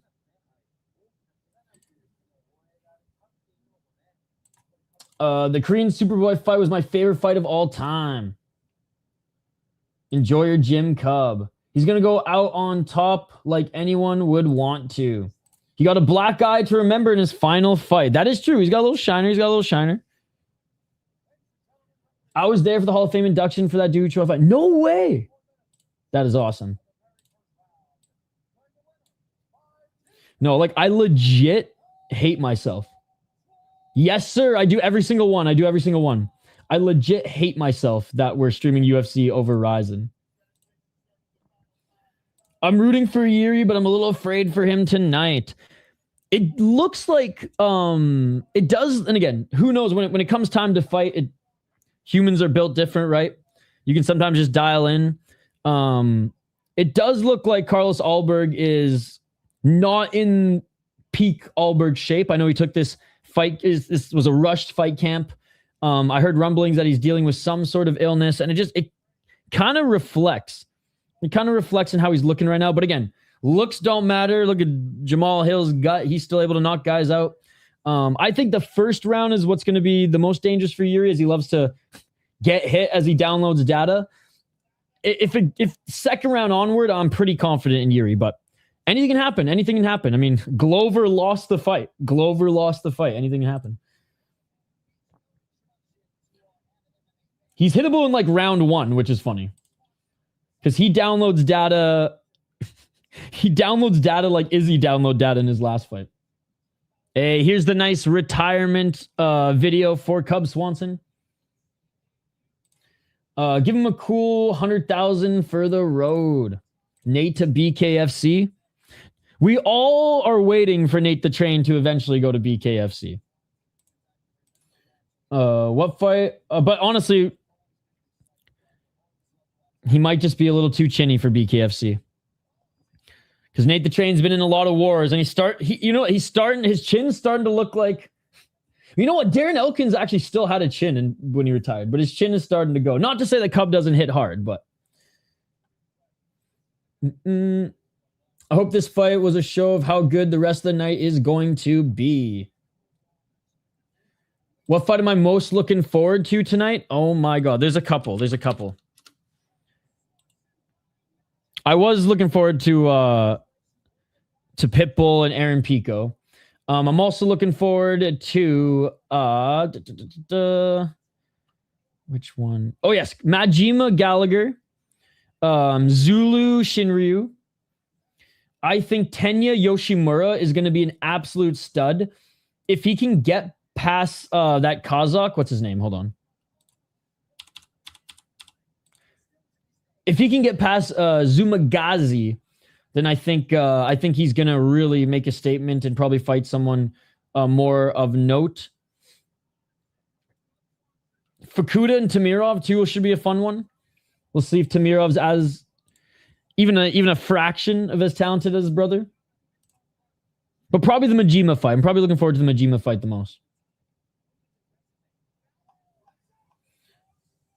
My neighbor must be cutting onions right now.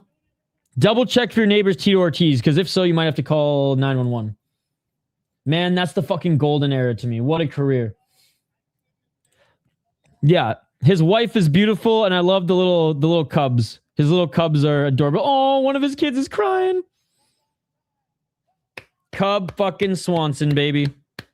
What a career. What a career. WEC, motherfuckers. You can see how happy she is to take the stress off her back from him fighting.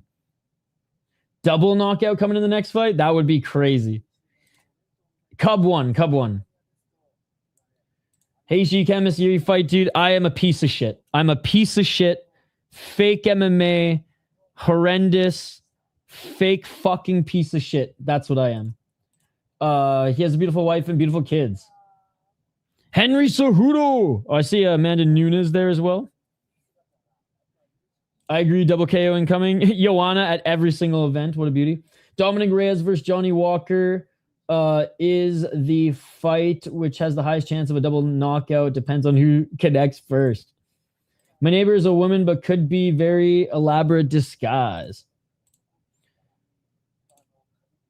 All right, ladies and gentlemen. Moving up the card here. We talked about, Landwehr, a little chinny. Maybe a lot chinny now. Ray, oh no. Uh-oh.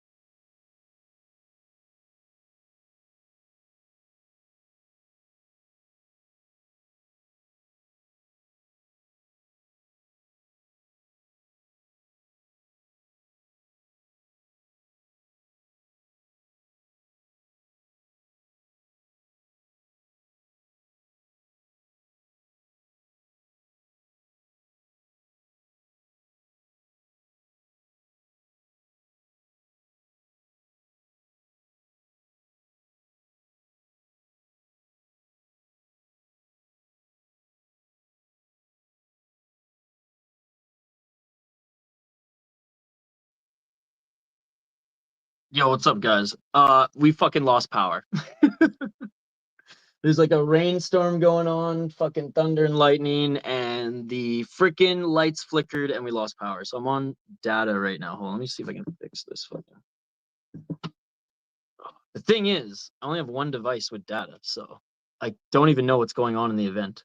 Yo, thank you, Chris Cushman, for gifting a membership straight up when we lost power. How the fuck okay, full screen. Oh my goodness, this is fucked.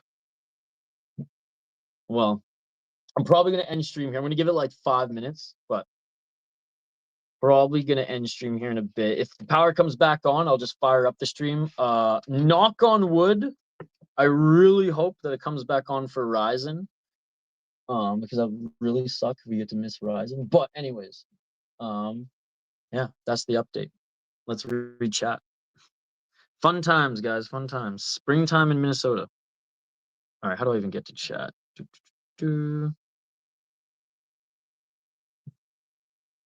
I don't use StreamYard ever on my phone, so bear with me. Bear with me.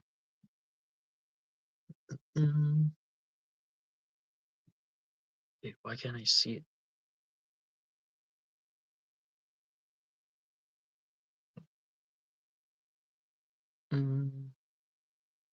Fuck, I don't know why chat's not coming up on my phone here, guys. What the hell is this stupid shit? Hold on.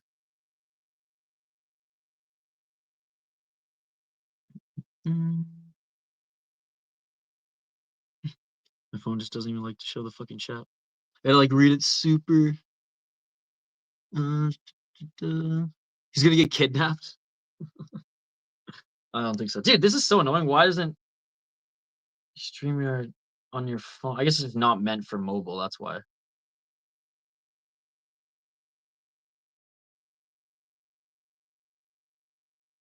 Maybe that's why I can't see it.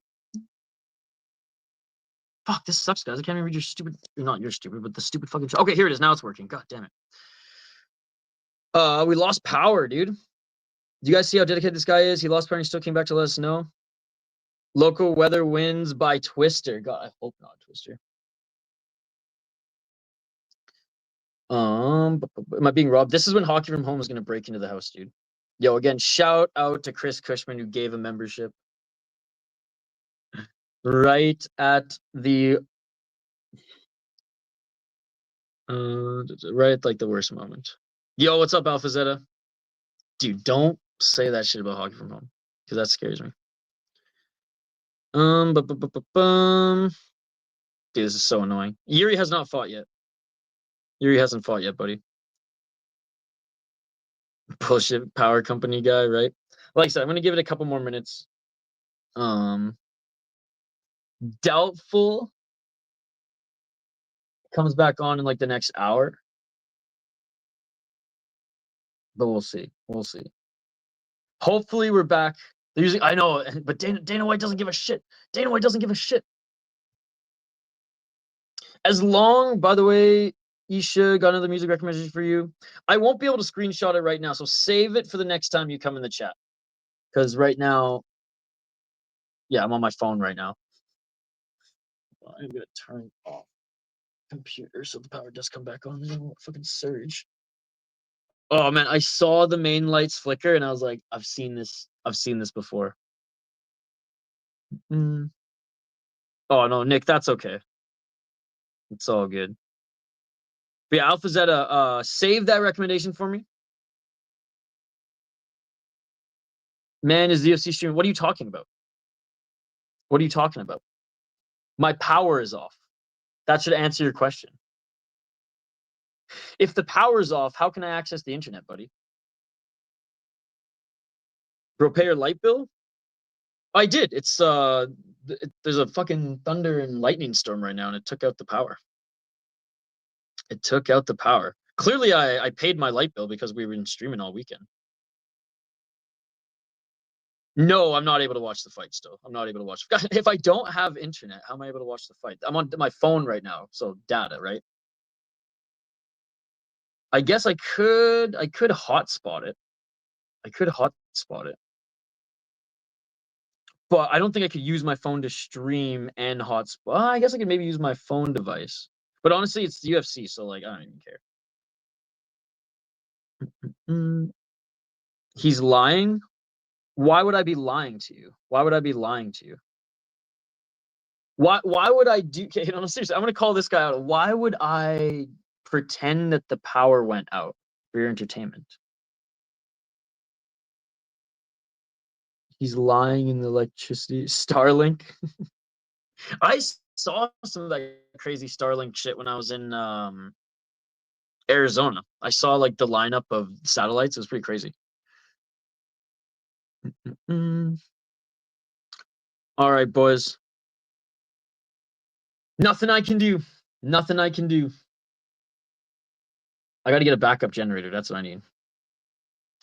We should commentate for Isha. Superior rule set. Superior rule set's a real superior rule set. Oh, man. If you stay live on here, I got you with updates on the fight. Still on commercial break. Okay, so the fight hasn't started yet. He's full of shit. He's just sitting in the room for nothing. Yeah, dude. I got like my old phone that doesn't have service anymore. I'm gonna blind you guys. There's the light right now.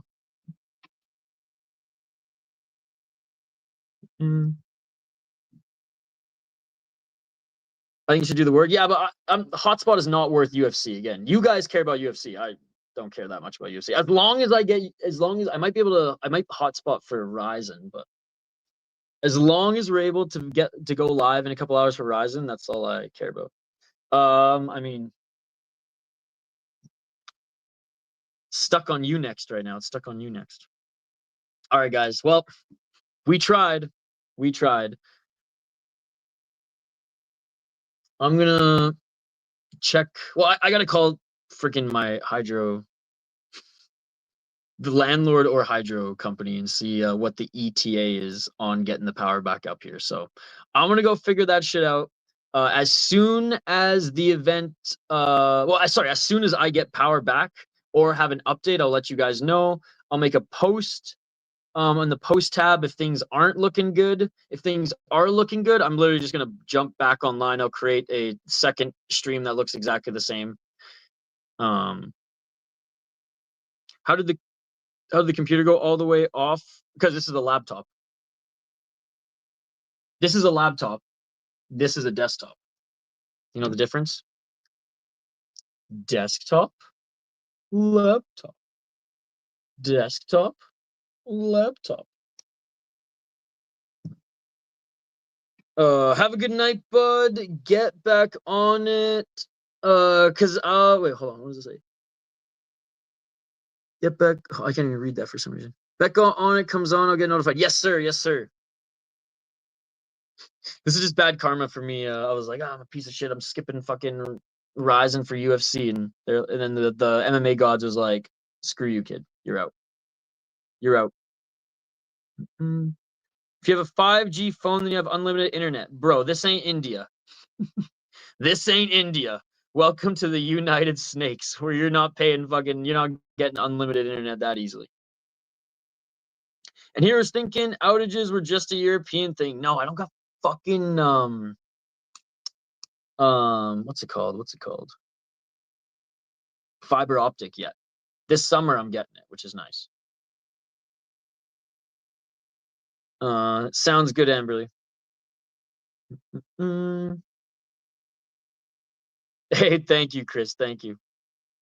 All right, guys. I appreciate all the support. Appreciate you guys hanging out during this UFC stream. Finally getting a crowd back in the UFC streams, and this happens. But c'est la vie. It is what it is. This is springtime in Minnesota. These things happen.